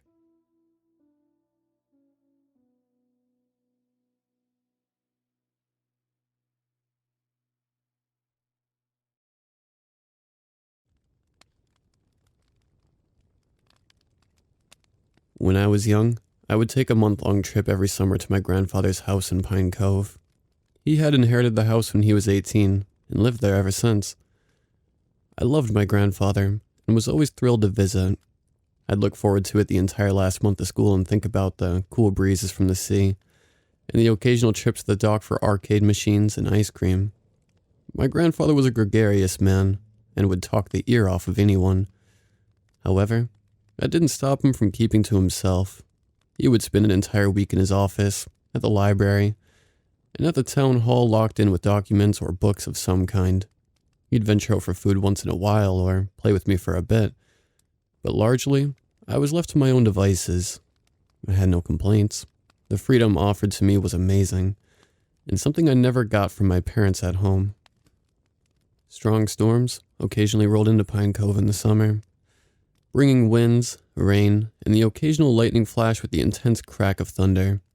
On one such night, when the rain produced a constant hum as it enveloped the house, a bright flash and sharp bang were followed by the loss of all power to the house. We were left in utter darkness.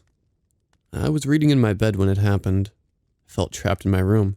The darkness smothered me. Despite being too old for nightlights, I could still only think of boogeymen and other sinister things that might live in the darkness. Every hair on the back of my neck stood up, and I darted out of the room. Despite being pitch black, I flew down the stairs and headed towards my grandfather's office. Honestly, I was lucky I didn't fall or something, but I knew those stairs well enough to make it down in one piece. I sprinted to the end of the hallway, where my grandfather was hunkered down, and threw open the door. My grandfather sat at his desk, a fire burning in the small fireplace, casting flickers of light in the room like stretched fingers. A single candle burned on his desk and illuminated his face. "Are you scared of the dark, Oliver?" he asked. "No, something just felt weird," I replied, relieved to be in the office and not back in that room. "I see. Being scared of the dark is foolish, but if you sense something here during the storm, then you are right to be worried." "What do you mean, Granddaddy?" "You're 13 now. Old enough to hear this, I think. And you're my favorite grandson after all." "I'm your only grandson," I said. My grandfather smirked. "Yes, my only grandson. But that's not the only reason I have you here every summer. You're much like me when I was a boy, only a little smarter. You're very observant. That's why I know you are the one that will carry on my work here one day." He now looked very serious, the playfulness gone from his face. It is very important, but few know enough to do anything. What exactly do you do in here and at the library all day, Granddaddy? I asked for the first time in my life. He took a deep breath and smiled. Well now, I suppose I should tell you how it all started first, eh? Has anyone ever told you about your great-great-grandmother? Not much, really. Mom only told me that she died when you were young. She's right, Oliver. At least, that's what I assume happened to her. You see, like you do now, I used to visit my grandmother in this very house every year. She was a wonderful woman and fully independent, but she did have a bit of trouble keeping the place up after my grandfather died. So, every time I came, I would help her fix up the place a bit. One afternoon, I was attempting to repair an old bookshelf when I noticed it getting quite dark outside. Dark clouds started moving towards the town early that morning, so it was no surprise when they finally made it. We were in for a major storm. Nevertheless, my grandmother came in and kissed me on my forehead. She was off to the store to stock up before the storm. I didn't think anything of it at the time. She normally made the entire trip in less than an hour. I was finally getting to the end of my repair work when the sky opened and rain splattered against the roof. As you know, the sound of rain in this house is deafening. I assume it has something to do with the acoustics, but I've come to enjoy it after all these years. It had only been about 30 minutes since grandmother had left, and I hoped she would hurry back soon. Only then did I hear the first crack of thunder. I left the office and moved into the living room to wait for her, checking outside once or twice. An hour passed, then 2 hours. The storm was unrelenting, and my grandmother still hadn't returned. But then, I was getting quite worried. My main source of comfort was the thought that she decided to just stay in town somewhere to keep out of the storm. But if that was the case, why had she not phoned to say she was okay? Maybe the phones were down, I thought, and rushed over to the one house phone. No dial tone. I assumed that she tried to phone me and could not reach the old house. So I decided to wait there for the storm to stop and my grandmother to return. A few more hours passed. The storm was still going, but not as violently as before.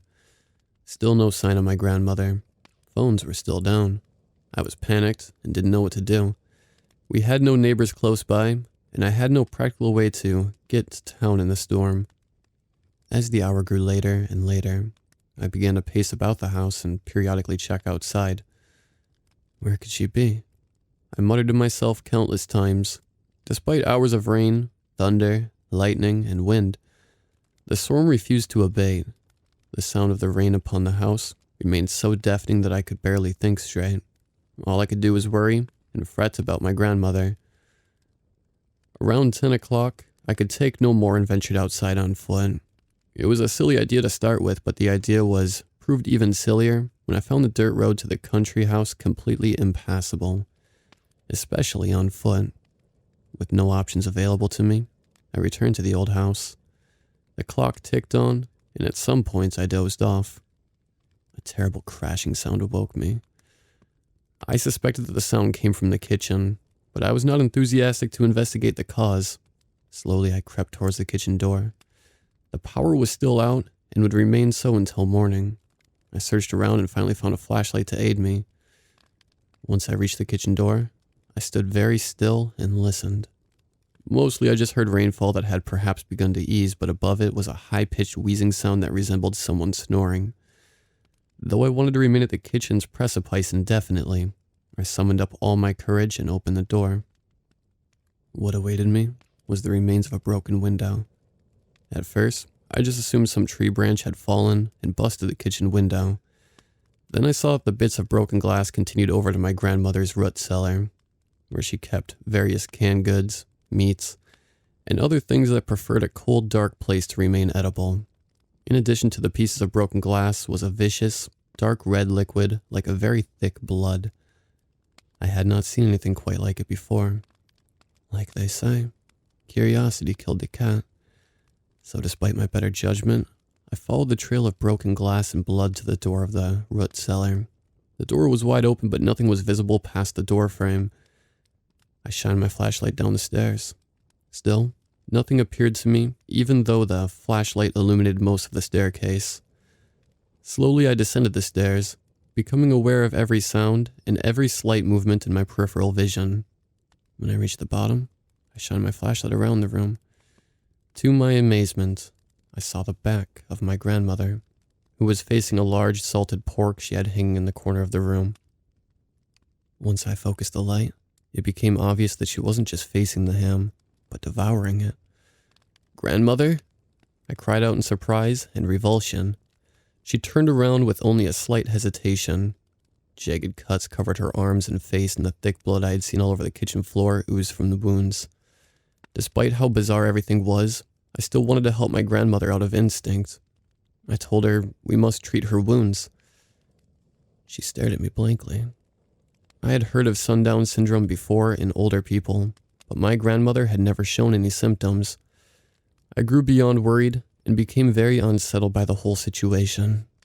Then she took a slow, deliberate step toward me, and after a moment, yet another. She inched her way over to me. For a second, I thought maybe she was coming to her senses, so I started to calm down. She stretched out her hands towards my face, her own keeping a blank expression. All at once, she grabbed my neck with the strength of a large man and made the horrible noise I had heard from the other side of the kitchen door. The flashlight I was holding fell with a hard thump, but the light never went out and illuminated the bottom of the stairs. I struggled to free myself from its grip. I knew that this was not my grandmother. It was something else. So I stomped on its feet and dug my fingers into its flesh. The skin just peeled off its arms where I dug in, oozing even more of the thick blood. I pushed my fingers all the way through its arms, and they made a grotesque popping noise as they burst through the opposite side. The thing's grip loosened. I pushed off its arms with as much force as I could muster, and bound towards the foot of the stairs. It hesitated for a moment as if surprised, but begun to move after me at a speed that looked faster than its body was accustomed. Bits of flesh fell off of its drooping body as it struggled towards the stairs. I made it to them quite quickly and bounded up. The thing lunged itself at me as I ascended, ultimately biting into my leg with all its might. I fell onto the stairs with a dull, woody thud. I knew that no matter what, I did not want to be dragged back into that dark room. I kicked it as hard as I could with my free leg. One of my kicks landed squarely between the eyes. This forced its head right back, and with a fierce snap, the thing was forced to let go. It tumbled back down to the bottom of the stairs. I took the chance to escape. I ascended the stairs again and then ran out the door. I slammed the door shut behind me and pushed the heavy table against it. I heard the strange snoring, hissing noise for hours afterwards. It sounded as if it were in great pain. I hoped, even prayed that it might die soon.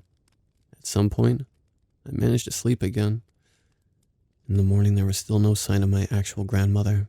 And the thing that had somehow become her ceased to make any more noise. I took the opportunity to clean the kitchen and repair the window. By noon, I was able to gather the courage to return to the root cellar. All that remained of the creature was a copious amount of that thick blood that had been smeared over the kitchen, and a skeletal frame left where it had fallen from the stairs. I looked over the skeleton just out of curiosity. It looked human enough, but there were some features that definitely stood out. The jaw was like no human I had ever seen. The forehead was not quite as pronounced as normal, and several other bones bore a similar disparity. I dare say a doctor could have found much more abnormalities than I, but I did the best I could. Just a few hours later, even the bones disintegrated. I cleaned up anything that was left, and later reported my grandmother missing to the local police. "Did they ever find her, Granddaddy?" I asked. "No, Oliver, they never did. No one had even seen her in town that day. They did, however, find her car in a swamp off the road on the way into town.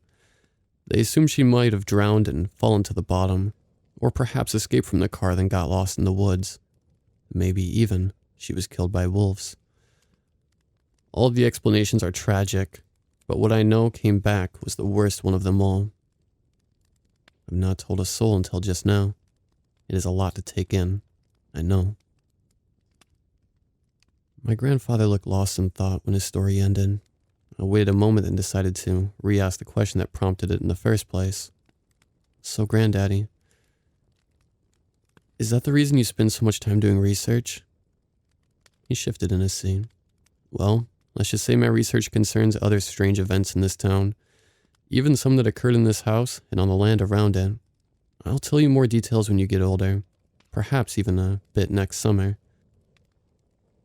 I maintained weekly communication with my grandfather throughout high school, but the visits were less and less frequent.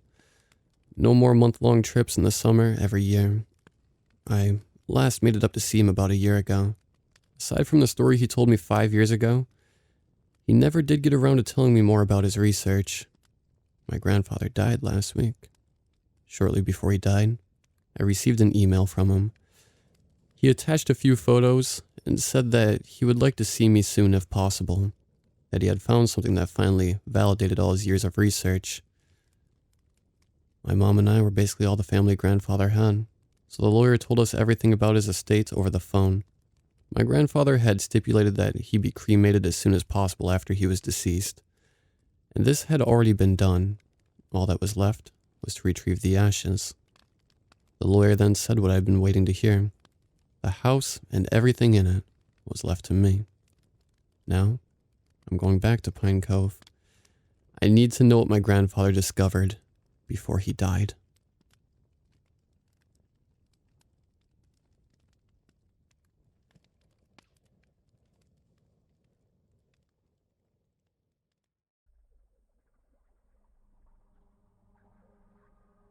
It's been a while since I've even thought of this story, but recent events reminded me of it pretty sharply.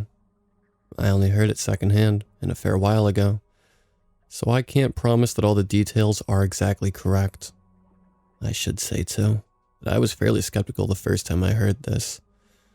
I'm not superstitious by any means. I don't really believe in ghosts or supernatural monsters.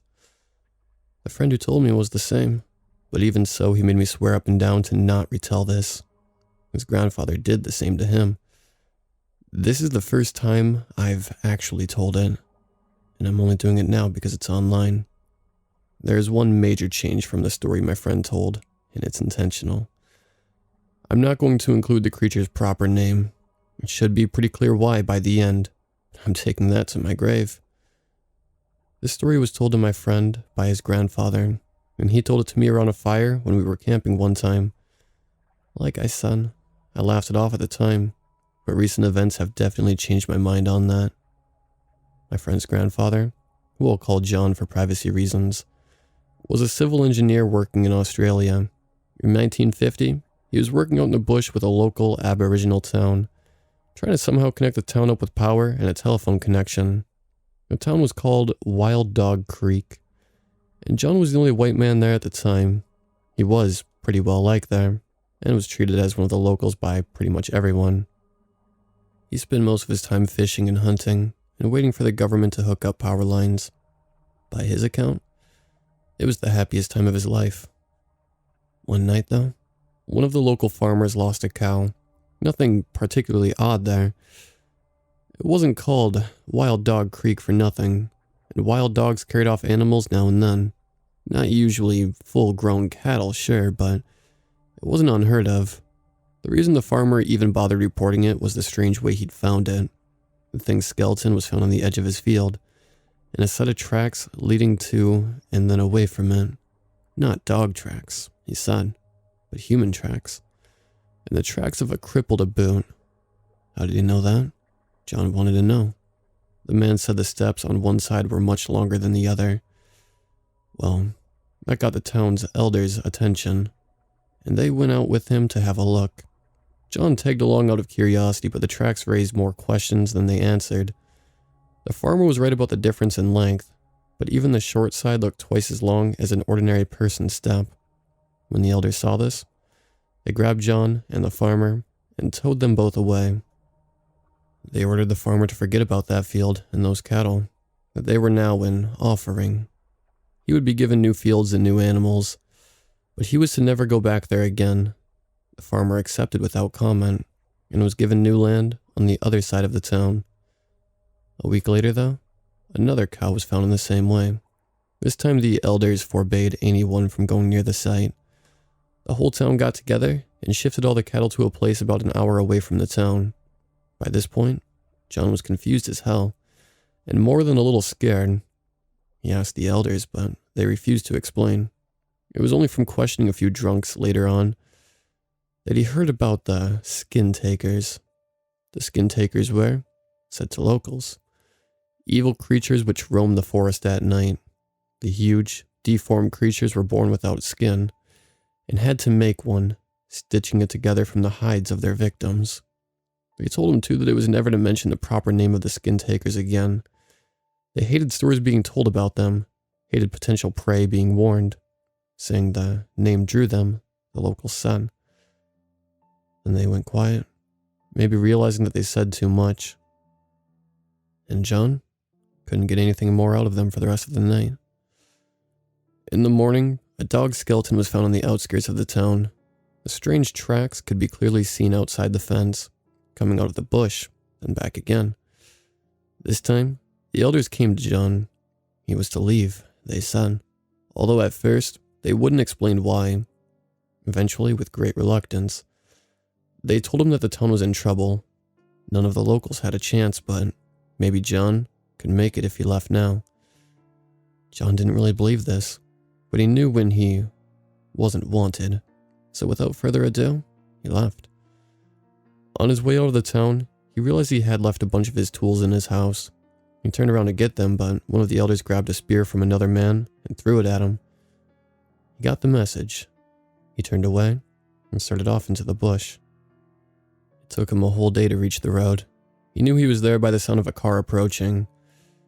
It made a nice change to the rhythms of the forest. Familiar sound amid the strange noises. The sound of the birds and the running creek were all right, but the branches thumping in the wind got annoying after a day of hearing it. Regular and rhythmic. It was like someone was using his head as a drum. Da-dum, da-dum, da-dum. Over and over. Until he was well and truly sick of it, seeming to get louder and louder as time went on. The car drowned the noise out though, thankfully. He stepped out into the road and saw the sun setting over the horizon. From the other direction he saw a car coming and tried to thumb a lift from the driver. The guy behind the wheel didn't slow down though. Instead, he sped up, car revving to the maximum. Well, John wasn't going to spend a night in the woods with that noise going through his head, so he stepped out in front of the car. The driver slammed on his brakes and opened the door. John stepped around to get in, but the man shouted at him to get in, panic edging his voice. He jumped in, and before he even got the door closed, the car was off, redlining the engine. A kangaroo almost whacked into the side of the car, probably startled out by the engine noise. The animal only just missed the rear fender, coming close enough for him to see the flash of the red taillights off its eyes in the mirror. The driver didn't take his foot off the gas until they were well beyond the edge of the bush. John didn't think the guy would have stopped at all, except that he got pulled over by a cop. The guy barely seemed to notice the policeman handing him a ticket. He just sat staring in the rearview mirror, seemingly waiting for something. By this point, John was fairly sure the guy was either insane or on drugs, and he asked the cop for a ride. The cop dropped John at the nearest town, and from there, he organized his trip out of there. A couple of years later, he came across an Aboriginal man in the supermarket who didn't speak much English. He was delighted that the man was from the town the cop dropped John in. Hearing the name jogged his memory, and he told the man the story of his time in that town. Although he left out the journey home, not quite sure he hadn't dreamed the insane car ride. The man gave him a funny look and asked him to repeat the name of the town he had stayed in. Wild Dog Creek, he told him. And the man shook his head. Apparently, the town was gone. No one from there had been heard from in years.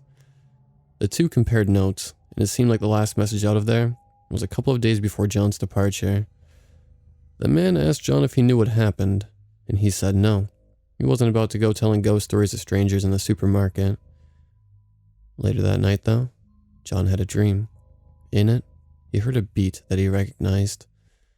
After a moment, as the sound of branches in the forest thumping in the wind, he stood over a field of mud and saw on the ground those strange tracks.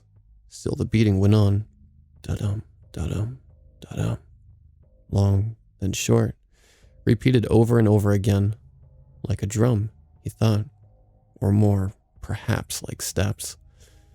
Great, uneven, inhuman steps.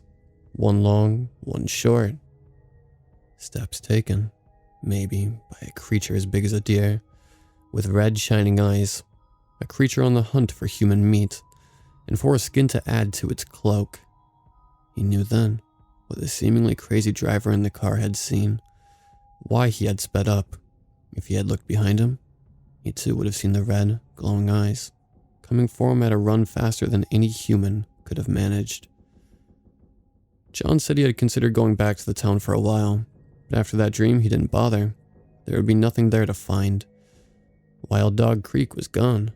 By now, probably, the last of their skins had fallen from the skin taker's cloak. Not long after he told me the story, my friend reported that his grandfather had died. He had been out in his brick bush hut and had simply wandered off a track and disappeared. Police son. Maybe the skin taker got him, my friend joked. And at the time it was just a bit of black humor, taking us back to the good old days. A couple of days ago though, I saw a familiar name in the obituary sections of the local paper. I rang up my friend's family to offer my condolences, and in the course of the conversation, I asked idly how he had died. Apparently, he had been out hunting and had walked off a trail and vanished. That set alarm bells ringing in my head. A grandfather and grandson, dead in almost exactly the same circumstances. That's on the outer edge of coincidence. Not only that, both of them were skilled woodsmen. I'd seen both of them, at separate times, go into the bush with a gun and a compass, and come out 2 weeks later, having gone straight through totally unmarked forest. There is no way that both of them walked off tracks and disappeared. Not in a forest, they knew that well. I didn't say any of that to the family, of course, or to the police. The official story is that they're lost, and I'm happy for it to stay that way. I'm not even sure that it's wrong. If I had to guess, though, I'd say that the last thing either of them heard was a strange, uneven, thumping gait. And if there had been a good enough tracker near the spot, they would have seen a trail heading off into the bush. A trail of uneven, yet impossibly long steps, bounding off into the trees. Somehow, my friend's joke when John died doesn't seem nearly so funny. Like I said, I'm never telling anyone else this. I don't really need my family and friends thinking I've lost my mind. I just wanted to put it somewhere, though. Maybe if someone turns up my name on a missing persons list, it won't be such a mystery. I've never said the name, but who knows? Maybe hearing it is enough. I damn well hope not.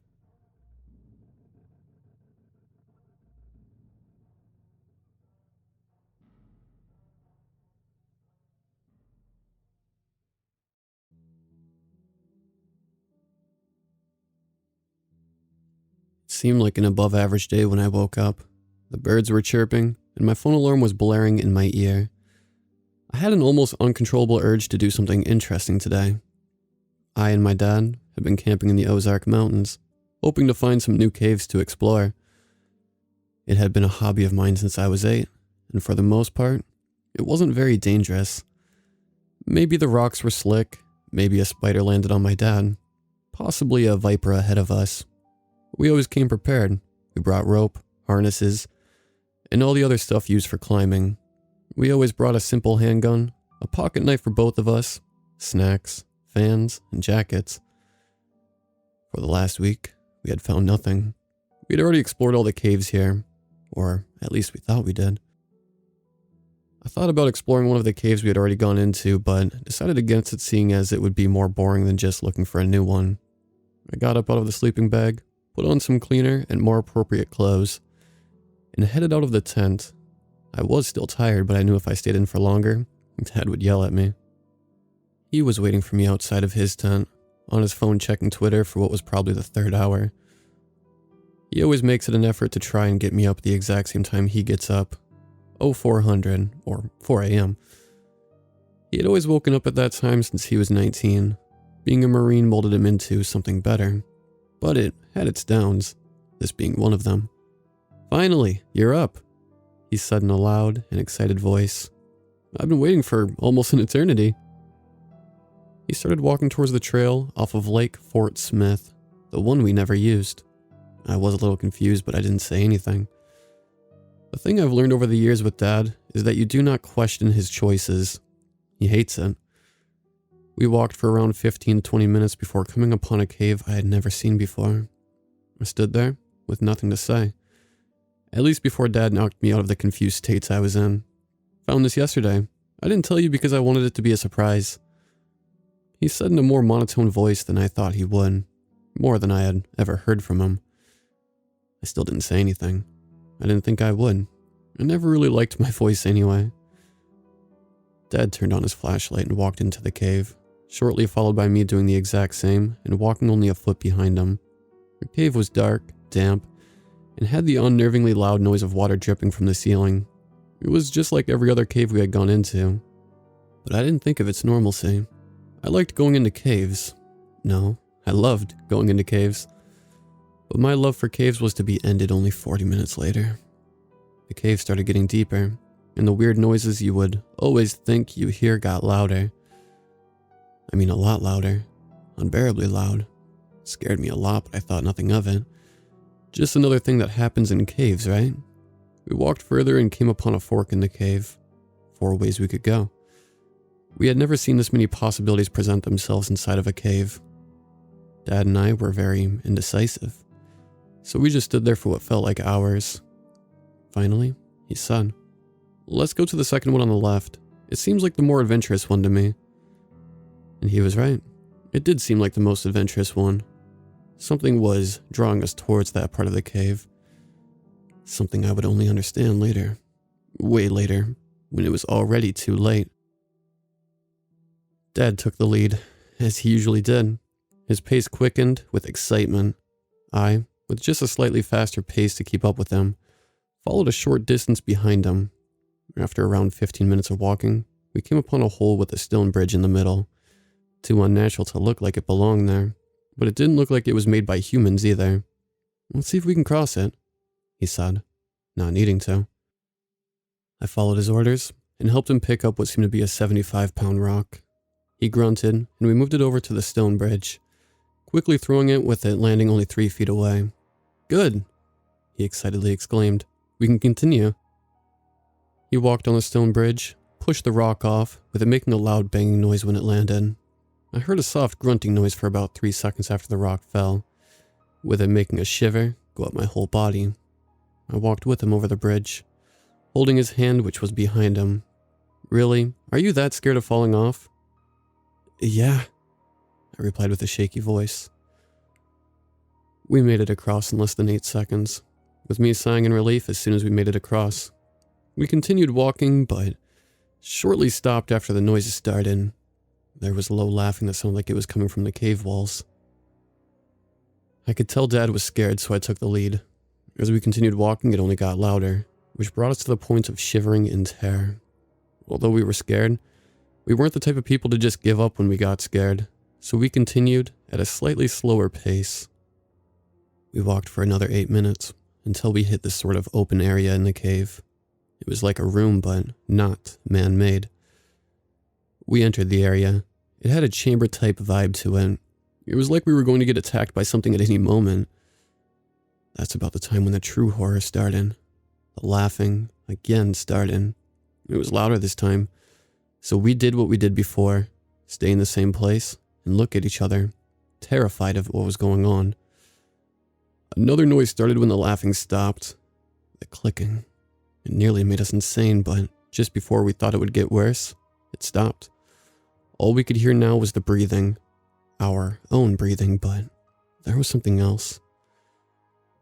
We stood there for what felt like hours until Dad, with the most horrified look I've ever seen someone get, looked up and screamed. I'd never heard him scream because something scared him. Not once after he was 16 did something make him scream in fear, but this was definitely deserving of it. Above us were multiple human bodies. Not dead, just stuck on the top part of the cave. We stared at them for a bit, and then ran when one of them tried to talk. We heard shrieking from behind us as we ran. Not shrieking as in screaming in pain, as someone might do when they break a bone.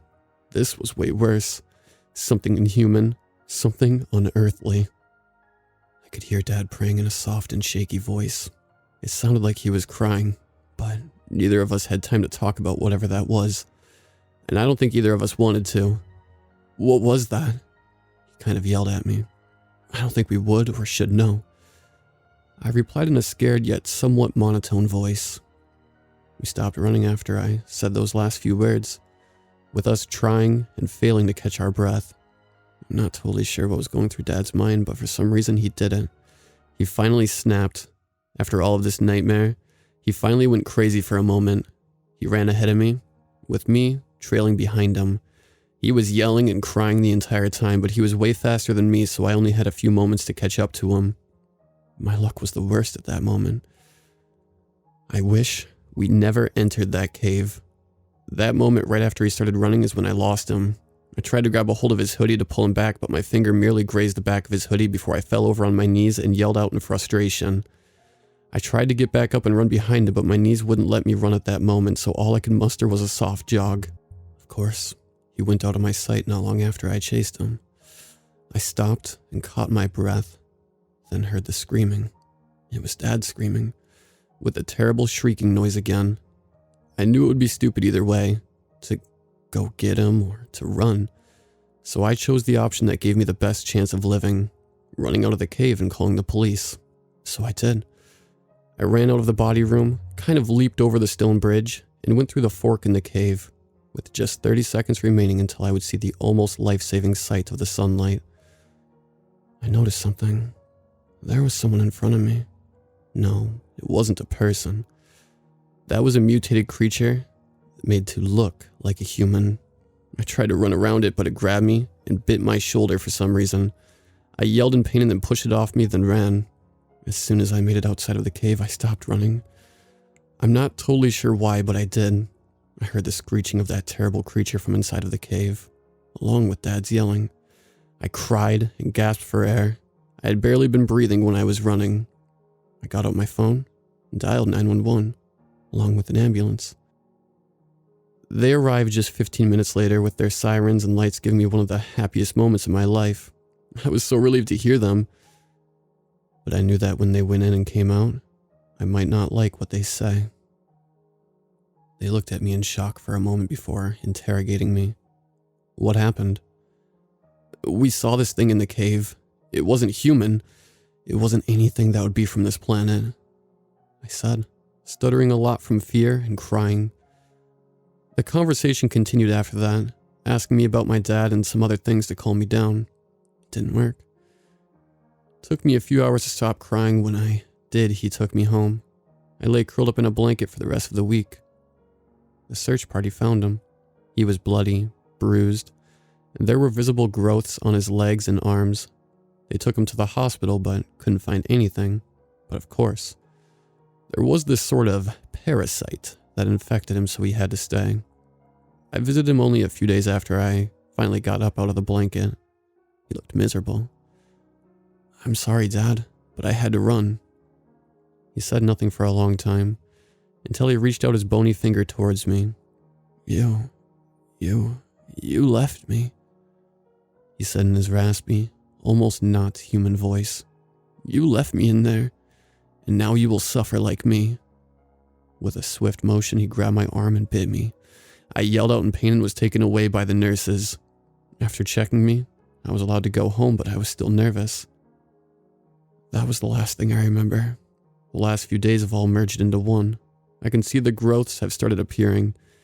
I only have a few days left. I knew we shouldn't have gone in there. I know now why there was a sort of pulling into that cave. Please, whoever's listening, I don't care who you are, or if you are a good person or not, do not go into the cave just south of Lake Fort Smith. You won't last long in there.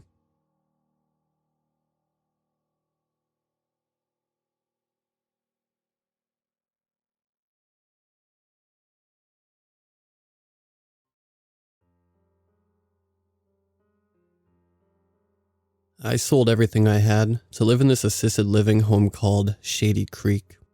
I settled into my new apartment and it's now lunchtime, so I go down into the dining area. Everyone is sitting together, and having a good time. I sit by myself because I don't know anyone, and I have no other choice. I try to eat as quickly as possible to avoid this humiliation. I finish and go back to my room. I watch TV for the rest of the night. The next day comes and I sit by myself at breakfast. Once again, I feel humiliated. I look up and I see people laughing. I take it as these people are laughing at me. I finish and go back to my room. I'm now petrified to go to lunch. Eventually, I force myself to walk into the dining area. The employee picks up my lunch slip that I had filled out. She's a high school kid and doesn't care to talk with me. I wait for her to bring me my lunch, and I feel everyone is watching me. I didn't bring a newspaper or anything else, so I can't pretend to be busy. I just sit here by myself as everyone watches me. Eventually, she brings me my lunch and says, "Here you go." Then she walks away. Everyone is sitting at tables of 4 people, 6 people, and even 10, and here I am without a friend. I finish as fast as possible and go back to my room. I don't have money to get food from anywhere else. The food in the dining room is included when I bought into this assisted living facility. I'm too embarrassed to go to dinner. I decide to stay in my room. I wake up and I know I have to go to breakfast. I take the walk of shame to go sit by myself. I have the same high school employee as yesterday who takes my breakfast slip. I doubt she recognized me or remembered me from yesterday. She brings me my breakfast and says, "Here you go." Then she walks away. I can hear people talking about their families, their plans for the day, and current events. I finish and go back to my room.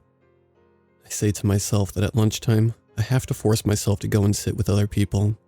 I build myself up and tell myself I have to do this. I walk to the dining area and see a table where 3 people are sitting. I decide to sit down.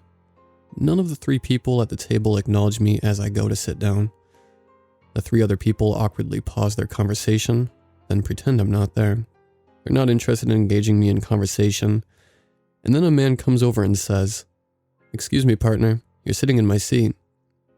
I get up from the table, take the walk of shame again, and sit at a table by myself. I feel completely rejected. I look around and see everyone laughing and having a good time. I haven't talked to anyone in days. No one acknowledges me. The same high school kid takes my lunch slip. I can feel her look at me like I'm pathetic. I feel so rejected that I barely eat and go back to my room. I'm too embarrassed to go to dinner, so I stay in my room. I wake up hungry and decide to forego the embarrassment and stay in my room. I always heard that people can live for days without eating, so I sit in my room and just drink water. I do the same thing for lunch, and then again for dinner. The hunger consumes me as I watch television. I don't even pay attention to what I'm watching. I wake up extremely hungry, and I decide that I have to go to the dining room. As I walk to the vacant table, no one acknowledges me, and I get the drift that no one cares for my presence. The same high school kid doesn't ask where I was yesterday. She just takes my breakfast slip. She plops my plate down, and bite after bite I hear people laughing. I look up and everything seems to be in slow motion. I sense that I'm the butt of many people's laughter. I should have researched this place better. The person who sold me my apartment portrayed a welcoming community. Everything was staged. Once they got my money, my happiness no longer mattered. I went to my room, and today was my weekly LPN visit. She knocks on my door and barely acknowledges me as I let her in. She gives me the same level of conversation as you get when you purchase Subway tokens from the person behind the glass room. She takes my vital signs and leaves. I was surprised that she didn't just write down random numbers to fulfill her documentation requirement. I decided to skip lunch, and as dinner approached, I really didn't want to go, and I decided to stay in my room. I get the bare minimal amount of cable channels, and there is really nothing worthwhile to watch. My birthday is tomorrow, and I think of how pathetic it is going to be. I wake up and take a walk to the lobby area, and I see my name mentioned along with 10 other residents regarding October birthdays. Breakfast today is more pathetic than usual. It's my birthday and no one cares. I didn't bother to tell the high school girl. I doubt she would care. I now slip deep into my own consciousness. I look around and see nothing more than demons. Everyone has devil horns or are demon-like creatures. They shuffle food into their fat faces and mock me as I sit by myself. I finally realized that I bought into the devil's den, and I don't know how to get out. I decide to gather all of my parents' religious paraphernalia that they left me when they died. I will fight fire with fire. I had so much religious paraphernalia on that I looked like the Pope. I went to dinner with my religious attire, and I brought the Bible, as all the devils and ghouls laugh at me while they shuffle food into their grotesque faces. I read the Bible. I don't even acknowledge the teenage girl who picks up my meal slip. I created a moat around me, and no one was going to break through my castle as long as I read the Bible. I made it through the meal. The monsters now had a formidable enemy. I called the local rectory, and they refused to come into this Shady Creek retirement home. I asked the rectory if they make visits into retirement homes, and they said they do, but not Shady Creek. And they refused to give me a reason. Eventually, I fell asleep and got up and went to breakfast in my full religious garb. I walked past the ghouls and they were all whispering to each other and smirking to me as I walked by. The teenage girl is now some short, grotesque creature that resembles a pepperoni pizza. She takes my meal slip and starts to slobber. I bury myself into the Bible. I can't block out the noise in the dining room. All I can hear is laughter and slobbering. I just can't take it anymore. I start reading the Bible out loud, and I can still hear them, so I recite it louder. Eventually I yell out, "Stop it!" and they all look at me with evil grins and continue laughing and making slobbering noises. I start yelling out Bible verses, and I'm not going to stop for anything. I finally get these ghouls to stop laughing at me. I continue to yell out, "The Lord is my savior, and evil won't persuade me." Eventually, I see paramedics come in the dining area, and instantaneously the ghouls turn back into their human forms. Everyone is quiet now, and the dining area is resembling a stereotypical retirement home. These ghouls are putting on their best faces in front of the paramedics. The paramedics take me away, and I turn around before I leave, and the ghouls quickly revert back to their ghoulish selves and mockingly wave and grin at me. The paramedics take me to the emergency room to be evaluated by a psychiatrist. I show them a picture on my phone that I took of the ghouls, and they don't believe me and chalk it up to some type of Halloween event. I'm allowed to leave the emergency room on my own accord, and I decide to go to a shelter rather than go back to Shady Creek.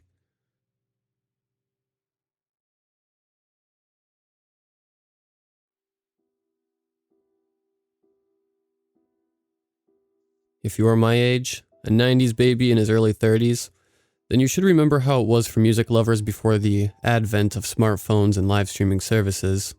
I know it's pretty boomer of me to say, but back in my day, if we wanted to listen to our favorite songs, we'd have to go to our local Target or Walmart, purchase a physical cassette tape or CD, and play it on our CD player or stereo. We didn't have the luxury of Google Play or Spotify to browse new upcoming artists. We knew who we wanted to listen to, and our browsing fell to either hoping to hear something new on the radio, in music channels, or browsing the available selections at the store, and take a chance that it might be something good. Then came the MP3, which, let me tell you, was a pretty big deal at the time.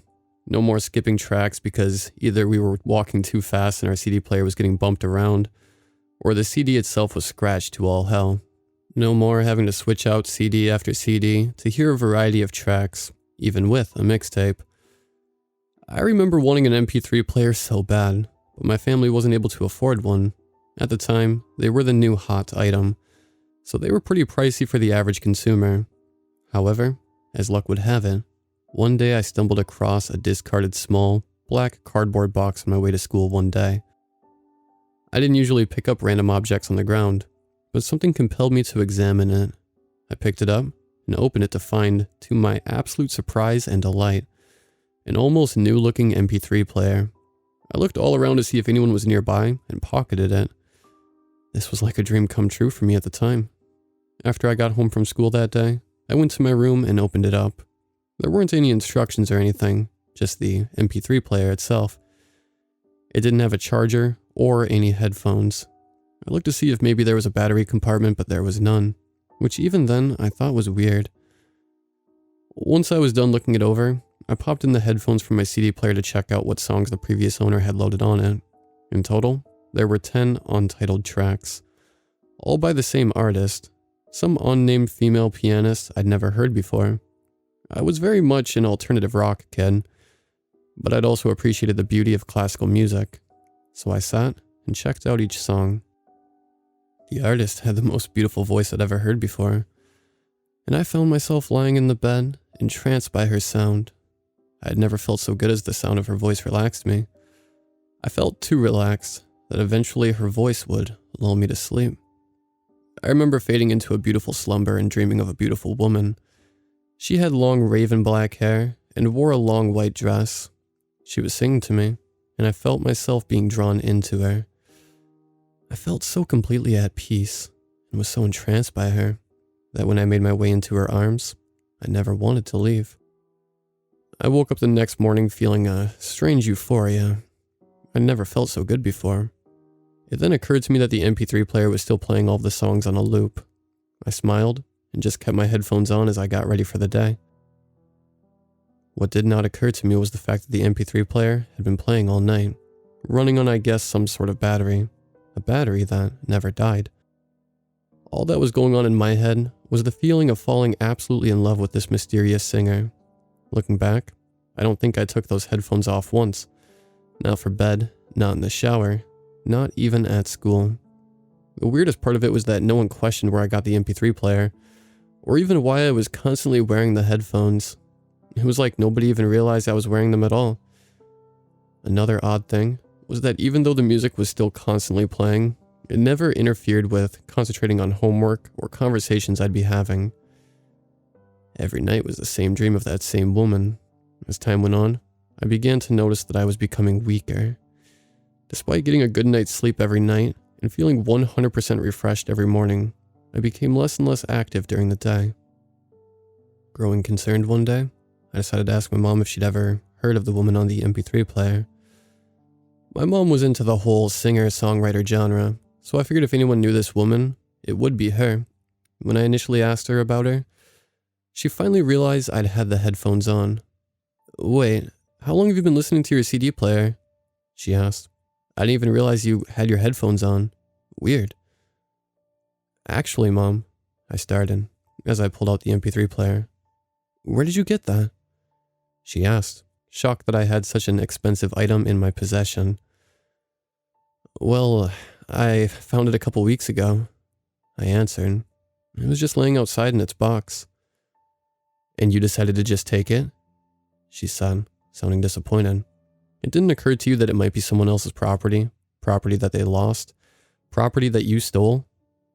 I felt myself getting annoyed, and subconsciously gripped the device in anticipation of her trying to snatch it away from me. Whatever, just let me listen." It was surprisingly difficult to remove the headphones. Not difficult in the sense they were attached to my head or anything. Difficult in the sense that I did not want to take them off, at all. It was almost mentally and emotionally painful for me to remove them from my ears, and as I placed my hands on them, I hesitated for quite a bit of time. "Well?" she asked impatiently. I took a deep breath and quickly removed them from my head and handed them over. She looked at me like I was stupid and placed the headphones over her ears. Almost immediately I noticed a shift in her face. Her eyes dilated almost instantly, and a look of satisfaction came over her face. I, on the other hand, was getting increasingly irritable. I felt like Bilbo Baggins from Lord of the Rings after he hands the One Ring over to Frodo. It was like I was an addict going through withdrawal, just from that small amount of time. "Well?" I asked, annoyed. "I don't know who this is," Mom answered, "but she has the most beautiful voice I've ever heard." Yeah, no shit, I thought. I was getting seriously impatient and wanted it back immediately. I reached over to snatch the headphones off her head. She quickly backed away, holding up her index finger. "Nuh-uh," she said. "This isn't yours. You stole it, so I'm keeping a hold of it until I find the owner." Mom had always been a shitty liar. I knew what she was really up to. She wanted to keep it for herself. "Give it back," I yelled, feeling intense rage like I'd never felt before. "Who the hell do you think you're talking to like that, you little shit?" she yelled back. Neither of us had ever talked to each other like this before. I felt my hand ball into a fist and I would have certainly thrown a punch had my dad not walked in. Obviously, he backed Mom up, and I ended up getting sent to my room. Feeling so unbelievably pissed, I glared at them both, hatred burning from my eyes, and stormed off like the angry teenager that I was. For the rest of the night, I felt myself going crazy. I dug my nails into my arms to the point of bleeding, and I rocked back and forth on my bed, trying to figure out what to do. That bitch, I thought, took everything from me. I'll show her. I'll show her. Eventually, the darkest thoughts in my head began to manifest. I waited until the middle of the night. I got up from bed with a feeling I'd never experienced before. I felt what could only be described as a homicidal rage. I knew what I had to do to get it back, to get her back. I quietly entered the kitchen to find the biggest knife I could and gripped it, an evil smile forming over my face. She had this coming, I thought, as I made my way to my parents' bedroom. I stood there in the darkness, hand on the doorknob, as I planned out my attack. Some of my sense started to come back to me. What was I doing? I made the conscious decision that I was being crazy, and I needed to put the knife away before I did something stupid. But my body wouldn't move. It was like it was running on autopilot, that my mind was a prisoner of my rogue body. I kept trying and trying to walk away, but it wouldn't happen. I turned the doorknob. I have to stop, I thought to myself. This is insane. I slowly opened the door. Stop, stop. I crept into the bedroom. My hand gripped the knife tight as my brain screamed at my body to stop. Please don't do this, I pleaded with myself. As I approached their bed, I noticed the lump of a body under the sheets. From my angle, I could tell that my mom was mounted on top of my dad. I could also hear the sounds of heavy breathing. Gross, I thought to myself as I reached my hand to the sheet. Please don't, I thought to myself. But I eventually ripped the sheets off my parents and nearly vomited at the sight before me. Mom was in fact mounted onto Dad, but not in the way I was expecting. Deep red bloodstains soaked her once white blouse as she tore my father's neck apart with her bare hands. His lifeless body lay under her, his head barely attached as she tore into him like a wild animal. I backed away, still holding the knife but fully in control now. She turned around and looked at me, a euphoric expression on her face. "It's mine," she said in a flat, emotionless voice.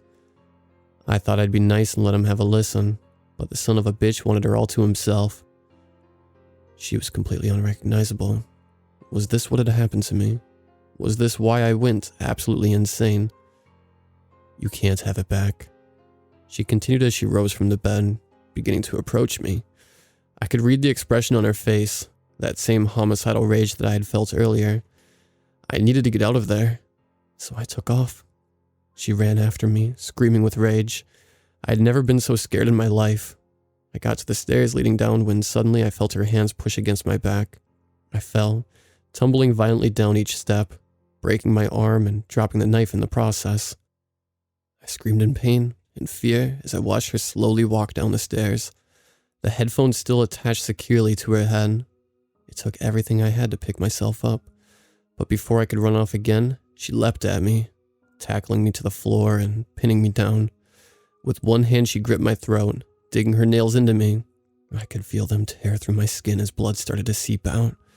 I tried my best to get her hand off my throat, until her other one suddenly reached over and grabbed the knife. Adrenaline pumping, I let up on the hand choking me, and grabbed the hand with the knife before she could stab me in the face. With my good arm I held off her strike, but with my broken one, I tried to pry her nails from my throat as they went in deeper and deeper. With one last burst of energy, I pushed myself to overpower her and flip her onto her back. Her hand still gripped my throat, so I plunged my knees into her gut repeatedly. Eventually she let up on my neck, and the knife fell from her other hand, so I grabbed it without thinking and plunged the blade deep into her neck, leaving it in. She writhed and gagged on her own blood as I stood up and backed away. She looked up at me one final time, a look of shock and fear on her face. I then realized that she was no longer wearing the headphones. I looked at my hand, which was now holding the MP3 player, the headphones dangling at my feet. As I realized what I was holding, I quickly threw it to the floor and stomped on it, breaking it into pieces. At the time, I thought it may have been the trauma to my head, but as soon as I finished stomping it, I looked up and saw her, the woman from my dreams, standing over my mother's fresh corpse. Unlike my dreams, in which she was a beautiful goddess, what stood before me was a hideous monstrosity. Her long black hair was now wild and unkempt. Her once smooth skin was now wrinkled and gray, and her once gorgeous face was an absolute visage of horror. Her eyes were a pale, dead blue, and her mouth opened wide beyond that of what a normal person should be capable of. Long, sharp, needle-like teeth filled her mouth. She then began to sing, her voice just as beautiful as ever. Before it became distorted. Instead of feeling a euphoric sense of peace, I felt fear. Pure, unbridled fear. The singing then shifted into a loud, piercing wail. My ears began to bleed and I felt like I was dying. My vision blackened and my breath became short. Eventually I passed out, lying broken and bleeding on the floor. I did not dream of a beautiful woman, but a hideous demon that tormented me until I woke up. I found myself in a hospital bed, my throat and head bandaged. My arm was in a cast, and I was attached to an IV. It then occurred to me that something was horribly wrong. It was quiet. Everything was quiet.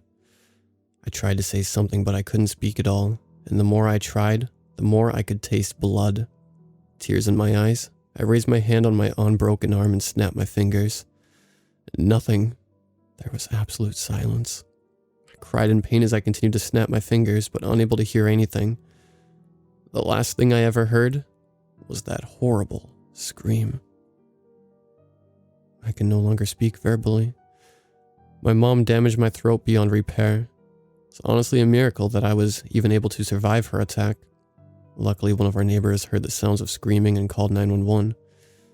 I was found unconscious and injured beside my dead mother. My father was found shortly after. It was ruled as self-defense on my part, as it was clear that my mother murdered her husband and then attacked me. I made sure to not mention the fact that I grabbed a kitchen knife initially with the intent to kill them. All these years later, I still have the nightmares. I haven't seen the MP3 player since that night, and to my knowledge, no one ever came across it. I think I made a mistake in crushing it. I think I freed whatever kind of spirit or demon is, and now she haunts my dreams.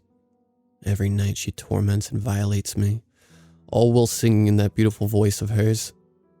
The only time I can hear is in my dreams, and the only things I ever hear are my own screams and her voice singing along as she tortures me.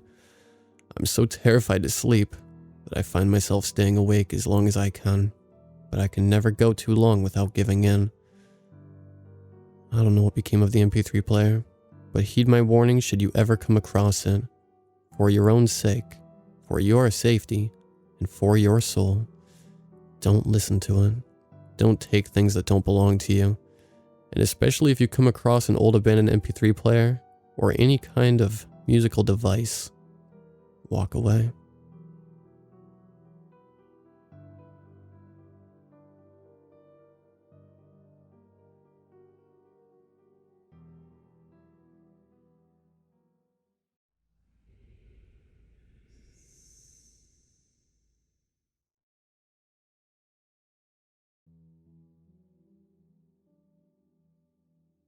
This happened about 10 years ago.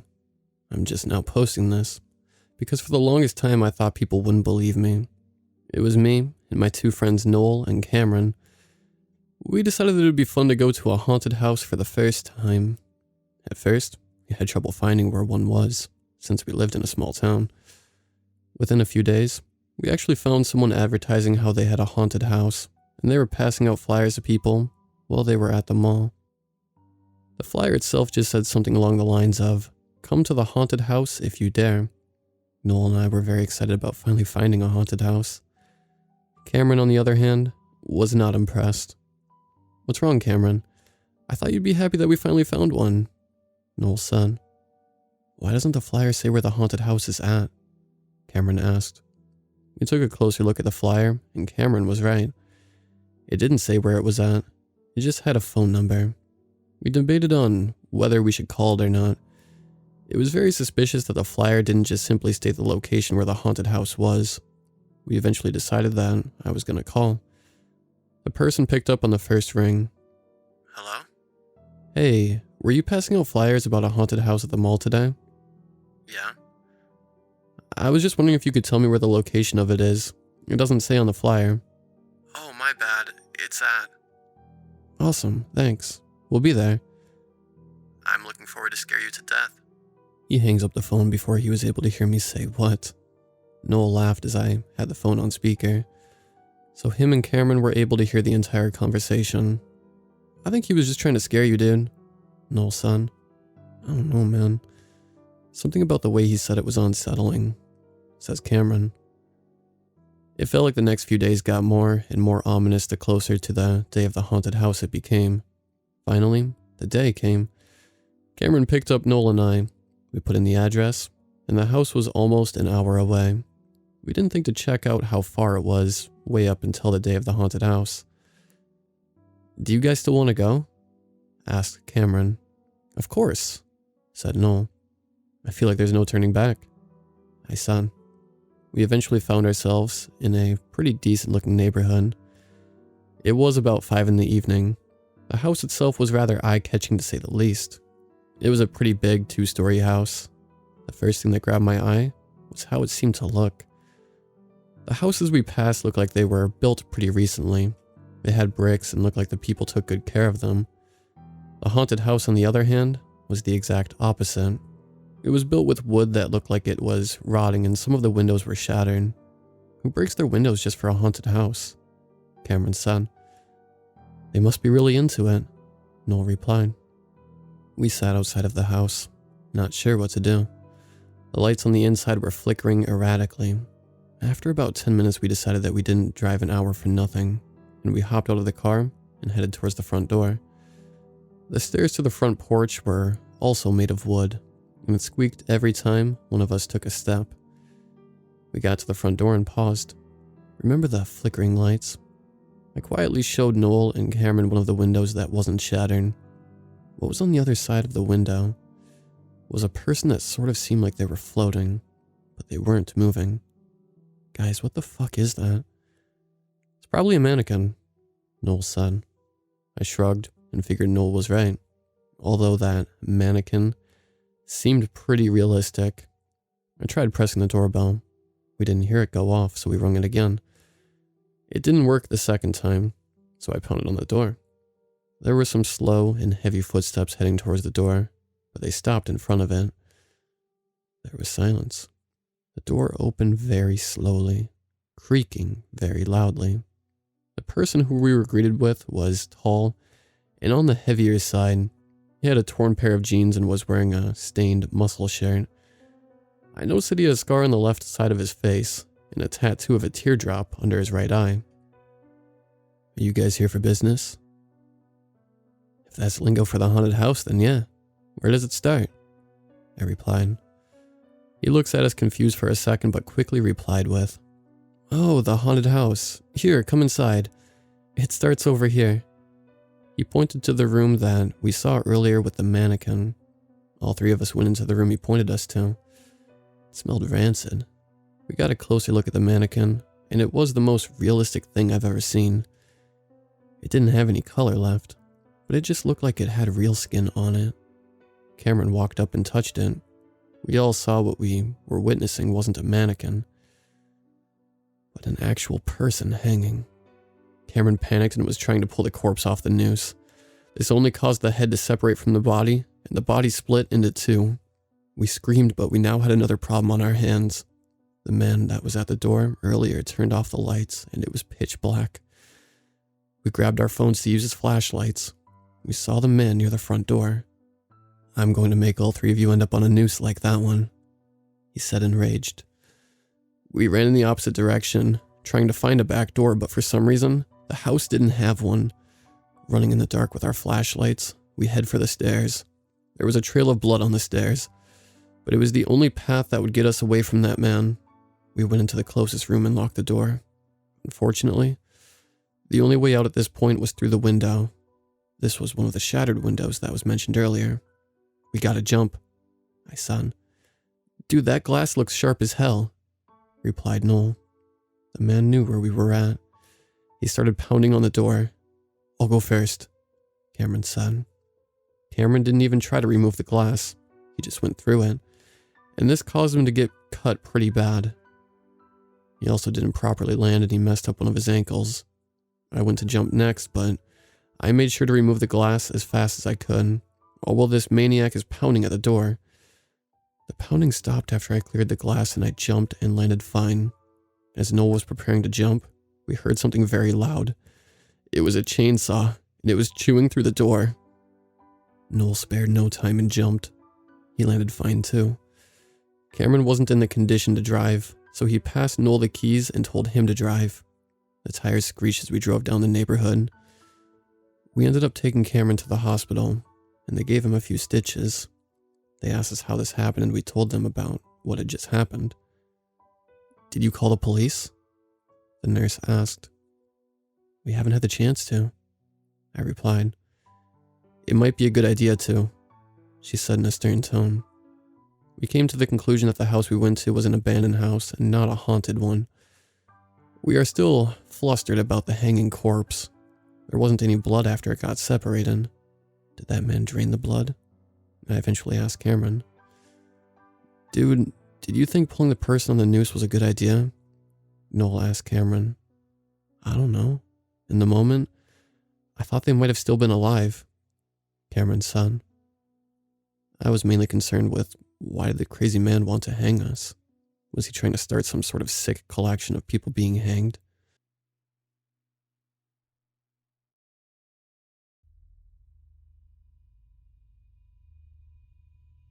So I'm in this apartment I love, and my roommates and I have always had no odd activity here. Well, I got a fiance, and my fiance is very in touch with what others call the supernatural. This will matter later. So he moved in and tension started. My roommate and I are no longer really friends, and some things started happening in the Discord.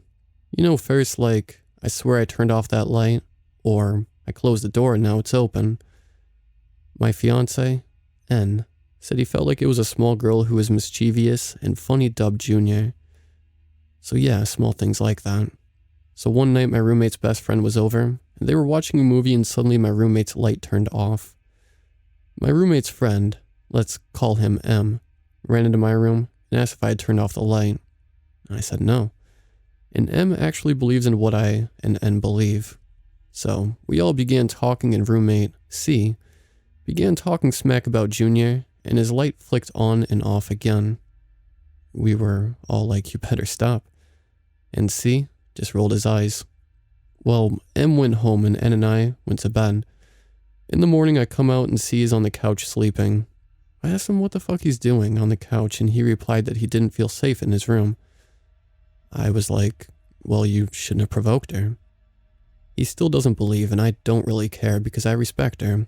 And she does cute little things a lot, like opening my closet door repeatedly and opening the bathroom door when N is in there. There are small things here and there, but every time C starts in our belief by being sarcastic, something happens to him.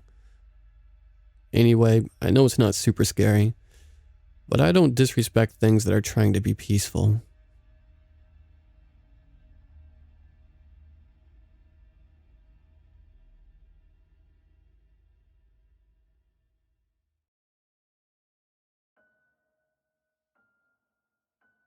My mom always tried to make sure that my sister Sabrina and I, Jocelyn, had a normal childhood. Our father had died when my sister and I were young from an autoimmune disorder, and we both have only vague memories of him. My mom was sick of staying at home, so she decided to take our Ford Escort and drive to Colorado in the summer of 2020. She told us we were going to the Great Sand Dunes National Park, then to the Rocky Mountain National Park. It took us 2 days to get to the sand dunes from Philadelphia, and we were astonished when we arrived. All the bickering my sister Sabrina and I had done during the car ride paled in comparison to the absolute splendor of the sand dunes. My mom rented sleds, and we actually went sledding down the sand. We spent 4 hours sledding, then we headed towards Salida, Colorado, via Route 17, which was to be around a 3-hour drive. I was the oldest and I helped my mother follow the GPS on her phone, and we had a paper map as a backup. The difference between Philadelphia and Colorado was there weren't as many roads, so if we just stuck on Route 17, then we would be fine. My mother had half a tank of gas, which would have been more than enough to make it to Salida. She always made it a point to stop for gas when we fell below a quarter of a tank, and we figured we would just stop on Route 17 if we needed gas. We headed out on Route 17, and the three of us were joking and having a good time. The radio station that came in played nothing but classic country songs. My mother attempted to sing the words as she drove. We were making good time to Salida until we came upon road construction, where a man pointed to the orange detour sign and we were forced to turn left. As we drove down the road, my mom's phone kept telling us to turn around. Not a big deal. I told my mother we would just follow the detour signs to get back on Route 17. We must have drove for a half hour, and there were no other detour signs indicating where we were supposed to turn again. Periodically, we would come across unpaved dirt roads marked County Line Road 4, County Line Road 5, that the GPS didn't pick up and didn't show up on our map. We didn't know where those dirt roads would lead us, so we were hesitant to go down one of them. The sun was gradually starting to go down and my mother started to panic.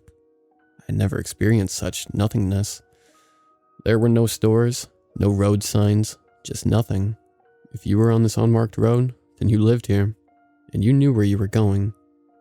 We pulled over as my mother gathered her thoughts. I made the mistake of stopping the GPS. We had zero cell phone service, and we couldn't get back on the GPS. The map we had was useless because the road we were on didn't show up on the map. We discussed our options, and we knew if we turned around, we were screwed because part of Route 17 was probably still closed. If we continued straight, then we didn't know how far the next paved road would be. If we turned right onto the county line dirt roads, then we didn't know if they ran parallel with Route 17, or if they were dead ends. We really didn't have a choice, so we turned right onto County Line Road 8, a dirt road. My mother could barely see what was in front of her because of the dirt and dust. This was truly the most horrifying experience of my lifetime. We started to get low on gas, and nighttime was quickly approaching. My mother had both hands on the steering wheel, and she couldn't drive no faster than 20 miles per hour because of the road conditions. This was the first time she had brought up not feeling safe because we were females, and we were African Americans. We were on this dirt road for a mile, and we came across a house. My mother slowed down, and she didn't see anyone who she could ask for directions. She didn't feel safe getting out of the car, and she was just hoping someone would be out near the road. My mother drove past the house and continued on. My mother really started to become frantic. She didn't know what to do. At this point, we probably wouldn't have made it back to the sand dunes, where there hadn't been a gas station anyway, and if we continued on, we didn't know how far the next gas station could be. My mother continued to drive on the dirt road for 20 minutes, and she came upon a man on a bicycle. She slowed down, and the man on the bike just kept on riding. I'm not sure if he didn't hear us or if he was purposely ignoring us, but he continued to ride his bike. My mother even beeped her horn, and he just wouldn't stop or look over. He eventually turned left into his trailer house, and my mom continued on. I always felt safe with my mother. She was a school teacher who grew up in Philadelphia, and I always thought she could handle anything, but she seemed completely hopeless now. She slowly continued down the dirt road. There was nothing else but farmland marked as potato fields. My mother decided to keep on driving. She drove and drove at only 20 miles per hour. The sun was barely out now. My mother didn't like to drive in the dark because she couldn't see that well. Then she made the tough decision and decided to pull over and stop for the night. She thought it was better to wait for the sun to come back up than continue on this road, versus us potentially running out of gas in the pitch dark with no cell phone service. Both my sister and I pleaded with her to just drive, but she said no. I had my learner's permit, and I offered to drive. However, she was adamant about stopping for the night. We locked our doors, and both my mother and I reclined in the front seat, as Sabrina sat in the back seat complaining about how dark and creepy it was outside. About an hour later, we heard footsteps approach our car. Both my mother and I jumped up in our seats. This man started knocking on the driver's side window. The man didn't say a word, and my mother refused to put her window down. My mother eventually said, "Can I help you?" The man continued to knock, and my mother continued to say, "Can I help you?" My mother then said, "Does this road lead back to Route 17? And the guy didn't answer. He just kept on knocking. I decided to turn the light on my mother's phone and shine the light at him. The man put his arms over his face, like the light was hurting him, and then went away. My mother said, "The fuck was that? What just happened?" She decided that she didn't feel safe, so she turned the car on, and she decided to drive. She drove slowly, and about a mile later, we started seeing people walk along the road. There weren't many houses, so we were perplexed on where these people came from, or where they were going. Eventually, we saw the people turn into a church. My mother decided to turn into the church as well. I commented to my mother that I didn't see a single female. She agreed with me and couldn't think of a reason. We were used to churches welcoming everyone, but we weren't sure about this one. The people seemed upset at my mother's car headlights, so she turned them off. The church was dark. The people walking into the church seemed focused on getting into the church versus acknowledging us. Being that we were females, we weren't sure if we were welcome. But we parked the car and proceeded to walk into the church anyway. The church was lit with candles. The pastor paused briefly as he saw us come in, and then continued with his sermon. He mostly preached about the harvest. The church was filled with about 100 men, where 95% of them were Caucasian, and 5% were African American. The mass ended, and my mother told me and my sister to go to the car. My mother waited at the bottom of the church's steps for someone to help her. All the men walked right by her, besides one. I don't know what the two of them were talking about, but my mother started to cry. The man looked into the car at my sister and I from a distance. It looked like the man wanted to leave, but my mother grabbed him by his arm. Eventually, the man left, and my mother planted both of her hands into her forehead and continued to cry. She slowly walked to her car and got in and proceeded to drive away. I asked my mother, "Why were you crying? Did you get the directions?" My mother was speechless as she continued to drive. My sister said, "Mom, who was that man?" My mother replied, "That man was your father."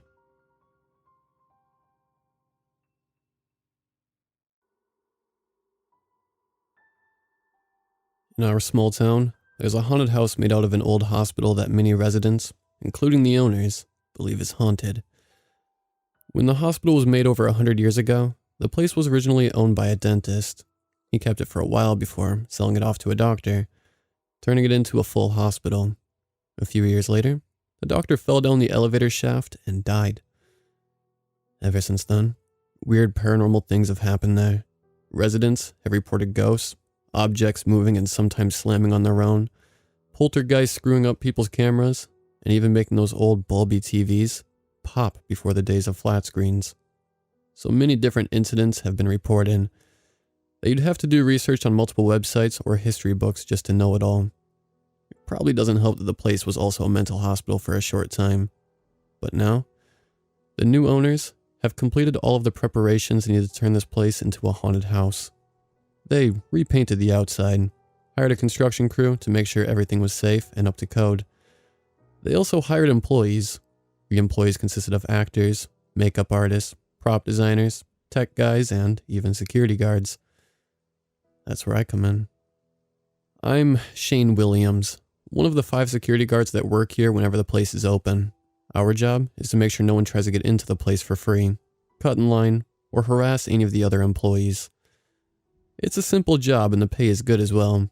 You'd think that growing up in this town would prevent me from ever stepping anywhere near the old hospital. But I didn't really believe all the stories told about the place. I thought it was just to keep kids away from it. Well, all the different owners tried figuring out what they wanted to do with the building. On opening night, we all knew something was wrong when we couldn't find Kevin, who played the original doctor. It was the middle of the night and customers reported that the room he was supposed to be in was empty. Me being the guard closest to his room, I was called in via walkie-talkie almost immediately. "Oi, Shane." The audio coming from the small machine. It was Sean. Someone who moved here from Ireland a few years ago, along with the new owners. He was one of the other guards, and probably the one guy I was closest to here. During the party for opening night, me and Sean were having a discussion about how Sean was the Irish version of Shane. Plus, I figured it'd be a good idea to get on the good side of my boss's son. I grabbed the walkie-talkie and answered. Yeah, Sean. Everything good on your end? Yeah, but I heard from some customers that Kevin isn't in his room. Can you go over and see if you can find him? He asked. I told him I would. Sean was the guard in charge of the exit area. He had to make sure no one snuck back in or stole something. It didn't take me long to get to Kevin's room. The lights were fully on and there was caution tape to prevent customers from coming through here. Well, we figured things out. His room was set up to look like a mad doctor's office.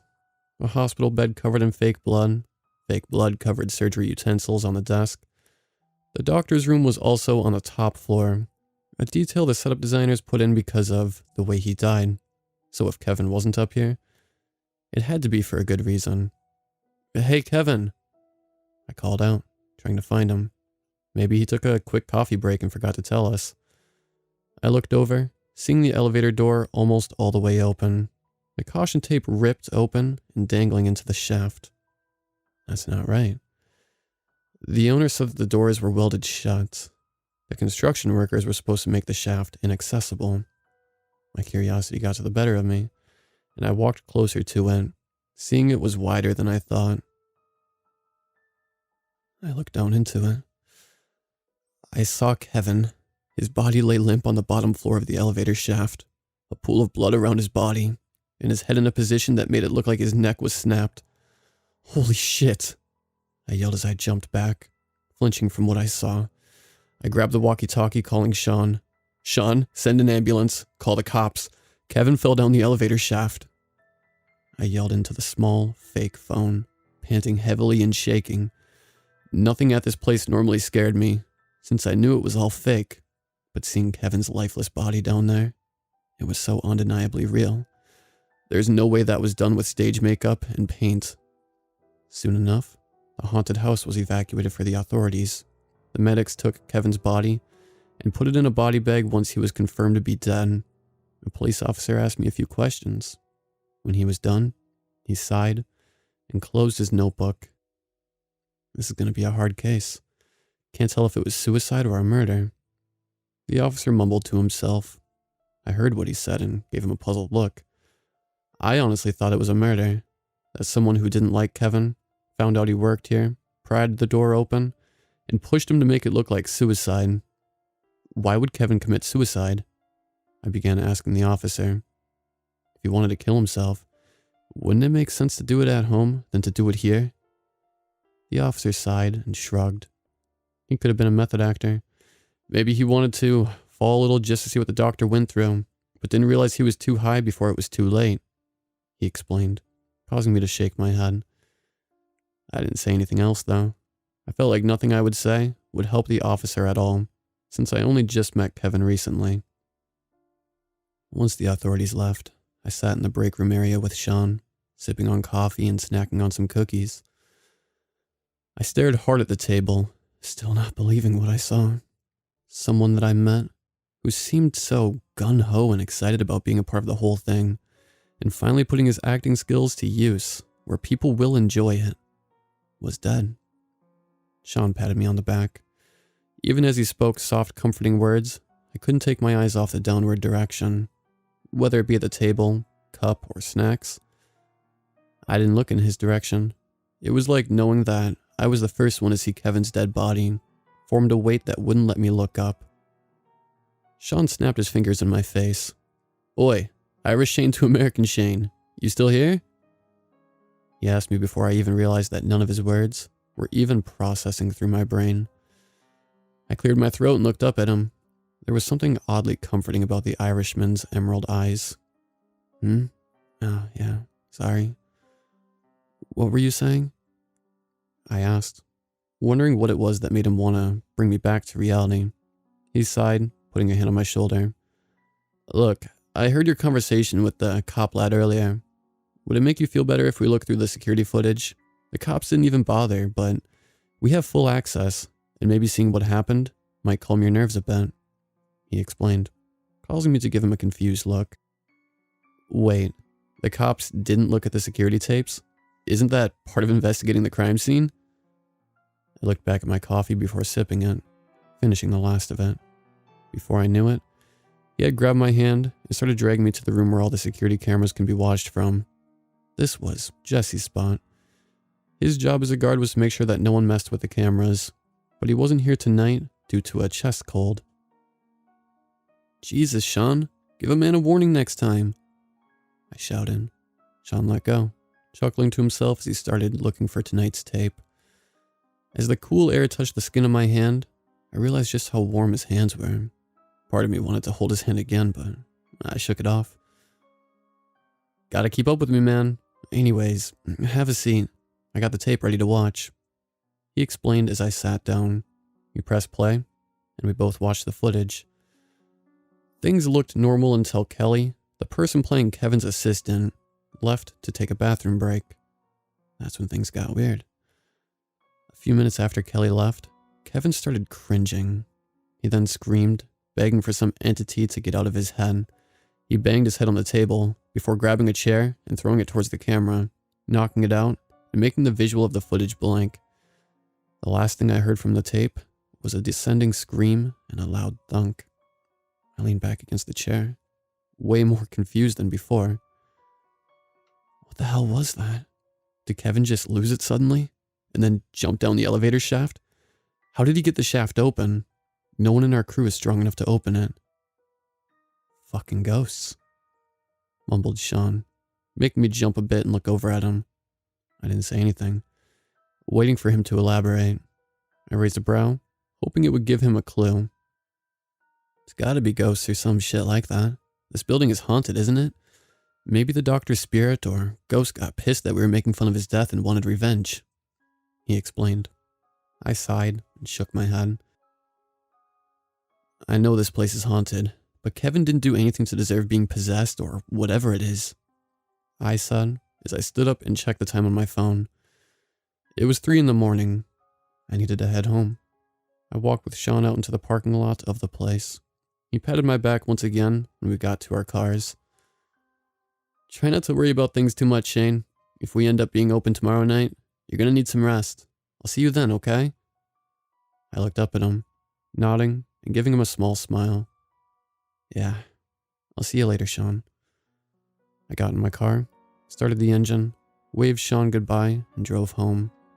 I couldn't sleep that night. All I could see whenever I closed my eyes was Kevin's dead body. So I got up, walked to my bookshelf, and grabbed one of the mini, empty journals my grandma got me for a graduation present. I sat at the desk, picked up a pencil, and began writing everything that happened that night. I decided that from now on, I was going to write about what happened every night. God only knows what the hell is going to happen at the damn hospital. Once I either lose my job or the place gets shut down, that's when I'll stop writing. And I'll share it online, just in case anyone wants to know what actually happened there. The owners called everyone the next day, saying that we would still be open tonight, and a memorial would be held later in the week. But why didn't we get shut down? I was slightly disappointed that I wasn't going to get a full day to recuperate from the previous night's events. I started listening to a podcast, set an alarm, and decided to take a nap before tonight's shift. My before work nap was peaceful, almost equivalent to a full night's sleep. That wasn't until towards the end when I had a nightmare about Kevin. His grueling body, his zombie crawling towards me, with no explanation why. The sight alone made me wake up with a violent jerk. I ended up cracking my back in the process, which released some tension and helped me calm down. I checked my phone, seeing that I had some time before I had to get ready to leave. I rubbed my eyes before getting up, grabbing the journal, and opening up a notepad app on my phone. I carefully translated my journal entry from last night onto the app. Then I added or edited a few things for grammar and storytelling purposes. I found a website where people post about things in the horror aspect. I created an account and finally posted my first night of work events to the community. I honestly felt like it would just get hidden among some of the stories on there.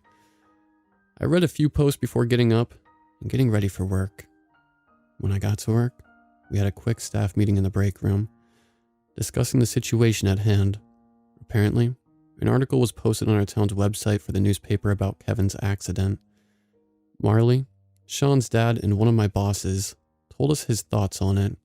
Now, this whole thing could either have a positive or negative effect on the business, so we may gain popularity. If we get people that are ghost hunters with cameras and everything, go ahead and let them in.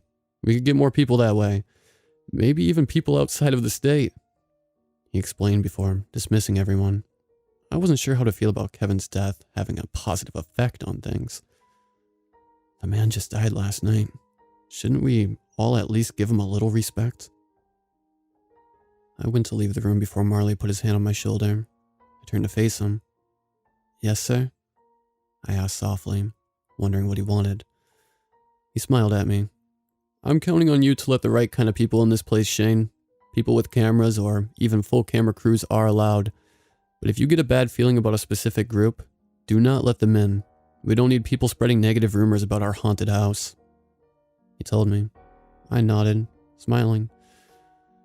Suddenly I felt someone wrap an arm around me loosely. I turned my head to see Sean, smiling at both me and Marley. Hey, don't worry. Shane's a real topper. We hired him as front gate guard for a reason, right? Sean said.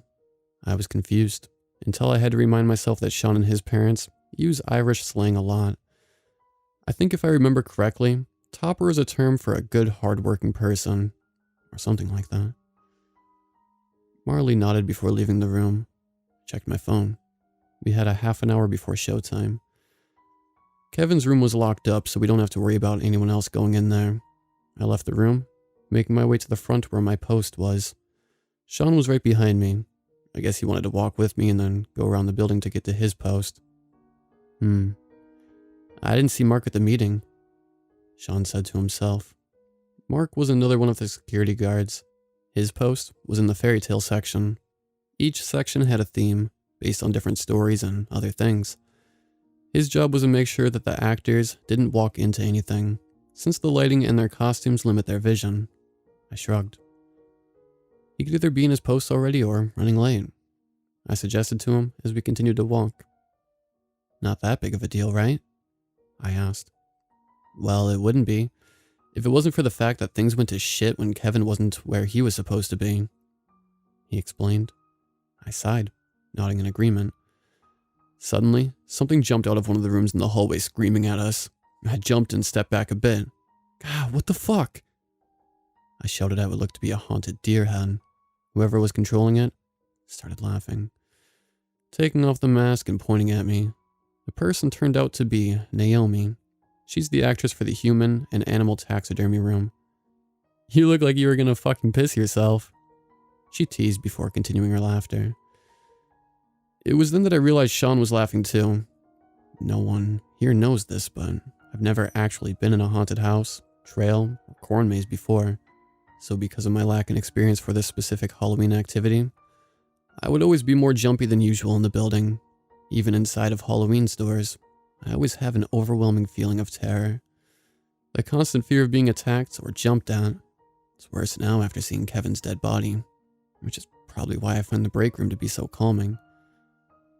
Sean walked up to Naomi. Okay. I think one scare is enough for Shane tonight.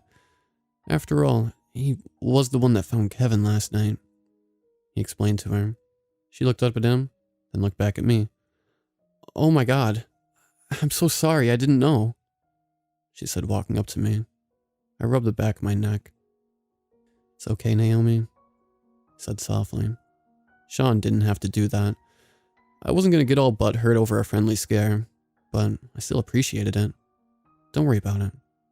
She went back to her room, and before long, me and Sean were both where we needed to be, preparing for us to open again tonight.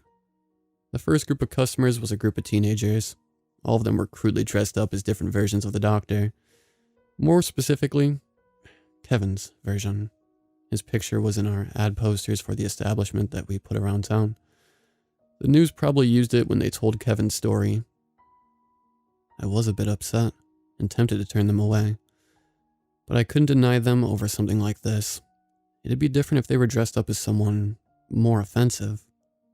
They showed me their passes, and I let them in. I can't believe they have security guards for this place, one of the kids exclaimed as they headed inside.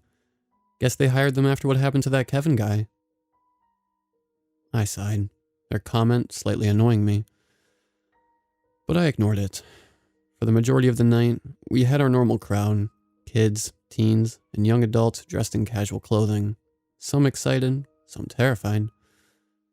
But around midnight, a group of young adults wearing hoodies with a glow-in-the-dark logo of a video camera with a bloody knife stabbed through it. Underneath said, Murder Modders. I assumed that they were either a ghost hunting TV show or a YouTube channel. The name needed some work, that's for sure. I wasn't going to tell them that, of course. I was still playing my nice employee card. Hey there, said one of the guys with a small friendly wave and smile. I watched him look towards my name tag. Shane, huh? Listen, my dude, we paid for our passes. You don't have a problem with us filming our experience in there for our channel, right? He asked me. I shrugged and nodded. I don't see why not. Show me your passes and I'll let you in. I responded as I readied myself to open the gate. They all showed me their passes and one of the guys with the camera pointed it towards me. Mr. Security Dude Shane, have you experienced anything supernatural here, other than the Kevin incident? He asked me with a voice that made him sound like the stereotypical California surfer man. I shook my head.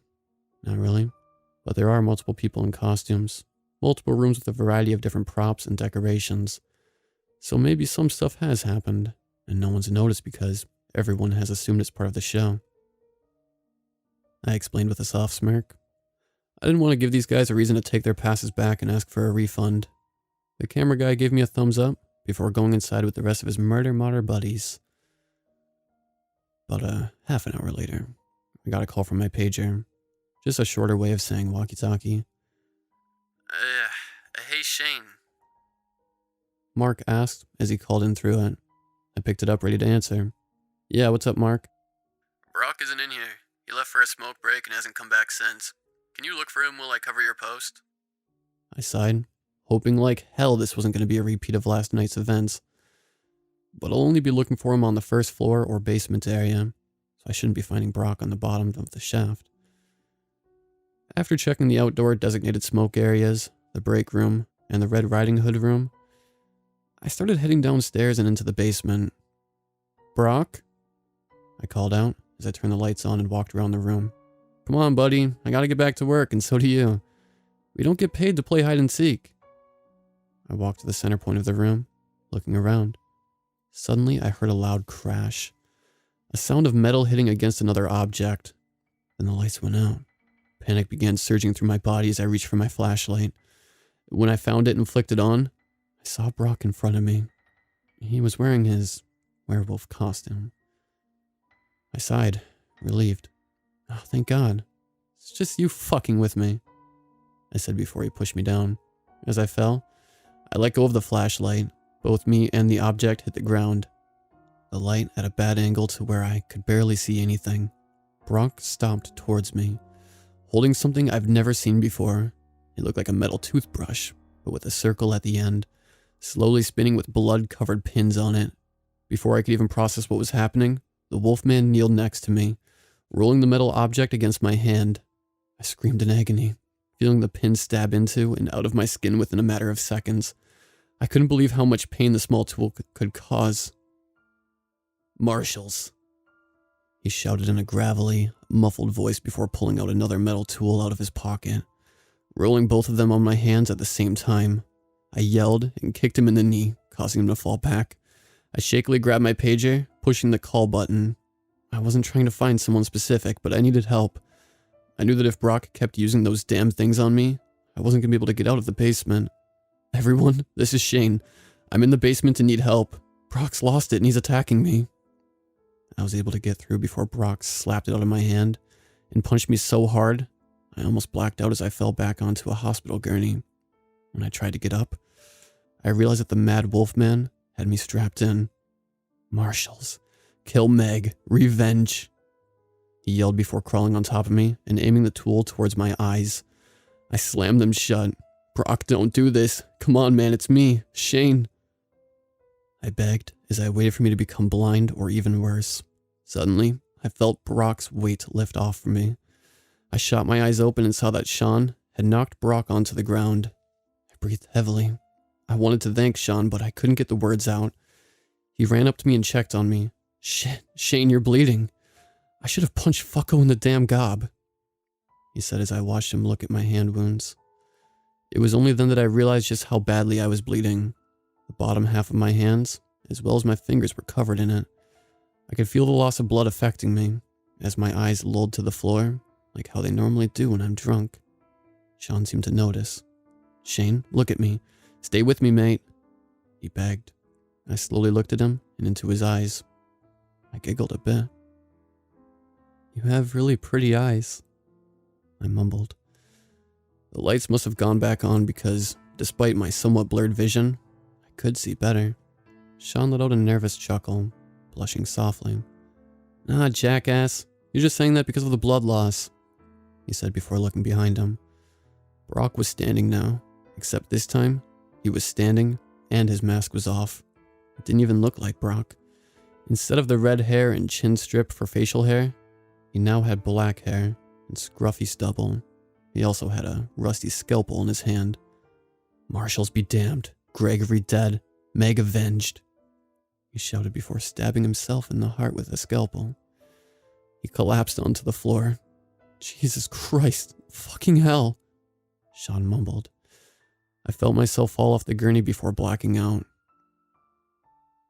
I woke up hours later in a brightly lit hospital bed. My brain felt fuzzy, and I felt a small sting on both my hands as well as my face. Eventually, Sean came in and explained what happened. I was in need of medical attention. Apparently, the tool that Brock used ended up giving me big cuts on both of my hands, and his punch had also bruised my cheek.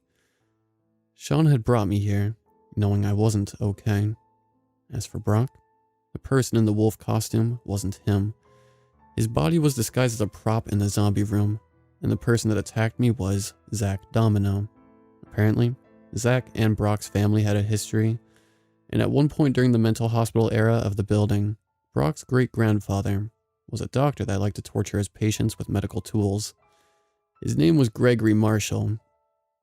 Zach's great-grandfather, named Felix Domino, was in a long-term relationship with the so-called love of his life, Megan Jersey. Megan became one of Gregory's patients for a while and eventually died because of him.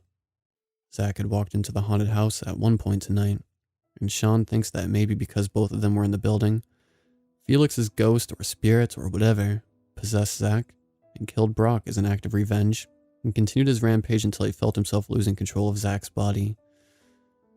It was a good theory, and would make the most sense according to the police. Zach and Brock had never met prior to this. I just shrugged, still a bit loopy from the blood loss. "Fucking ghosts," I said, smiling softly as I referenced what Sean said last night. He rolled his eyes before he handed me the journal. "This fell out of your bag when Zach attacked you. I didn't read it, I promise. But you can write about how pretty my eyes are while I get the paperwork figured out to get you out of here."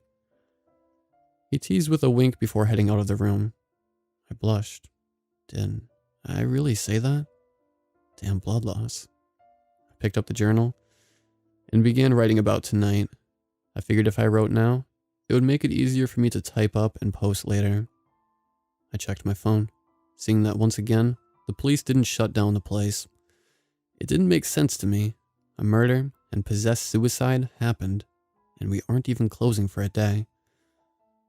I was left to assume that it may be because of the history of the building. The next morning was when the doctors at the hospital let me leave. Sean drove me back to the haunted house so I could drive my car back home. It took so long to get the paperwork done and process my health insurance that, before I was even close to leaving, I managed to update what I guess is called a blog. Kept me from getting bored out of my mind. When we got into the parking lot, Sean looked at me. "Hey Shane, you gonna be okay, man?" He asked me as he put a hand on my shoulder. I looked back at him. There was something about us being so close together in the car that made me nervous. And not a bad nervous either. It's hard to describe. I nodded and smiled softly. "Yeah, I'll be fine, Sean. My stitches are gonna be a bitch to deal with, but I should be able to make it to work tonight." I said softly. He chuckled and shook his head. That's good. I just hope no more weird shit happens tonight. Like we work for a haunted house, mate. All the crazy spooky shit should be fake. He joked. I tried not to laugh as he leaned back in his seat. He took his hat off and played with his hair a bit. This was the first time I saw him without his hat. It made me realize just how attractive he was. The young Irishman had dark brown hair that in certain lighting could easily look like black hair. It was short, the sides and back shaved slightly, and a small amount of bangs, all parted to the right side of his face. His facial hair looked to be a bit darker and was a small beard, longer than my facial hair for sure, which was basically stubble. I ignored the thought, shrugged, and looked towards the building. Yeah, I guess. I'm shocked your parents haven't been forced to shut down or even close the place for a day. It's part of the lease contract deal with Mom and Dad got the place, and all the shit they needed to open it up. The only way they'll do an unscheduled closing is if we become a possible harm to the community. And since that Zach guy killed Brock and then killed himself, we didn't do any harm to the public. He explained to me. I mean, I guess that makes some sense. Could also be the building's history. Maybe because of all the shit that's happened over the last 100 years or whatever. The authorities think that the history itself is a warning to go in at your own risk. I suggested an explanation. Sean nodded. I stretched and got out of the car. I'm gonna head home. Try to get some rest before tonight's shift. I didn't really want to head home just yet, but it was the responsible thing to do. Good idea, mate. Look, you have my number, so if you need anything, just shoot me a text or a call, okay? He said after I shut the door. I nodded, waved bye, and got in my car to go home. Driving with stitches, I learned was annoying as all hell. The itching and burning I felt was aggravating. I have sensitive skin, which is probably why, whenever I had to use my hands to grip something for a certain period of time, it felt like I had a row of mosquito bites on them. When I arrived for my shift later that night, I learned that we weren't going to be having a meeting about the whole thing that happened last night. So I went into the break room and made myself a cup of coffee. Back when all of us were first hired, Adriana, Sean's mother, got a list of everyone's favorite snacks, drinks, and coffee flavors. She somehow managed to implement that list into the break room. I started making my usual go-to coffee. A caramel vanilla cream flavored K-cup, used with the biggest cup selection on the Keurig. Once the machine finished filling the mug with its contents, I would add 2 or maybe 3, even 4 scoops of sugar, and 2 plastic spoonfuls of vanilla caramel creamer. After stirring it all and mixing it, I sat down at the table. It wasn't until after I took the first sip that I noticed something. Somehow, the coffee was black. And not the usual black either. I meant the actual color of black. What was really strange and confusing about it was that it tasted like my usual coffee, and even smelled like it. Sean came into the room whistling and noticed me staring at the mug. He cringed, made a disgusted noise, and then made his way to the tray of shortbread cookies, or biscuits, as he called all kinds of cookies. Ugh, don't try to get me to kiss you after drinking that tar-looking shit. He mumbled before taking a bite out of a small cookie. I assumed he was joking, but that still didn't stop the flush of hot red that covered my cheeks. I never thought about kissing him before. Actually, I never really thought about kissing anyone before, but now I was thinking about it. I tried to act cool, looking away. Yes, the machine needs to be cleaned, I said softly before sipping away at my coffee. I figured sipping would keep my mouth shut and prevent any chance of embarrassing myself. Sean sat near me, still snacking on cookies. He waited until he finished before speaking again. Whatever, man. I guess if you can drink it without gagging, the color ain't changing the taste, he said as he looked at me. How are your hands doing? I finished my sip and shrugged. It's alright. Stitches itch like hell sometimes, but could be worse, I guess. I answered. He nodded before reaching over and grabbing one of my hands. I stared at him blankly as he observed my hand. Doesn't look infected. It's not that. My skin is just really sensitive. Hell, I can't even use my hand to smooth out clean cat litter without the skin getting red, irritated, and slightly itchy, I explained. My voice slightly nervous, Why was I making such a big deal out of this? He was just checking my hand. He wasn't trying to flirt or anything. Was he? Sean let go of my hand and raised a brow. You're allergic to cat litter? He asked me curiously. I sighed and shook my head. No, that's not it. Like I said, sensitive skin. He smirked at me, causing me to tilt my head. Why was he looking at me like that? So, you're a sensitive lad, eh? Gave him a look, sighed, shook my head. You know, Sean, you're a smartass sometimes. I told him, making him laugh. What do you expect? I'm Irish. It's in my blood to be a smartass. Is it also in your blood to be a jackass? I teased with a soft snicker. He rolled his eyes. Says the jackass that said I had pretty eyes last night. I blushed deeply and looked away, using the bill of my hat to help hide my face. Shut up, dude. I mumbled to myself. He laughed, getting up and patting me on the back. I'm just fucking with you, Shane. Calm down. Once I felt the blush fade, I looked up at him and nodded. An alarm on my phone went off, signaling it was time for us to head to our posts and start another night at work. The murder modders came back tonight. They claimed they wanted to be the first ones to go through the whole place. Since last night, there were too many people for them to get any decent footage in the empty rooms. I honestly didn't know there were any empty rooms. I thought every room in the building had some sort of a theme and actors or props in them. Guess the set designers and construction crew didn't want to completely rebuild a room. We had a normal affair of customers afterwards, or I guess technically you could call them tourists. At one point, I led a small group of teens that looked like they were on a double date of sorts. I've never really been on a double date, or even a normal date myself, but I've seen enough movies, read enough books, and played enough video games to know what one looked like. I guess it was weird that people in relationships would want to spend time together inside a haunted house and getting spooked. Wouldn't it be better to just save their money and hang out at home? I don't know. At some point after they walked in, I heard what sounded like an animal whining. It sounded like it was coming from the employee smoking station. It was a fence decorated as a zombie zone. I looked ahead, saw that no one was coming up, and decided to see what was happening. When I got in, I saw a dog or maybe even a wolf. He had black fur with small hints of a dark gray. He appeared to be stuck in a hole in the fence needing help. He looked up at me as I approached him. Hey there, look, I'm gonna help you, okay? I said calmly as I started to carefully move the wiring of the fence. Once he was out, he jumped on me, making me fall to the ground. I was worried he was gonna attack me, but he started licking my face. I assumed he was thanking me. I couldn't help but laugh.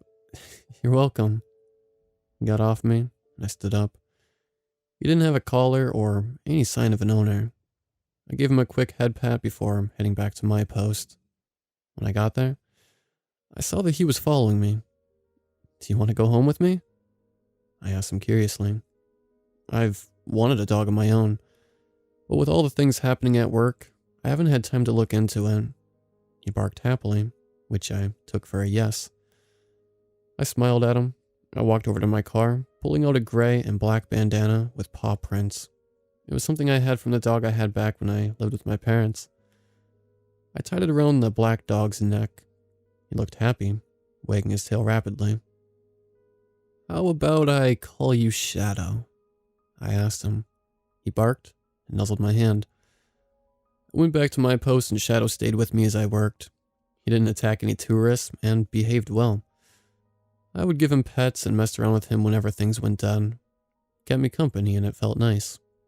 Around 2 in, the tourist had a panicked look on her face as she pointed upward. There's someone on the roof, she shouted, causing me to look up. I couldn't tell who it was, but I knew it wasn't normal. No one ever goes on the roof except for the set designers when setting up decorations. I looked over at Shadow. Shadow, do you think you can guard the entrance while I go check things out? I asked him desperately. He barked, getting out of his sitting spot and sniffing around the tourists. I assumed he was checking for passes or something. That was close enough to a yes for me. I ran inside, heading for the stairs. I grabbed my pager, knowing I had to notify the other guards. Guard dispatch, this is Shane. A tourist saw a person on the roof, and I'm going to check to see what's going on. There's a dog at my post. Don't harm him. He's mine. I explained as I ran up the stairs as fast as I could. When I finally made it to the roof, I stood still long enough to catch my breath. I looked over at the other person. He was standing on the edge and looked like he was about to jump. Hey, I called out as soon as I stepped closer. He turned towards me. It was Carlos. He was the guard in charge of the Angel and Devil room. For some reason, his eyes were glowing white, and his security uniform looked like it was torn and splattered with paint. You ignorant fool. He shouted at me in a voice that was definitely not his. It was so much deeper. This man is a sinner. He must fall to his death and repent, or suffer in hell. From what I've heard, Carlos was in prison before he got out and got the job here. He was convicted of a false accusation, so I didn't understand what was so bad about that it made him want to jump. Carlos, what the hell are you talking about? You weren't guilty, so it's okay. Look, come downstairs with me and we can talk about it all. I said calmly. He growled loudly, not liking my answer. That's what he wants you all to think. He's a manipulative killer. He almost murdered your angel, but my spirit has stopped him. He shook violently and grabbed at his head. He cringed and whined. Shane, I'm sorry for what I did. Please just get this man out of my head. I don't want to die. He said in his normal voice. I got closer to him, getting ready to pull him to safety. Silence, maggot. Your damnation is inevitable. The deep, inhuman voice shouted. He turned around and jumped. But I moved fast enough to catch him by his arm. I was on the edge and using my feet to keep me from falling. Come on, Carlos. Whatever you did, we'll forgive you. You already did your time. You don't have to do this. I tried desperately to reason with him. This man is a monster. A creature that drinks a crimson water that is the essence of life. You will see the truth before he dies. Before I could say anything else, he pulled up and bit my arm. I screamed as I felt his teeth pierce through my skin, feeling as if my blood was being sucked somehow. I instinctively let go and cringed. Carlos was gone. My reaction caused me to lose my footing and almost fell completely, but I caught the ledge last second. I was crying out for help without even realizing it. I was desperately using my legs and feet to try and pull myself up, but they kept slipping. I could hear Shadow barking like crazy, though it wasn't as loud because of the distance. Shane? I heard somebody shout. I was panicking too much to even process who it was. I didn't care. I just hoped it was someone who would help me. Whoever grabbed my hands and pulled me up. We both fell back onto the roof. I looked up and saw that it was Sean who saved me. I hugged him tightly, not caring what he thought anymore. I can't believe that it took a near-death experience to make me realize that I had a crush, feelings, for the Irishman. I realized I was shaking violently as I felt his arms wrap around me. Shh, it's okay, Shane. I got you. You're safe now. He whispered softly. His warm embrace and soothing voice helped me calm it down a bit. I felt the need to tell him how I felt about him, even if it was bad timing. Though when I opened my mouth, I couldn't find the words. Sean, He then used one of his hands to take my hat off and pet my hair. I know, Shane. I know. I looked up at him. That wasn't enough for me. I needed actual confirmation that he knew what I meant. God only knows I'd be able to tell him when the adrenaline rush leaves my body. Prove it, I mumbled. Part of me hoping he didn't hear me. That's when he did something I never thought he'd do.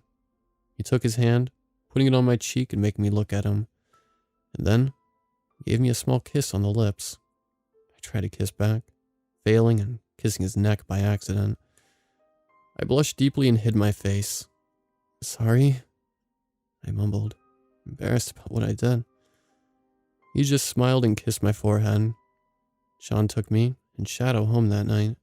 He said he was going to spend the night. I tried to tell him I was fine, but he knew that I wanted him to stay. I was still shaky. I took my jacket and work pants off. wearing a t-shirt and shorts underneath. Sean changed into shorts and a tank top. He helped me get comfy on the bed before cuddling me. I fell asleep in almost an instant. I'm pretty sure that was the best sleep I had my whole life. When I eventually woke up, I felt someone's arms around me. I would have started panicking, but then I remembered everything that happened last night. I blushed deeply, hiding my face in the pillow I was lying on. Me almost falling to my death made me so much more emotional than I would have liked to be. I guess that makes sense. I just hope like hell Sean didn't think I was weak or anything else because of it. Even though I was worried about what he thought of me, laying there in his embrace felt so comforting. I turned to face him, already awake and smiling at me. Reached over and began playing with my hair. That was when I noticed the tattoo on his arm. It was a half sleeve and looked like a wolf, katanas behind it, and ocean waves surrounding it. Before I even realized it, I had to reach over and was tracing the ink with my finger. He chuckled. "Morning, baby," he whispered softly, making me blush again. No one had ever called me that before. Shadow jumped onto the bed, giving me and Sean good morning doggy kisses before stepping back so we could still talk. I moved over, showing him the wolf tattoo that I had on my shoulder. It was a black wolf with blue eyes. Mine was a graduation present since my favorite animals are wolves and dogs. "What's the story with yours?" I asked him curiously.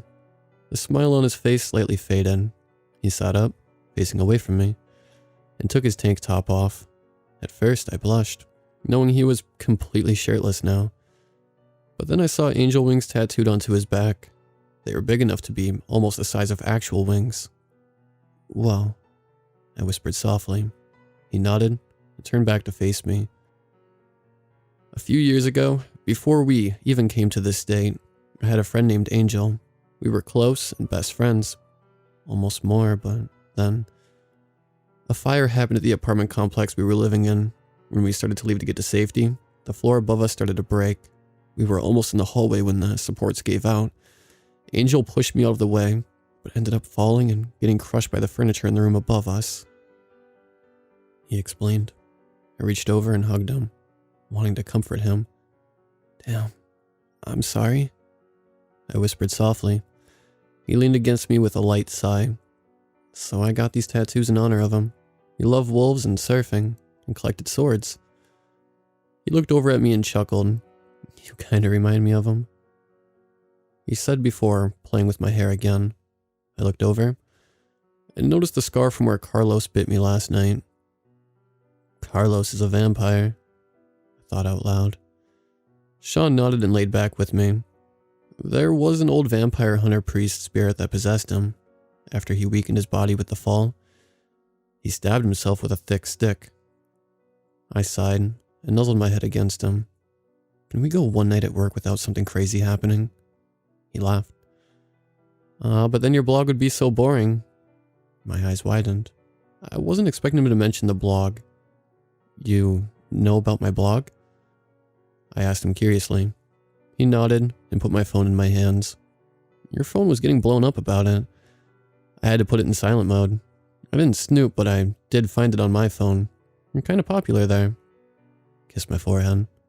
"I'm sure your readers will be happy to find out we're together." I nodded. He ended up taking Shadow for a walk in the backyard while I updated the blog. Once it was updated, I heard a knock at the door. I got up and made my way downstairs. When I opened the door, I saw someone I didn't expect. It was my best friend from high school. Her name was Cassandra, and after we graduated from high school, she moved to Japan to study the lore that her favorite horror game was based on. She also had a game design job over there as well for a small video game company called Cherry Blossom Studios. She hadn't really changed appearance-wise. Same long blonde hair and ocean blue eyes. Now, before any of you ask me why me and her never became a thing, think about Sean, and I'm sure the answer is obvious. Not that she wasn't pretty, of course. She was beautiful, and if I was straight, things between us might be a whole lot different. She was the only one that knew about my sexuality. But that's because no one else really needed to know. "Shane!" she shouted at me before giving me a big hug. I instantly hugged her back. "Hey, Cass," I said softly before letting go of her. What are you doing back here? Oh, the company moved to the US since most of the employees are American now. She explained to me. I nodded in response. Do you still have those somewhat psychic abilities you loved to experiment on me with back in high school? She laughed. Try me. Ask me something that I don't know the answer to. I thought for a moment. Alright, what am I thinking about right now? I was honestly curious to see if she would get it right or not. You have a boyfriend now, and he saved your life last night. And you have a dog now too. I blushed as my jaw dropped instantly. She was spot on accurate. Just then, felt an arm around me. I looked behind me to see Sean and Shadow had both come up next to me. Shadow ran up to Cassandra, happy to meet someone new and wanting attention. I have a feeling you're talking about me and Shadow here. I'm Sean, he said before kissing me on the cheek. I rolled my eyes as she giggled. I invited her in, and we all hung out in the living room. We both explained to her the events that have happened at work, including last night. She seemed very interested. I'll have to go through the attraction and see what's up, she said before grabbing her phone. I assumed she was looking something up. I looked over at Sean. Are we working tonight, Sean? I asked, mumbling at the end of my sentence. He chuckled before hugging me and nuzzling me. Come on, baby. You can call me babe. You can call me something else too, but I don't think you'd want to do that in front of Cass.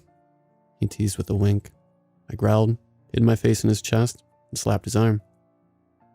Sean, shut the fuck up, I whined. Cass giggled as she watched us. But yeah, we're gonna be open. We're also opening later because of the memorial for Kevin, Brock, and Carlos. I looked up at him. Wait, that's today? Where?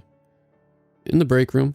There's a separate memorial for the family members at one of the funeral homes in town. I looked down. Damn, I really hope nothing crazy happens tonight. I mumbled and sighed. Cassandra put her phone down and started playing with Shadow again. After a while, me and Sean had to get ready for work. We told Cassandra when the haunted house would be open, and left Shadow at home. I didn't want him getting hurt. It was pouring rain when we got there. Thankfully, we were there early enough to sit in the car as we waited for it to subside. Hey, Sean, I asked softly. He looked at me. Yeah? I sighed and looked over at him.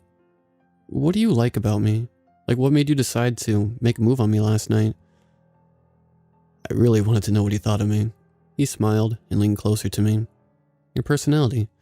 You have a big heart and a desire to get things done. You try to make things better, even if it gets you almost killed. Your looks are damn near perfect to me. The way your stubble and facial hair grows around your face. Those blue eyes that I can easily get lost in, like a peaceful ocean. And of course, that damn smile. Your smile can make my day better no matter what. He told me in a soft, soothing voice. Shane, baby. Is Brelium too. He then kissed me. It was a much deeper kiss than last night. I closed my eyes and kissed back. I assumed that whatever he said was Irish. I had no idea what it meant, but I didn't care either. We kissed like that for a bit longer, before he pulled off. We both sat there breathing heavily. I smiled softly. That was so sweet of you, Sean. Your turn. It took me a minute, but then I realized he wanted me to say what I liked about him. Well, your eyes for starters. They're so green, and whenever I look into them, I feel safe. Your protective personality. Whenever you helped me, you wanted to make sure I was, before you even checked on yourself. Your don't give a shite what people think attitude. Your soft and warm skin, as well as your facial structure. I explained to him before sighing. Sorry, that was probably really corny. See, I'm new at this whole relationship thing and never even kissed a guy before until you kissed me last night. I mumbled. Sean somehow managed to pull me close to him, even though we were in a car. Not corny at all, Shane. I know it came from your heart and that's what matters. He said as he put his hand on my chest where my heart is. I could feel what I think is called butterflies in my stomach. It was the simplest touch, and yet it still managed to feel like so much more. Sean's phone went off. He checked it and answered the phone. Ayo, Dad, what's up? I could hear Marley talk on the other end of the phone. Is everything okay? The memorial's starting soon and you lads are running late. Marley said, causing me to blush softly. I felt bad that we were running late to something as important as this. Oh shit, that's him already? Yeah, we're fine. Just waiting for it to stop pouring fucking wolves and tigers outside. He said before hanging up the phone. I assumed that what he said was just another version of the raining cats and dogs expression. Sean and I went inside, only to feel underdressed. Because the memorial was at work, we thought we had to be in our uniforms. Everyone else was in some form of a formal wear. Once the short sermon was over, I walked up to the picture of Carlos. I sighed and looked down. Sorry I couldn't save you, Carlos. Even if you were a vampire. I whispered softly. Sean wrapped his arms around me. Don't feel too bad about it, mate. You did your best to save the lad. He said softly. I shrugged and rubbed my eyes. Despite the decent amount of sleep I got last night, my eyes were tired. Carefully started to move out of Irish Shane's embrace and made my way to the coffee area. I went to grab the K-cup for my usual, but it wasn't there. I sighed, reaching for a French vanilla instead. Sorry, Shane. Adriana's gonna restock on everything tonight. I guess with everything going on, people wanted more coffee than usual. Marley's son, slightly startling me since I thought I was alone. Oh, yeah, I guess that makes sense. I said, wondering if Shane told Marley about us yet. He smiled at me, putting a hand on my shoulder. I just want you to know, no bad judgment would be coming from me and Adriana about you and Sean. We're just glad he's with someone who makes him happy. I blushed deeply and nodded slowly. Thanks, Mr. Schmidt. Sean came up to both of us. Oi, Dad, you aren't putting Shane on the spot or embarrassing me, are you? He asked. Marley let out a low chuckle. Not at all. Just letting him know that things are all good. He patted me on the back, hard enough to make me cough and stumble a bit. He then left the room, leaving me and Sean alone with the other staff members who were still taking part in the memorial. I let out a breath that I didn't even know I was holding. I checked my coffee to see that it wasn't black anymore, but when I sipped it, it didn't taste like French vanilla. It tasted like my usual caramel vanilla cream setup. Actually, it was even better than that. There was a quick staff meeting before work. Because of everything that's happened, there are now a few new rules. Number 1, if something seems weird or out of place, let the security dispatch know immediately. Number 2, do not investigate the problems alone. Bring at least one person with you. And finally, for number 3, no one. Absolutely no one is allowed to go on the roof or in the elevator shaft.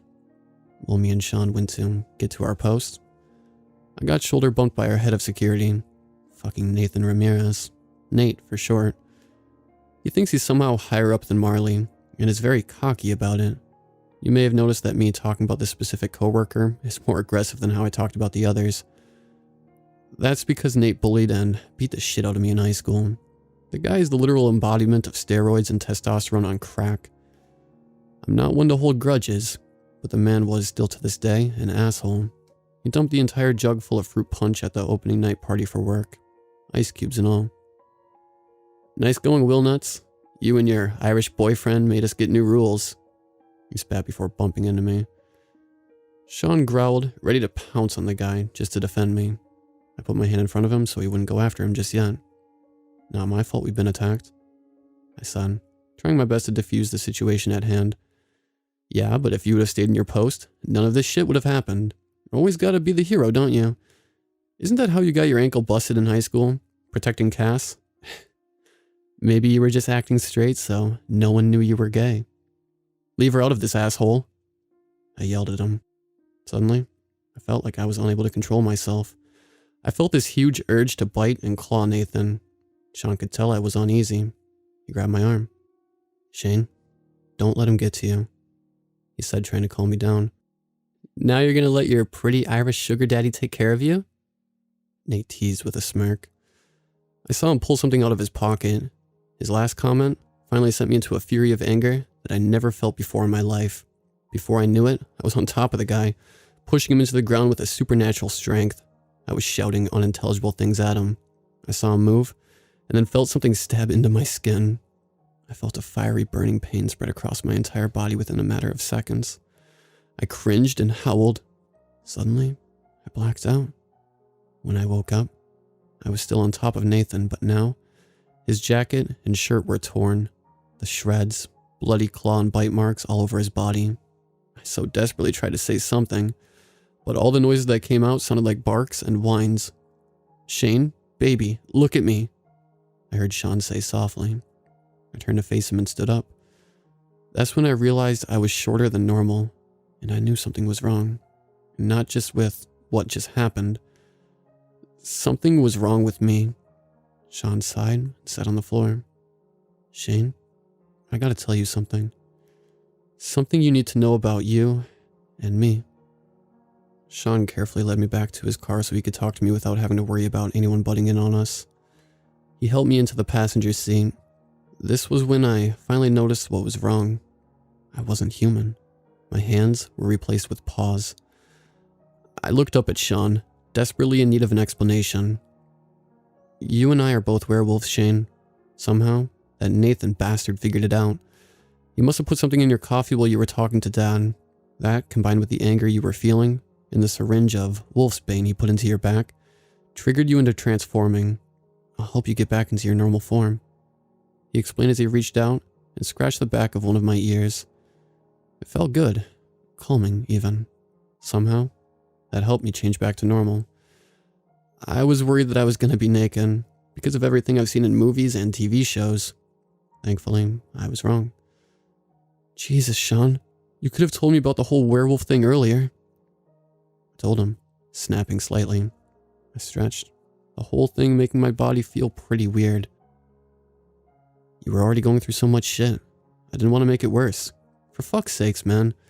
You almost died last night," he explained. I sighed and nodded. "So, are your parents werewolves too?" I asked curiously. I had so many questions, but I knew saying all of them at once wouldn't help the situation at all. He nodded, taking his hat off and scratching the back of his head. "Nathan's fired. Banned even. Turns out, he's a werewolf hunter, and he's got the tattoo on his chest to prove it." I looked over at him, puzzled and confused. "Wait, they're werewolf hunters? I thought that was just for vampires. And what the hell do you mean by a tattoo?" "Hunters get a mark that look like a tattoo when their powers get triggered by some form of an event that happened with a supernatural creature. They get a brute strength. There's always hunters for all of the mythical or supernatural creatures. Hell, there's a rare one that hunts all of them. They usually has some childhood drama having to do with them or some shit." "So, are hunters always after us?" He shook his head. "Nope. It's only when a hunter gets a suspicion about someone. I guess that bastard was curious about you." I sighed and shrugged. "Kicked my ass and bullied me in high school. Sure, I fought back and everything, but I've never done anything to make him think I'm a werewolf." I rambled, trying to figure out how the hell he knew about me. Sean sighed and shrugged. "I don't know, babe, but we gotta get to work. We aren't shutting down because of Nate."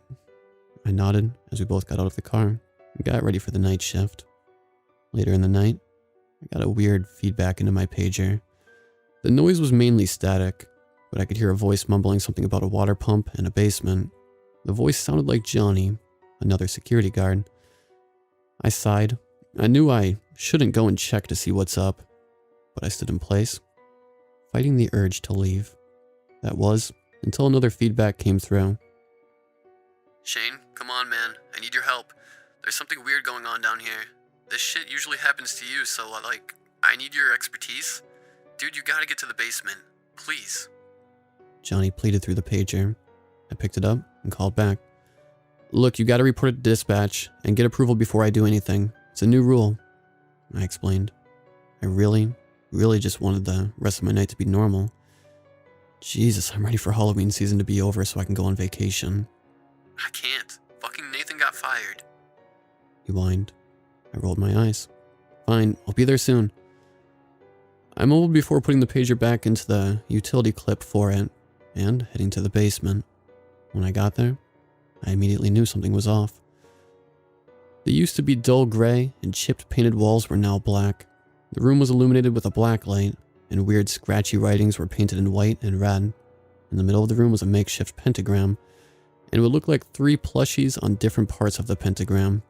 One was a Dr. plushie, the other a red wolf, and the final was a vampire. What the fuck are the set designers up to? There you are, Johnny shouted, causing me to jump. Jesus, man, don't jump on people like that. I yelled at him, making him laugh. Sorry, dude. You got a chance to talk to Kevin, Brock, and Carlos one more time? Would you? He asked me in an unsettling voice.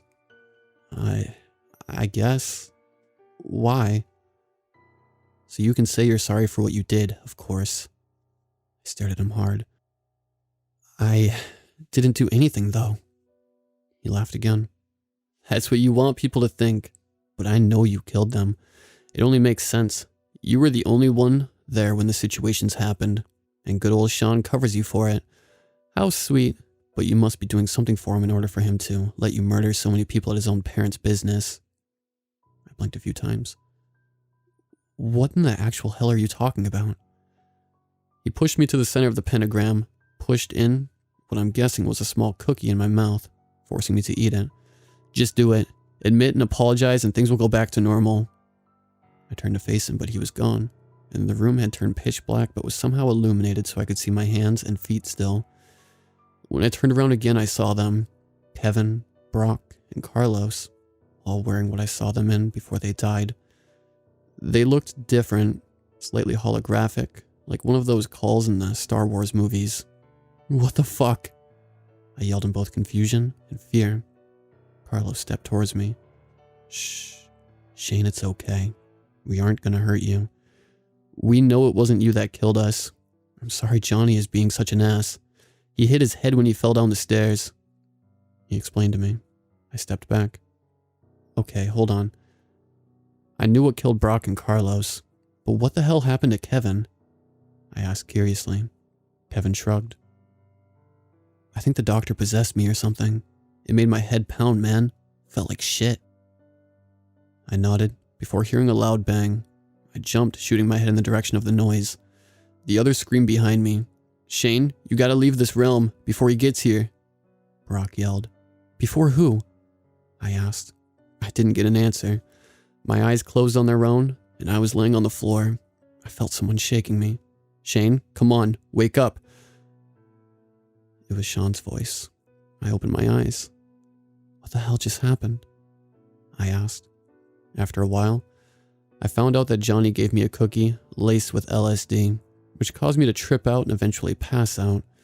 The security cameras didn't show any sign of Kevin and the others. Once it was closing time, me and Sean clocked out and headed home. He cuddled me while I updated my journal and my blog. He told me not to worry about the person that the LSD ghost told me to worry about. We fell asleep soon after. It wasn't until the next day that I realized my phone had been smashed when I was on the whole ghost LSD trip. But it didn't make sense to me. My phone was in my pocket, and considering I landed on my back, my phone was not close enough to the ground to smash it. Maybe Johnny wanted to prevent me from using it, or a poltergeist got a hold of it. The touchscreen no longer worked. Now I have no way to write the blog. That was until I remembered my laptop, but even with Sean supporting me, writing on my laptop just didn't feel right. Plus, with my stitches being on me still, my hands would either cramp up or itch like hell, so I decided to make a small hiatus until I got a new phone. We had our first day off today. The place was closed out of respect for the ones that died, finally. And so that the set designers and construction crew can fix up a few things around the building. It was mainly to redecorate the basement and install a 3-lock system onto the door that leads to the roof. I hate to admit, but I was curious to see what the place looked like after this. I hope they revamped the break room, since it wasn't really big enough. It was weird having a day off. After spending time with Sean and Shadow, by either playing in the backyard, playing video games, or watching TV, we got a little bored. Oi, Shane. Sean asked me while we were laying on the bed with Shadow, trying to snuggle between us.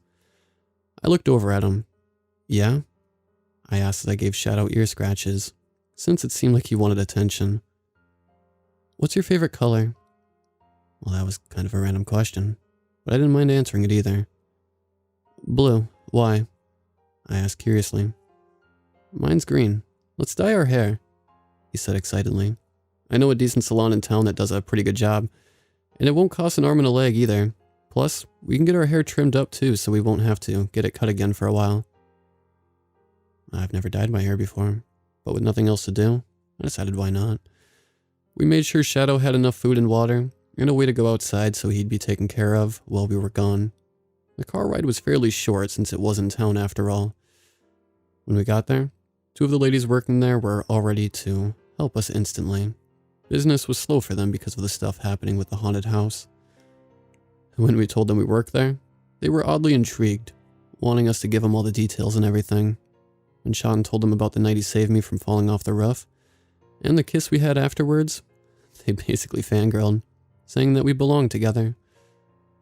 I didn't tell them, but it sounded cheesy and cliché to me.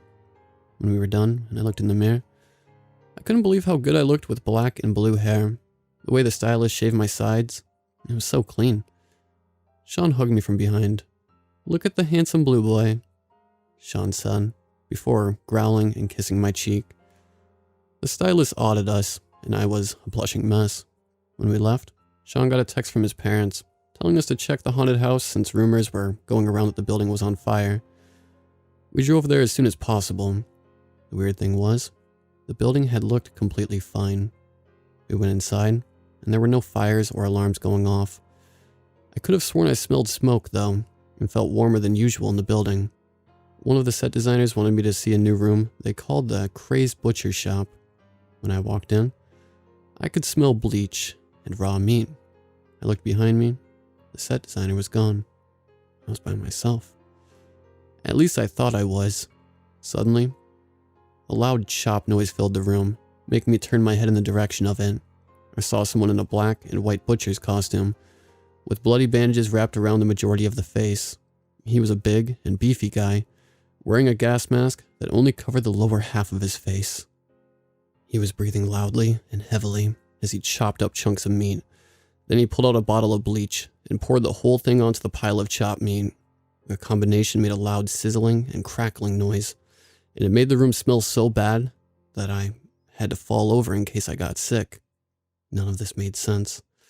We weren't open, so actors shouldn't be here, yet alone in their costumes and performing. And why would a butcher pour bleach on meat? I got that his character is crazed and all, but who the hell does that? Was he trying to poison people? When I finally was able to look in his direction, he was gone, leaving nothing but his knife, and the now whitened chunks of meat. The white meat was deeply disturbing.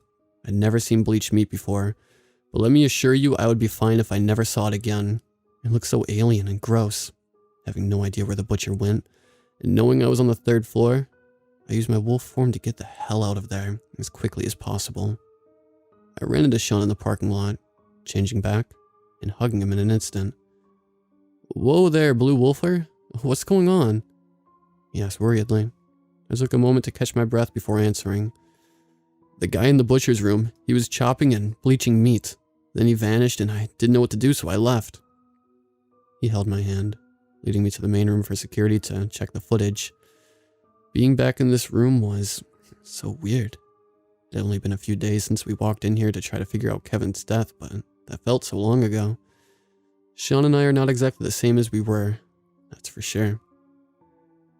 When he pulled up the footage, it showed me and the butcher, except his costume was nowhere near as realistic as the one I saw earlier. And he wasn't chopping meat or anything. He was just happy to tell me about how he got promoted from janitor to actor. I looked like I was zoned out completely. When he did leave the room was when I cringed, shifted into wolf form, and left. I was so confused as to what the hell was going on. I looked up at Sean, hoping like hell he'd have some explanation for this. Fuck, mate. Maybe all the stress of the job is getting to you, or you're still having the effects of last night's LSD trip, he explained, making me sigh. Why can't we just get one normal day? A day away from all this Final Destination and Silent Hill shit. A day where we don't have to come here at all, I said in a frustrated tone. Sean hugged me, and I looked at him. Why the hell didn't your parents just have us close after the Kevin incident? I asked him. He sighed and looked away. They've tried, Shane. They have talked to the higher-ups and everything, but since this is their first year owning a form of an attraction, They have to be open a certain amount of hours or the contract gets broken and we have to shut down. The higher-ups don't think anything is actually going on. They think it's all rumors and shit to get us more tourists, he explained to me. I let go of him and started walking in the direction of the parking lot, growling. That's bullshit, man. Shouldn't they be worried about the safety of everyone else? You'd think with all the incidents that happened here before my parents even owned the place would be warning enough. He got in the car, and Sean took me to get a new phone. He knew I needed to get away from the haunted house, thankfully. It took forever to get everything set up, but it was nice to have access to apps again. The rest of the night was pretty chill. Cass came by with her fiancé Adam. We watched movies and played video games. We had a few drinks, and I ended up half asleep on the couch, barely conscious. But I was awake enough to hear the conversation between Sean, Cass, and Adam as they were getting ready to leave. We know he can be a bit of a handful sometimes, but please just take care of him. With everything he's been through, I'm just so worried about him, Cass said to Sean. Yeah, he may be a bit overreactive at times, but that doesn't mean he deserves all this shit, Adam said to coincide with what Cass said. I know, guys, he's my Barala, my wolf. I've told him I love him, but it was in Irish. I'm doing my best to keep him safe, Sean explained.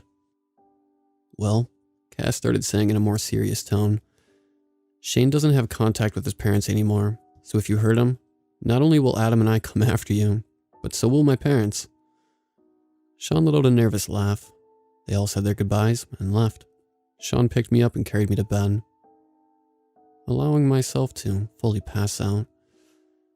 I had this weird dream where I woke up in one of the rooms of the haunted house, tied to a chair and facing a strange man about my age I never met before. He said something about me not knowing the whole truth before setting the building on fire. The flames grew in no time, like the air had just been filled with hairspray. I could feel the heat as the flames came closer to my body. I tried so hard to scoot the chair over so I could find a way to get out, but nothing worked. I even tried shifting into my wolf form, but something was stopping me. I was engulfed with flames, screaming until I finally woke up. My body was trembling, and I swear I could still feel the heat of the flames and that guy's presence. Shadow was barking like crazy. Mine and Sean's phones were both going off, and I thought I saw the same guy from my nightmare at the foot of our bed, holding some sort of sword. He was shadowy in the darkness of the room. I panicked, trying to wake up Sean, who was somehow sleeping through all this. What? Shane, what's wrong? He asked me. Suddenly, the room was filled with silence. The only noises were my heavy breathing and Shadow's whining. I looked over in the direction of the shadowy swordsman. He was gone. I told Sean about the nightmare as I helped Shadow calm down. That was when Sean noticed I was sweating pinballs. He looked at my hands. The areas of the stitches were red, irritated, and puffy. A quick trip to the emergency room revealed that I was dealing with shock from an infection. With all the chaos, I had forgotten to clean the area of my hands with peroxide once a day. The nightmare was a fever dream, brought on by the infection mixed with the alcohol. I told the doctor about the man I saw. He just said that hallucinations were part of my infection too. The whole thing didn't make sense to me. I swore I saw the guy from my dream, looking like he was gonna go all ninja warrior on us. The doctor had given me some antibiotics. When we finally got home again, it was 3 a.m. Sean carried me to the bed. We got comfy again before I heard Sean sigh. What? I asked him, wanting to make sure he was okay. You need to take care of yourself better, especially if you plan on using your wolf form. Do you even know what happens if you are in wolf form while having an infection from a wound? He asked me. I felt bad, like this was something I should have known. I shook my head. No. Your wolf form will try to heal you faster, but if the infection is super bad, the infection could get pushed into your brain with the healing. That causes mad wolf disease.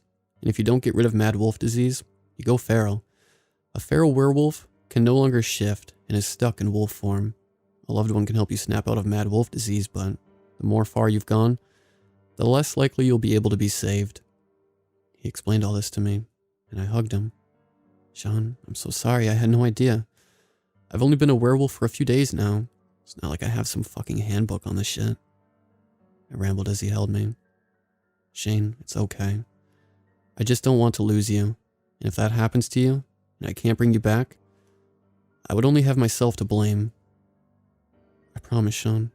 I'll try to prevent an infection. But you can't do that shit to me either, dork ass. He chuckled, giving me a soft, loving kiss before we went to sleep. Later in the morning, Sean and I had both gotten texts. We were, in fact, going to have to work tonight. I want to be perfectly clear that if there was any way for me to get out of work tonight, I would have. But Sean was going, and I didn't like the idea of him being there without me. I know how clingy that sounds, but with all the shit that happens at work, I can't risk losing him. For extra precaution, we asked if Cass had seen anything to do with us in her premonitions or visions or whatever she calls them. I usually try not to ask about her powers too much, but this whole situation seemed like a good reason for it. I haven't really seen anything other than fire, a shadowed swordsman, and an angry vicious wolf, she explained.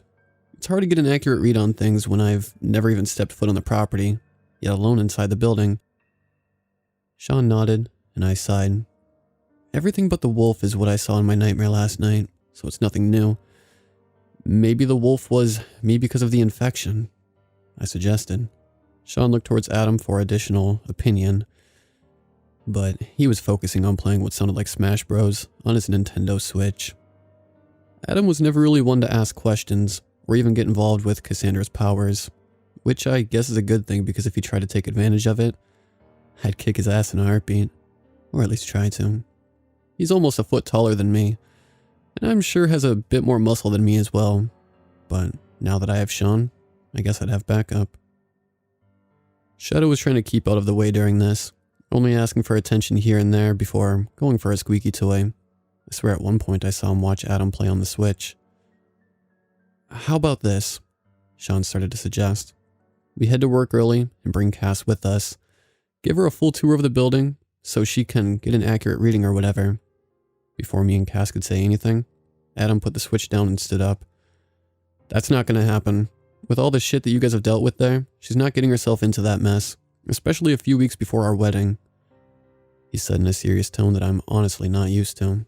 He's the kind of guy that is joking almost 90% of the time, so when he is serious, it's either hard to tell or so obvious it hurts. Cass gave him a look before walking up to him and poking him in the chest. I will decide whether or not I should go there. And for fuck's sakes, Adam, this is about protecting Shane's life and his fucking mental state at this point. You gotta remember that I am my own person.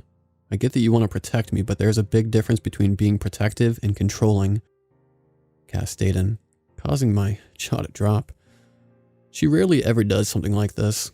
She's pretty easygoing and keeps to herself, but since he is her future husband, I guess it makes sense that she would want to make things clear now. Adam didn't even try to deny her now. He knew she was right. Cass drove behind us when we headed to work, so she could drive back if needed.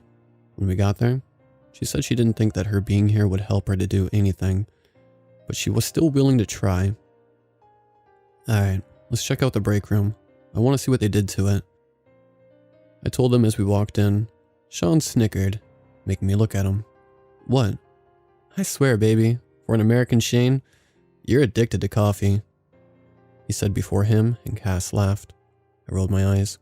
Well, excuse me for wanting to be wide awake, in case some supernatural wolf, witch, vampire hybrid or some shit happens tonight. Which, if the pattern keeps going, something is gonna happen, I explained. Sean just kissed my nose before hugging me. Don't get your boxers all up in a twist. You know I'm just fucking with you, right? He asked, making me blush softly and punch his shoulder.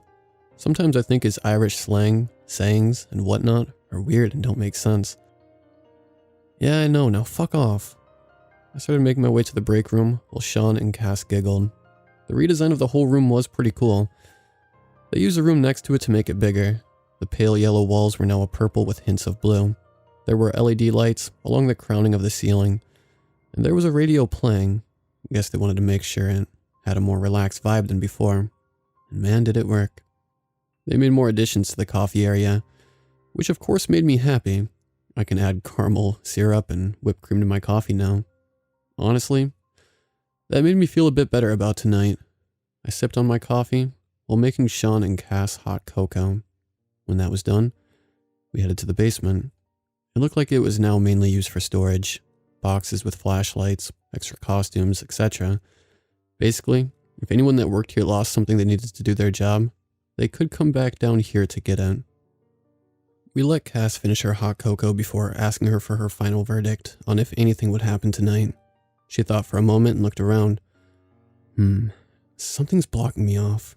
I can't get a good read and haven't really gotten any visions. The only thing I can really see is a samurai with a tattoo on his chest and a sword of some kind. It looked to be a katana, but I couldn't really tell.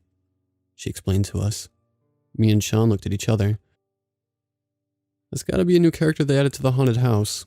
We don't know anyone like that, I said as we headed back to the main floor. Cass didn't leave too long after.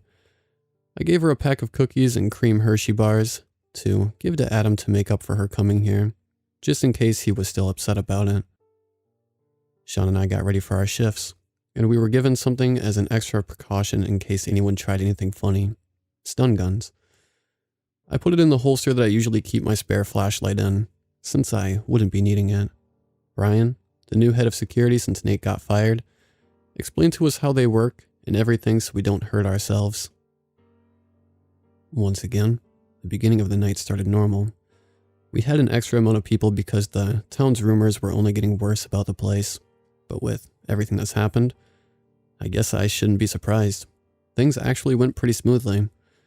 When there was about an hour left in my shift, I went to get some coffee and a snack. I was halfway down the hall when something hit me in the back of the skull, causing me to black out. I woke up in the basement. The lights were way dimmer than before.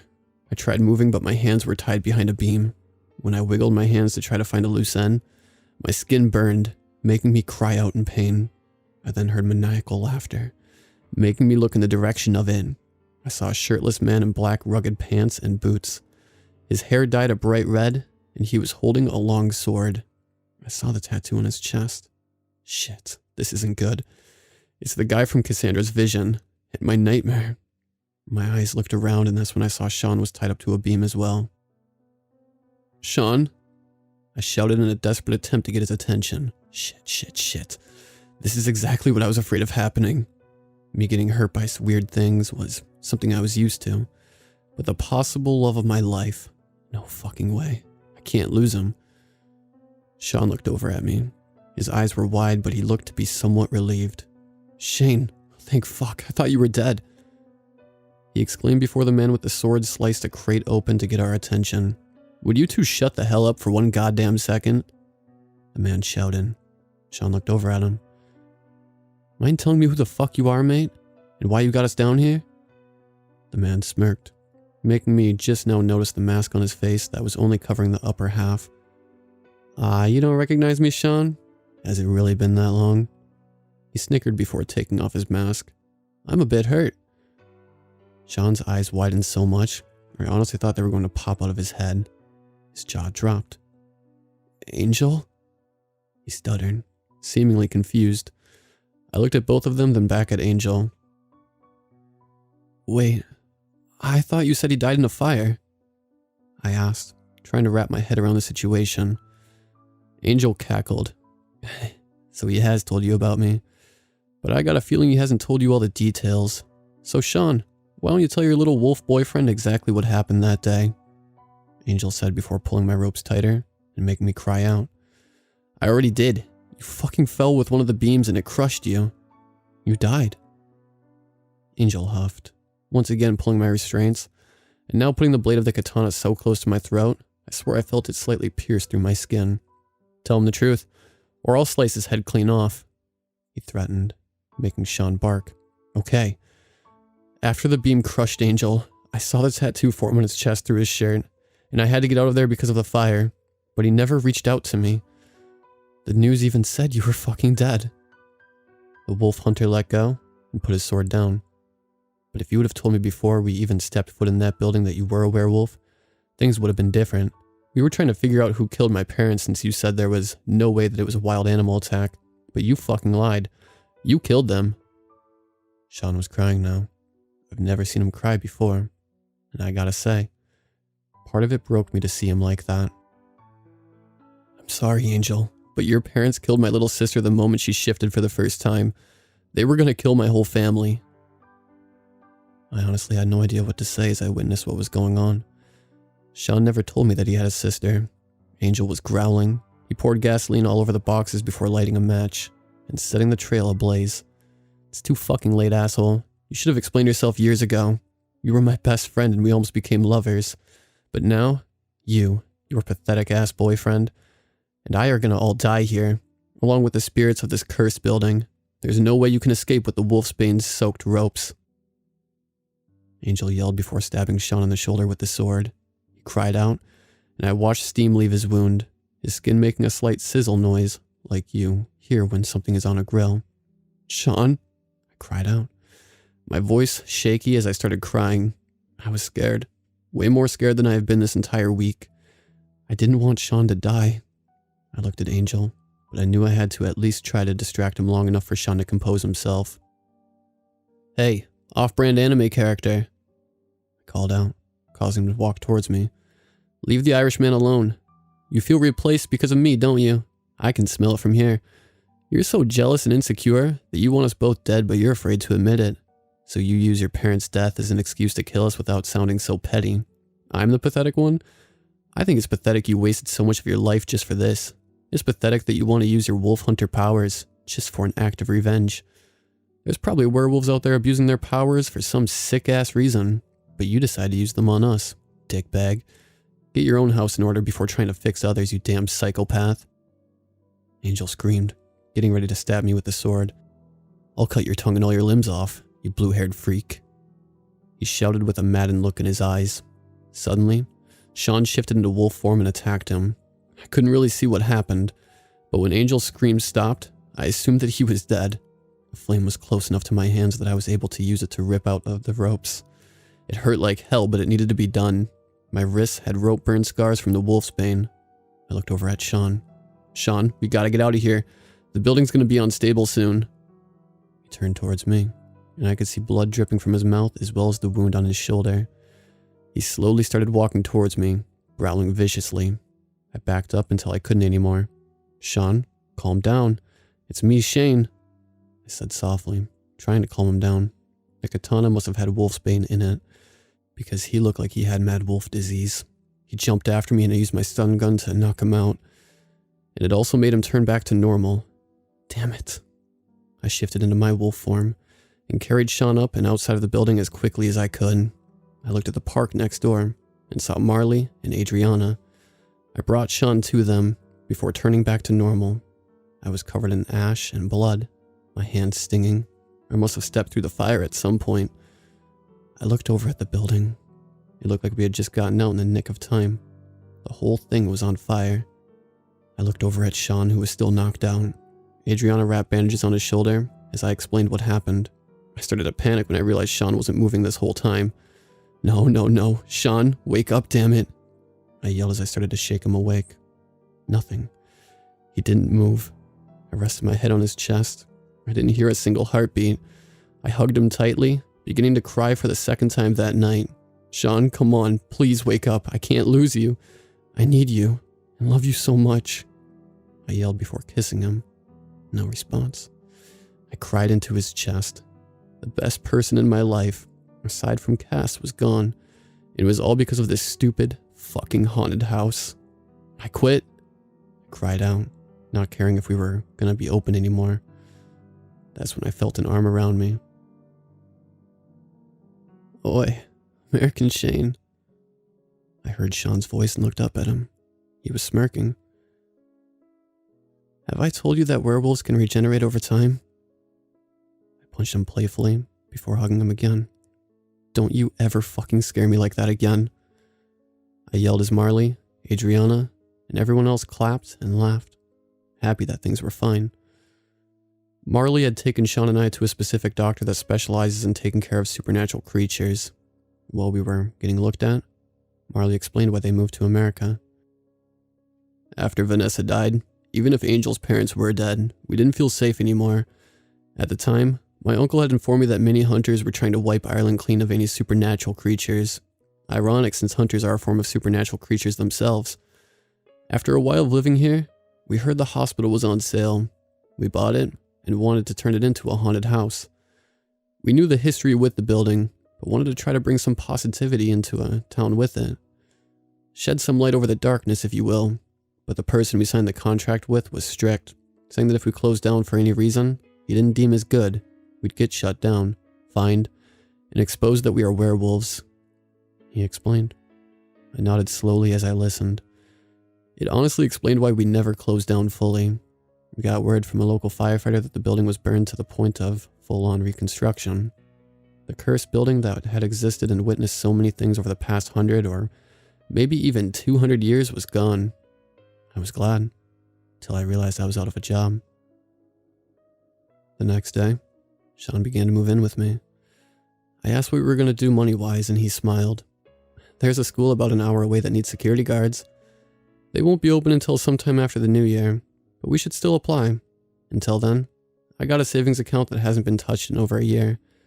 And the town's newspaper is in need of a new writer for one of their sections. How does that sound? He asked as Shadow came up to us, wanting attention. I leaned down and scratched the back of his ears. That sounds great, babe. It'll be nice to get a long break after the shit we've been through, I said, smiling softly. Oh hey, I got us something to celebrate us moving in together, he said as he handed me a box. Open it. I sat on the couch, carefully opening the box. It was 2 t-shirts. Mine and Sean's favorite snacks, sodas, and alcoholic beverages. One shirt said, American Shane in blue text. The other side, Irish Shane in green text. I laughed, moving the box over and hugging Sean. You're such a dork sometimes, Irish Shane. He snickered. Yeah, but I'm your dork. He handed me my journal. Are you going to keep updating that thing, now that we're not working at the haunted house anymore? I smiled and shook my head. No. Maybe when we work at the high school, though. I pulled out my phone, getting ready to post one more update from my journal, knowing that until my job as a high school security guard starts, there wouldn't be a need for me to update for a while.